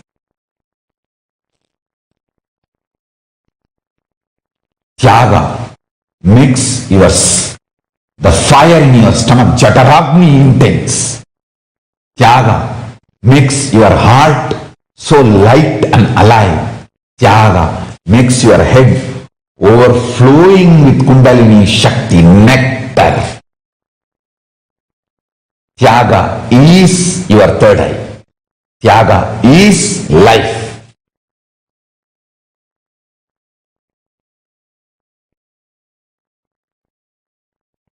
Tyaga is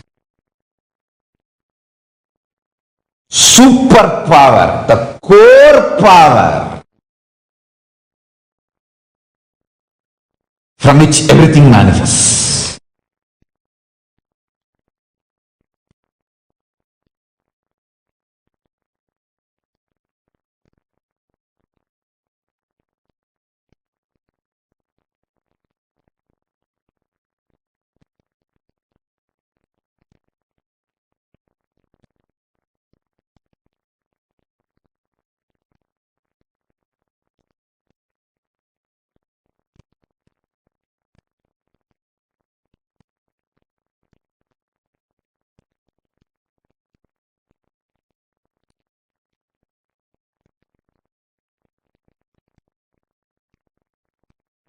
Tyaga.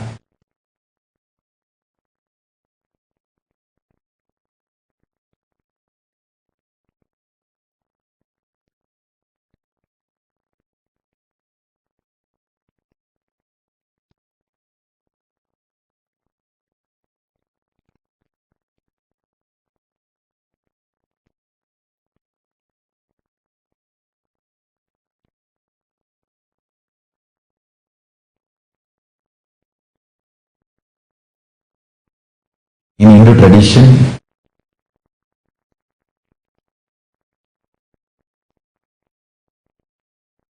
Tyaga is the highest power, superpower. It is not like you are losing something. It is like you are asserting something. Paramashiva is Tyagaraja, not because he lost something, but because he asserts the ultimate reality by his existence. I asserted the ultimate truth. Paramashiva is real and Kailasa is real. That has to be revived on the planet Earth. I asserted that ultimate reality through my life. That is Tyaga. And I was ready to give up anything. That core principle is non-negotiable. Even if they snatch everything and take away the whole infrastructure, in one corner I will sit and continue to reach out to the whole world and go on reviving Kailasa.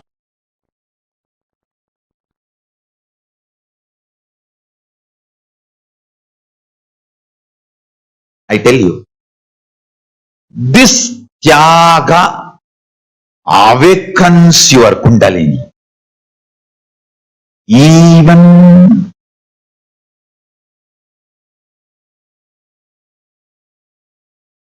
if you need to go through abuses, negativity, attacks, persecution, digest everything, go on giving best things to the world. Be Tyaga Raja.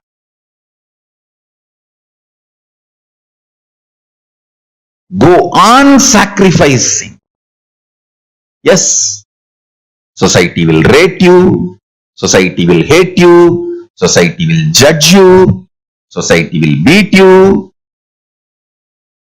After all this, how you swallow everything and then what you contribute to the world is real you. That is what is the real you. Society will give what it has, but after digesting everything, you give what you need to contribute to the world. That is Tyagaraja.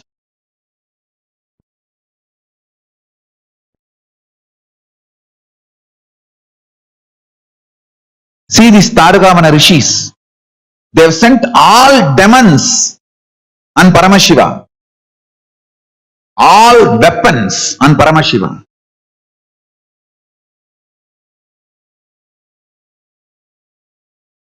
He stopped all of it. He made all of them as his abharanas and his ayudas. After digesting everything, he gave Paramashiva jnana to those rishis. Understand? That is Tyaga Raja. After all that abuse, attack, everything, he gave Paramashiva jnana to Targavana rishis.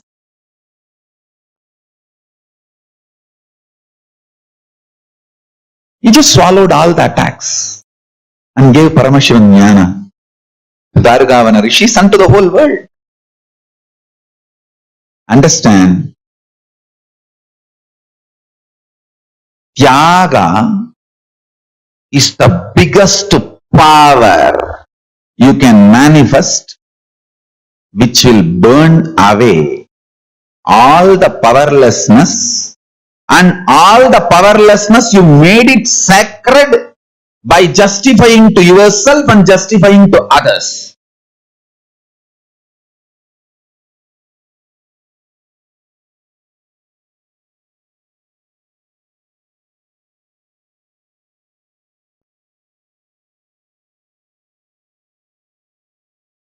First thing, listen. Do not justify your powerlessness, failures, arrogance, inability, or any other negativity you have. Do not justify. That's the first statement. Next. Do not justify to yourself and do not justify to others. That's the next statement. Third, Tyaga makes all your powerlessness irrelevant. Even if you have made some of your powerlessness sacred by justifying it to yourself and justifying it to others, Tyaga makes your powerlessness irrelevant.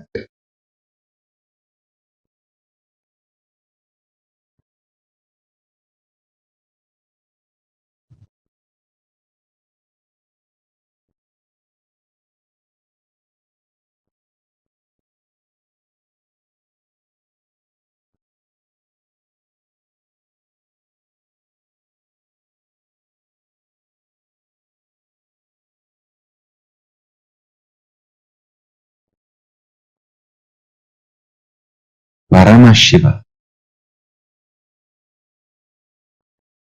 is Tyaga Raja.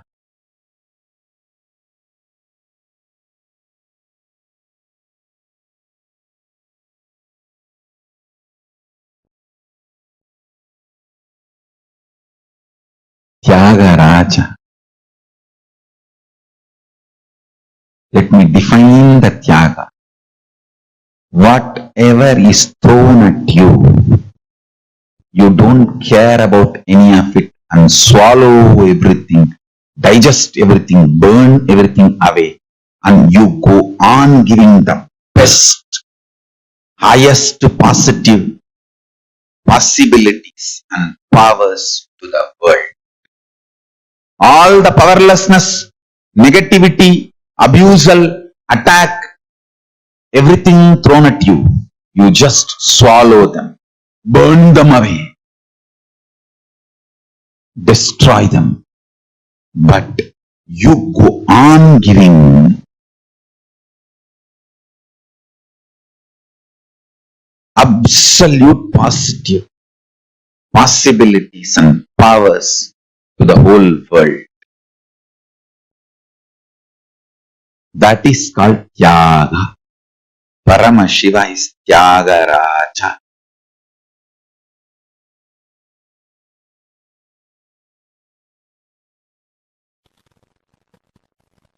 Paramashiva's message from Sri Kailasa directly. Listen. Tyaga, the superpower, super force of Kailasa forms intense spiritual umbilical cord connection between you and Paramashiva, strongly, powerfully, intensely. It cleanses, detoxes your whole being, makes you manifest the state, space, powers, being, superconsciousness, Sri Kailasa of Paramashiva. Understand?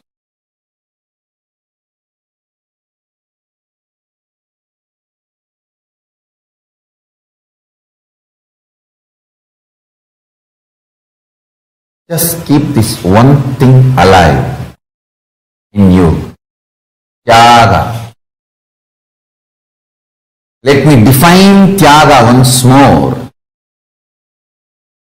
Asserting the ultimate truth, your reality, and dropping all the delusory, illusory identities, interferences and inferences due to it. Go on with the Tyaga.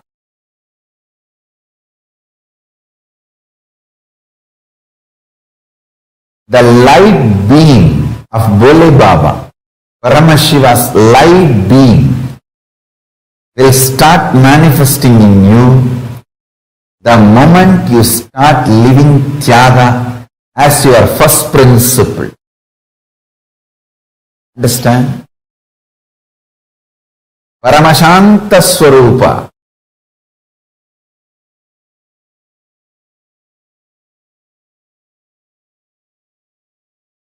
Light being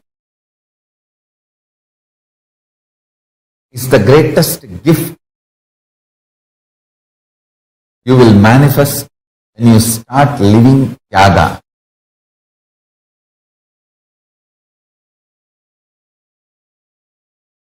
Listen, I am trying to explain Tyaga from all angles.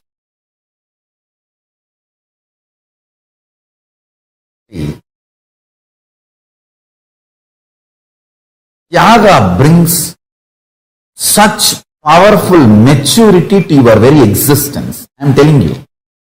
Actually, when you start practicing Tyaga, you will not lose any resources in your life. You will just lose all delusions in your life. You will have an amazing career,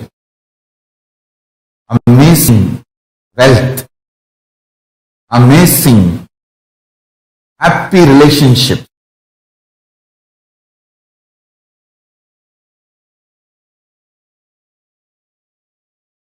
Tyaga is not only the strategy for making you healthy, attracting the wealth. Understand this word. Attracting the wealth means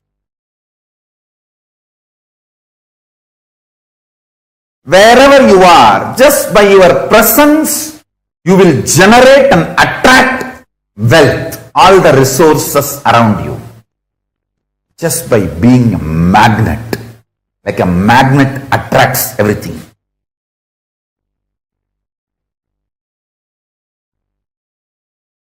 It's a strategy for long life,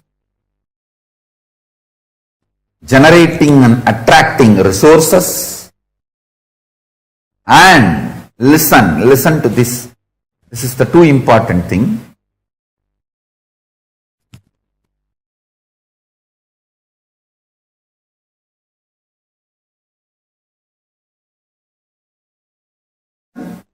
To this line, it's too important.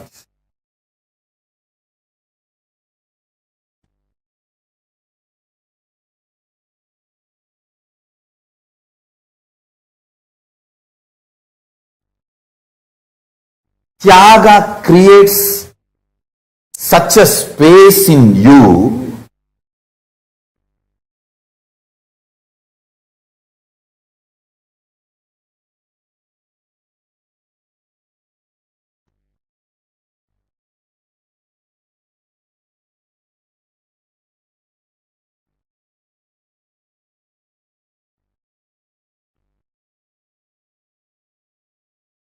even bliss, consciousness, all those divine experiences wait to manifest in you. Means even they feel you are a blessing for them. Understand?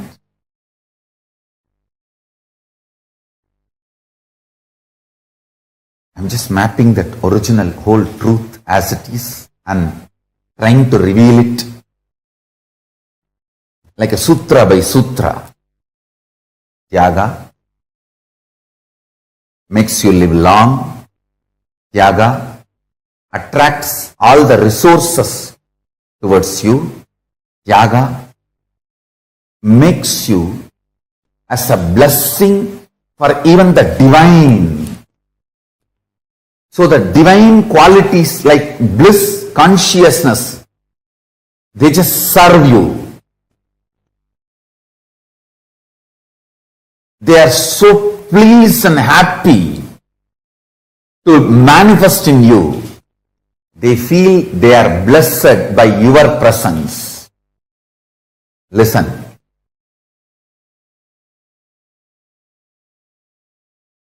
Tena tyaktena bunjita makrita kasya sviddanam. Isavasya Upanishad says, by renouncing, enjoy life for a long time. In every level, Tyaga is power, not renunciation. Tyaga is power, not renunciation.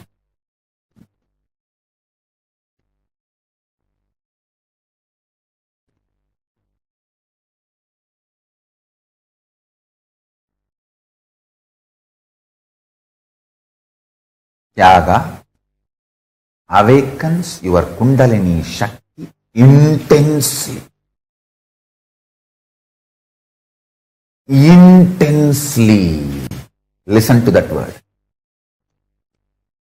Intensely.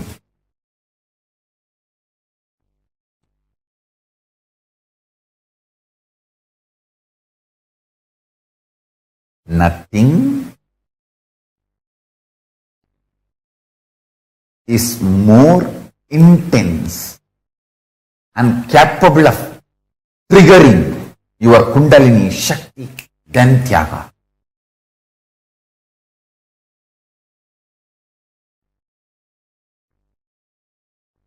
Tyaga is ferociously asserting your Paramasatya, that highest identity,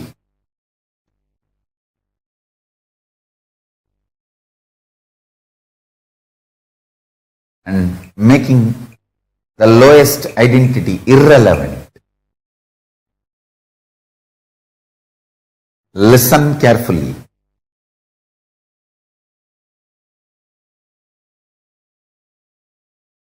This is the most important truth. Listen. Tyaga makes you have larger vision about life. Tyaga gives you the larger vision about life. So, anxiety, powerlessness, depression is always having a narrow idea about life and getting shaken. Even if your husband is late for 1 hour, by the time you will have a 10 accident fear, or doubt he ran away, whatever. Tyaga keeps you cool.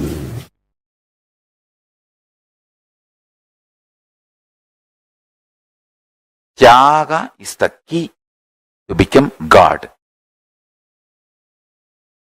The most difficult tyaga is renouncing self-hatred, because the society teaches you self-hatred is great.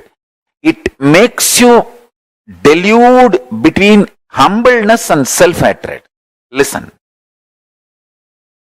Humbleness is not self-hatred. Listen carefully. Self-hatred is thinking you are less. Humbleness is thinking about you less.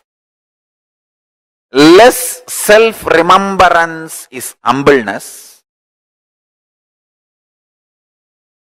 Self-hatred is constantly thinking about you, but very cheap, very low. Understand, there is a big difference between humbleness and self-hatred. Person with self-hatred will never be really humble. Adivinayam durta lakshanam. He will show himself very humble. But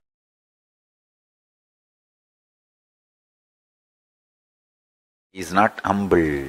Understand? A real humbleness will be out of powerfulness. Society deludes you, makes you mistake humbleness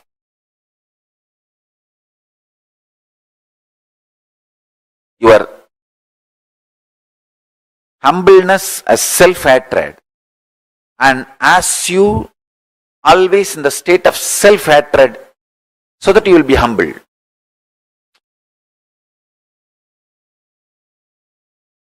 Self-hatred is not humbleness. Most difficult thing to renounce in the life is self-hatred. So much of self-hatred, self-doubt, self-denial. That is why even if you think of future plans, so much of impossibility and you shrink. No, one more suffering, pain of failure, why should I face? Fool. Because of pain of failure, you don't plan, and naturally, no plan means failure. It is like because you are afraid some guest will come to your home, you call that person and tell him, please come.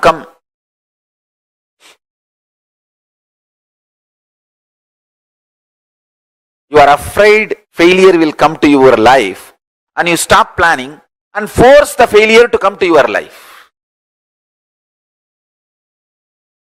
Self-hatred, self-denial, self-doubt.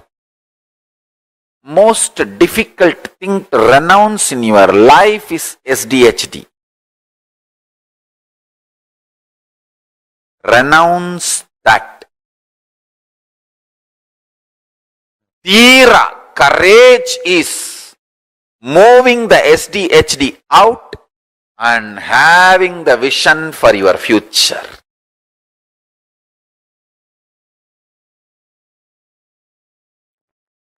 Do not expect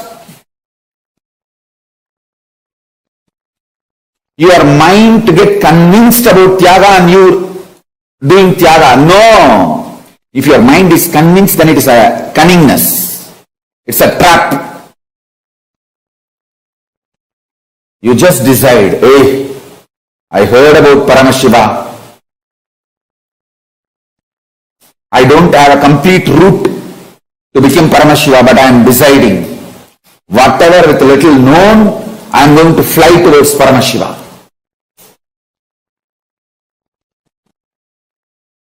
The power to take absolute risk is Tyaga.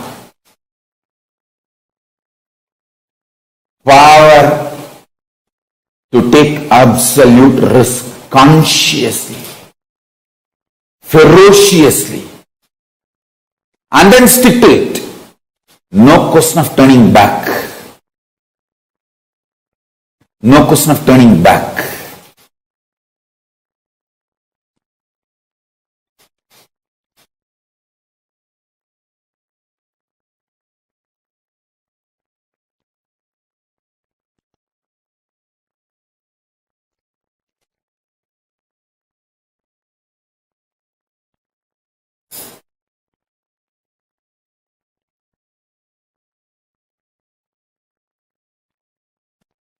Every time when people are deluded, the only question they raise, Swamiji, somehow I am not having that confidence, decision, I should do Tyaga. Only then you should do Tyaga. You are now sick, deluded.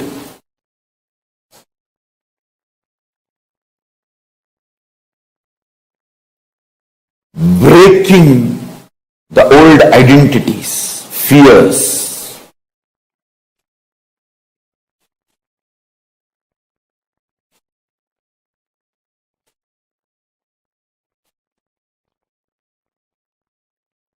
Throwing away all the so-called securities, plan Bs, backups.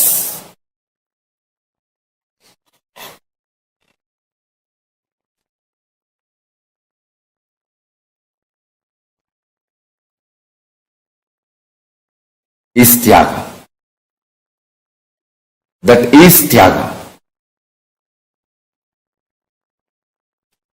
Tyaga gives absolute fresh life. It breathes fresh life into you.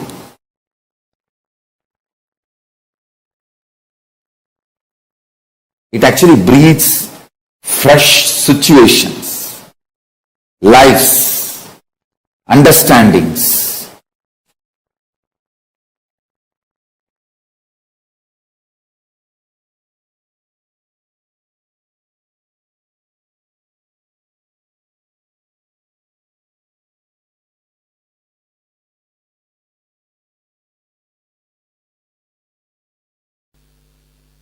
Internalize these two words, because I am going to use these two words again and again.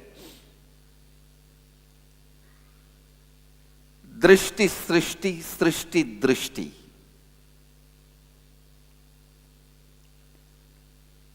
Srishti drishti means you believe what is seen by you. You see what is. Drishti srishti means, please understand, drishti srishti, srishti drishti.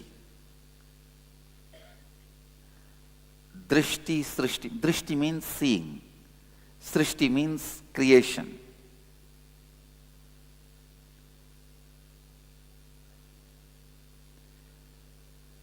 Sometimes you believe what is, the creation is, and you are seeing it, which most of us cognize most of the time. Most of us always feel it is there, I am seeing, so I am caught, I don't know what to do. Feeling powerless.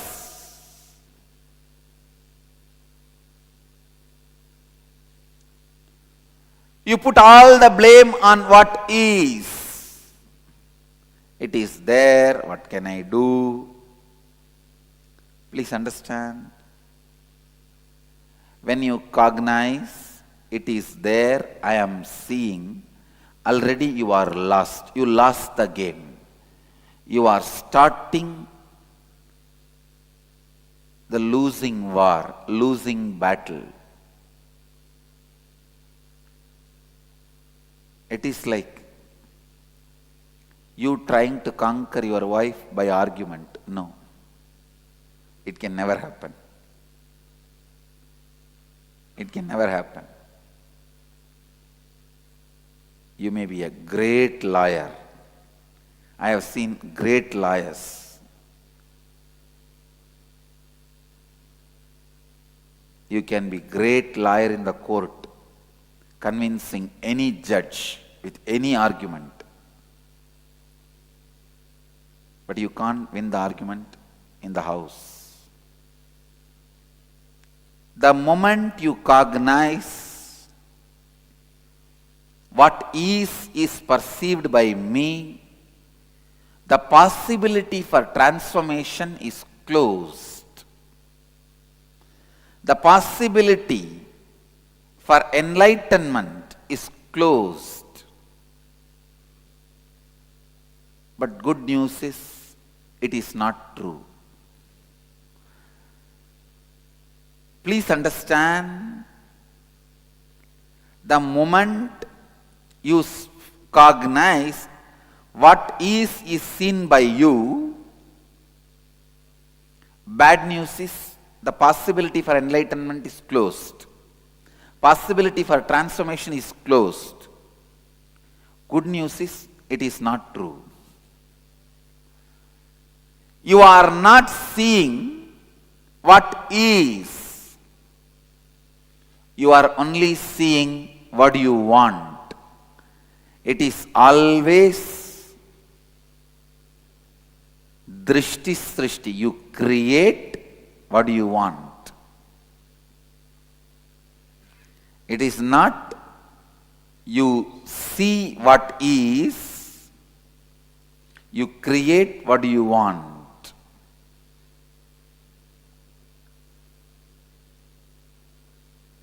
But so unfortunate, human beings are in a space of such an unfortunate level. Very strongly you believe what is only is perceived by you. Especially when you cross 35, 40, when the possibility for new way of thinking becomes difficult, and already with the old way of thinking you built your personality. Now if you change those basic truths, you have to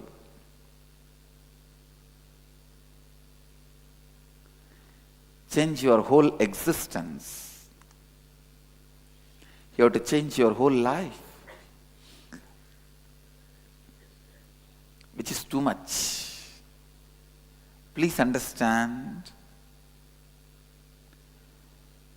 your every suffering and every ignorance is because of your decision which you made due to some other vested interests. Why you do not want the transformation? Because transformation means now literally the earth on which you are standing for last 40, 50 years will shake. Many things with which you consoled yourself as you are a success. That's one of the biggest delusion we create around us. We cannot bear the truth that we are not success. So we have to constantly make us believe we are success. To make us believe we are success internally, we go on planning, looking, altering, and continuously convince us to believe the ideas with which we built the life is right. See, so many people of my age and my colleagues are all, don't have all these things. I have all this, so I am successful. But one corner of your mind laughs at you. No. But the other side, no, I am successful. It's a complete, you don't know which side to support.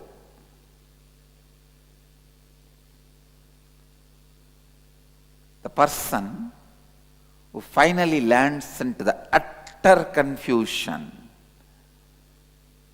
which side can I support? One part of me claims and consoles me I am success. One part of me claims and condemns me as a failure. Which part can I support? If you are in utter confusion, be very clear. The seeking has started in you. If you have not yet faced the confusion, the possibility for transformation is not yet opened. First thing any person has to face in the life for enlightenment is the utter confusion. Am I successful being or am I failure? As long as you are convinced, you see what exists, you will not have this confusion. And we are also afraid of entering into the confusion. We do not want to rock the boat. No. It's all going well. Why unnecessarily create problem? You do not want to come to terms with the reality. You do not want to take any argument which is raising in you to the logical conclusion. Please understand, how many of you cognize, how many of you postpone taking any logical arguments in you to the logical conclusion? When the arguments raise, you postpone it, you push it aside. You don't want to take it to a logical conclusion. You suppress it, you push it under the carpet. How many of you do this in your life? Raise your hand. It's life. Look in. Anything you push it under the carpet without taking to the logical conclusion becomes mechanism which restrains your possibility. Please understand. The pattern of not reaching the logical conclusion is what I call life imprisonment. It is life imprisonment. Constantly pushing things under the carpet, under the carpet, under the carpet. You don't understand. Under your carpet now a big volcano is there. You are sitting on a volcano. How will you be in rest? How will you be in restful awareness? That is why you are not able to sit with you.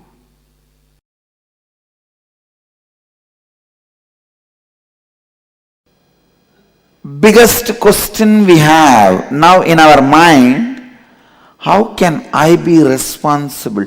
Everything happening around me. I can be held responsible what is happening inside me. How can I be held responsible for what is happening outside me? For example, if an accident happens in my life, how can I be responsible? Let me answer you. Person who does not feel responsible even for his actions is an animal, lives in a very low consciousness. Person who feels responsible for his actions is a human being, lives in a middle level consciousness. Person who takes responsibility even for others' actions is divine, lives in leadership consciousness, Ishwaratva.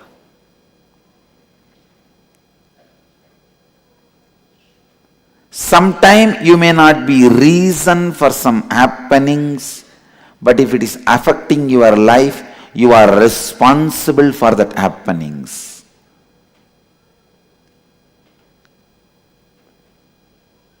Just because you are not reason as per your logic, you can't say you are not responsible in truth. You may think, how can you be responsible?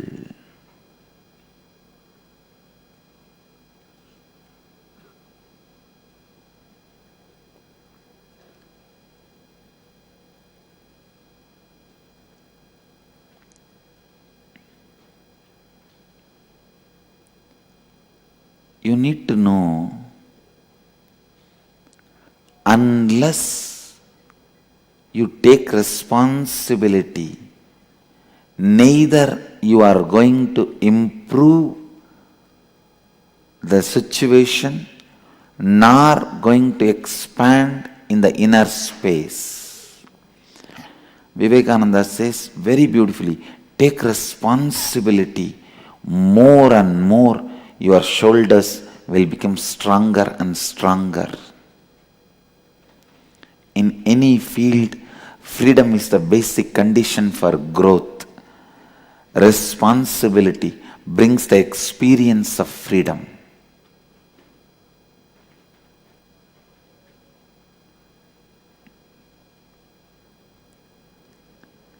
With responsibility, your consciousness expands. He lives in the space of leadership consciousness, Ishvara.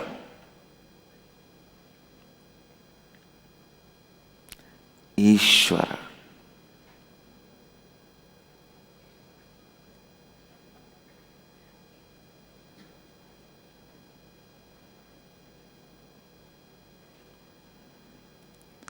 Every one of us are greedy for powers leaders have,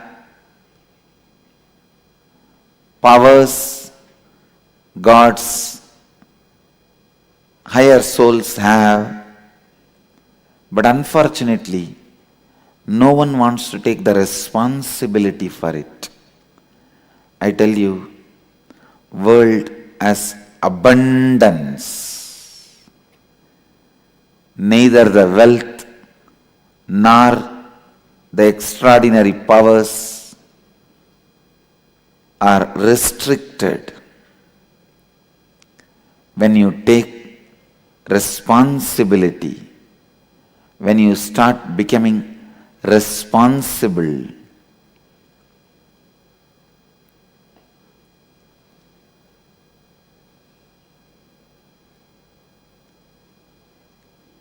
Powers,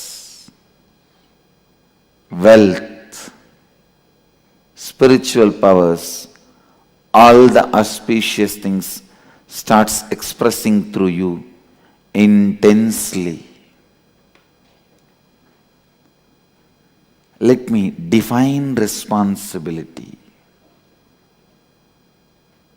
Responding to the world from the best possibility is responsibility.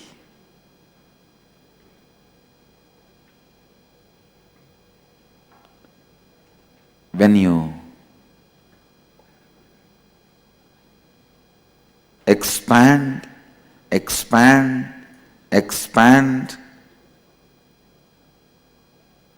your commitments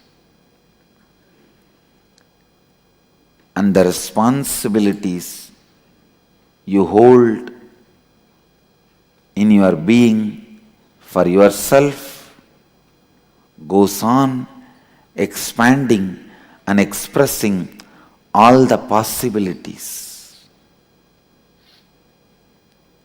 Either you react or respond. You only have two ways of relating with the world. If you feel you are not responsible, you react. If you feel you are responsible, you respond.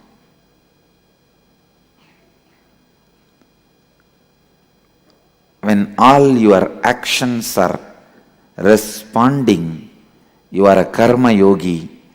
No karma binds you. You are living in completion, expressing completion. When you feel you are not responsible, you react. Reacting puts you in bondage.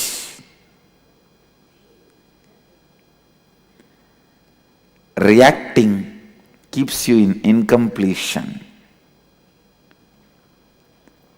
Jivan Mukta Sambhavana.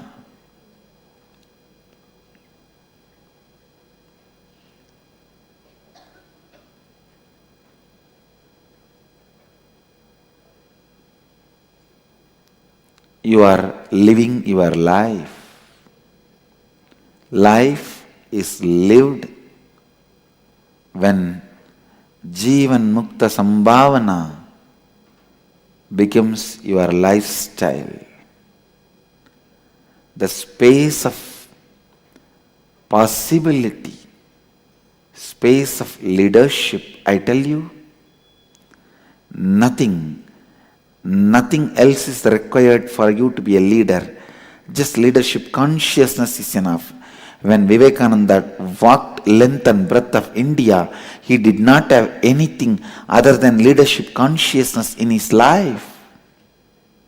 But wherever he went, kings washed his feet, gave their own thrones for him to sit, received his blessings, guidance, requested for his spiritual support.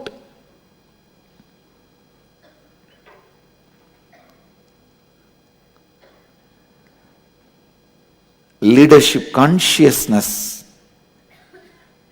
is independent, intelligent, cannot be hidden from others. Once you have it, whole world will know you have it. Simply, world listens to you.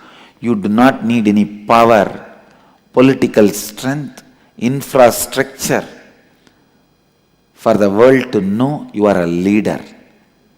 Even if you walk in the street, you will stand tall, man among men. And the world will respect you.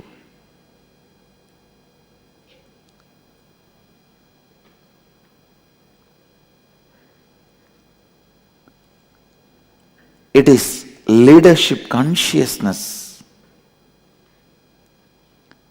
which brings not just success, fulfillment in you. Sometimes people sit in the throne or get the power, become power center without having the state of a leader.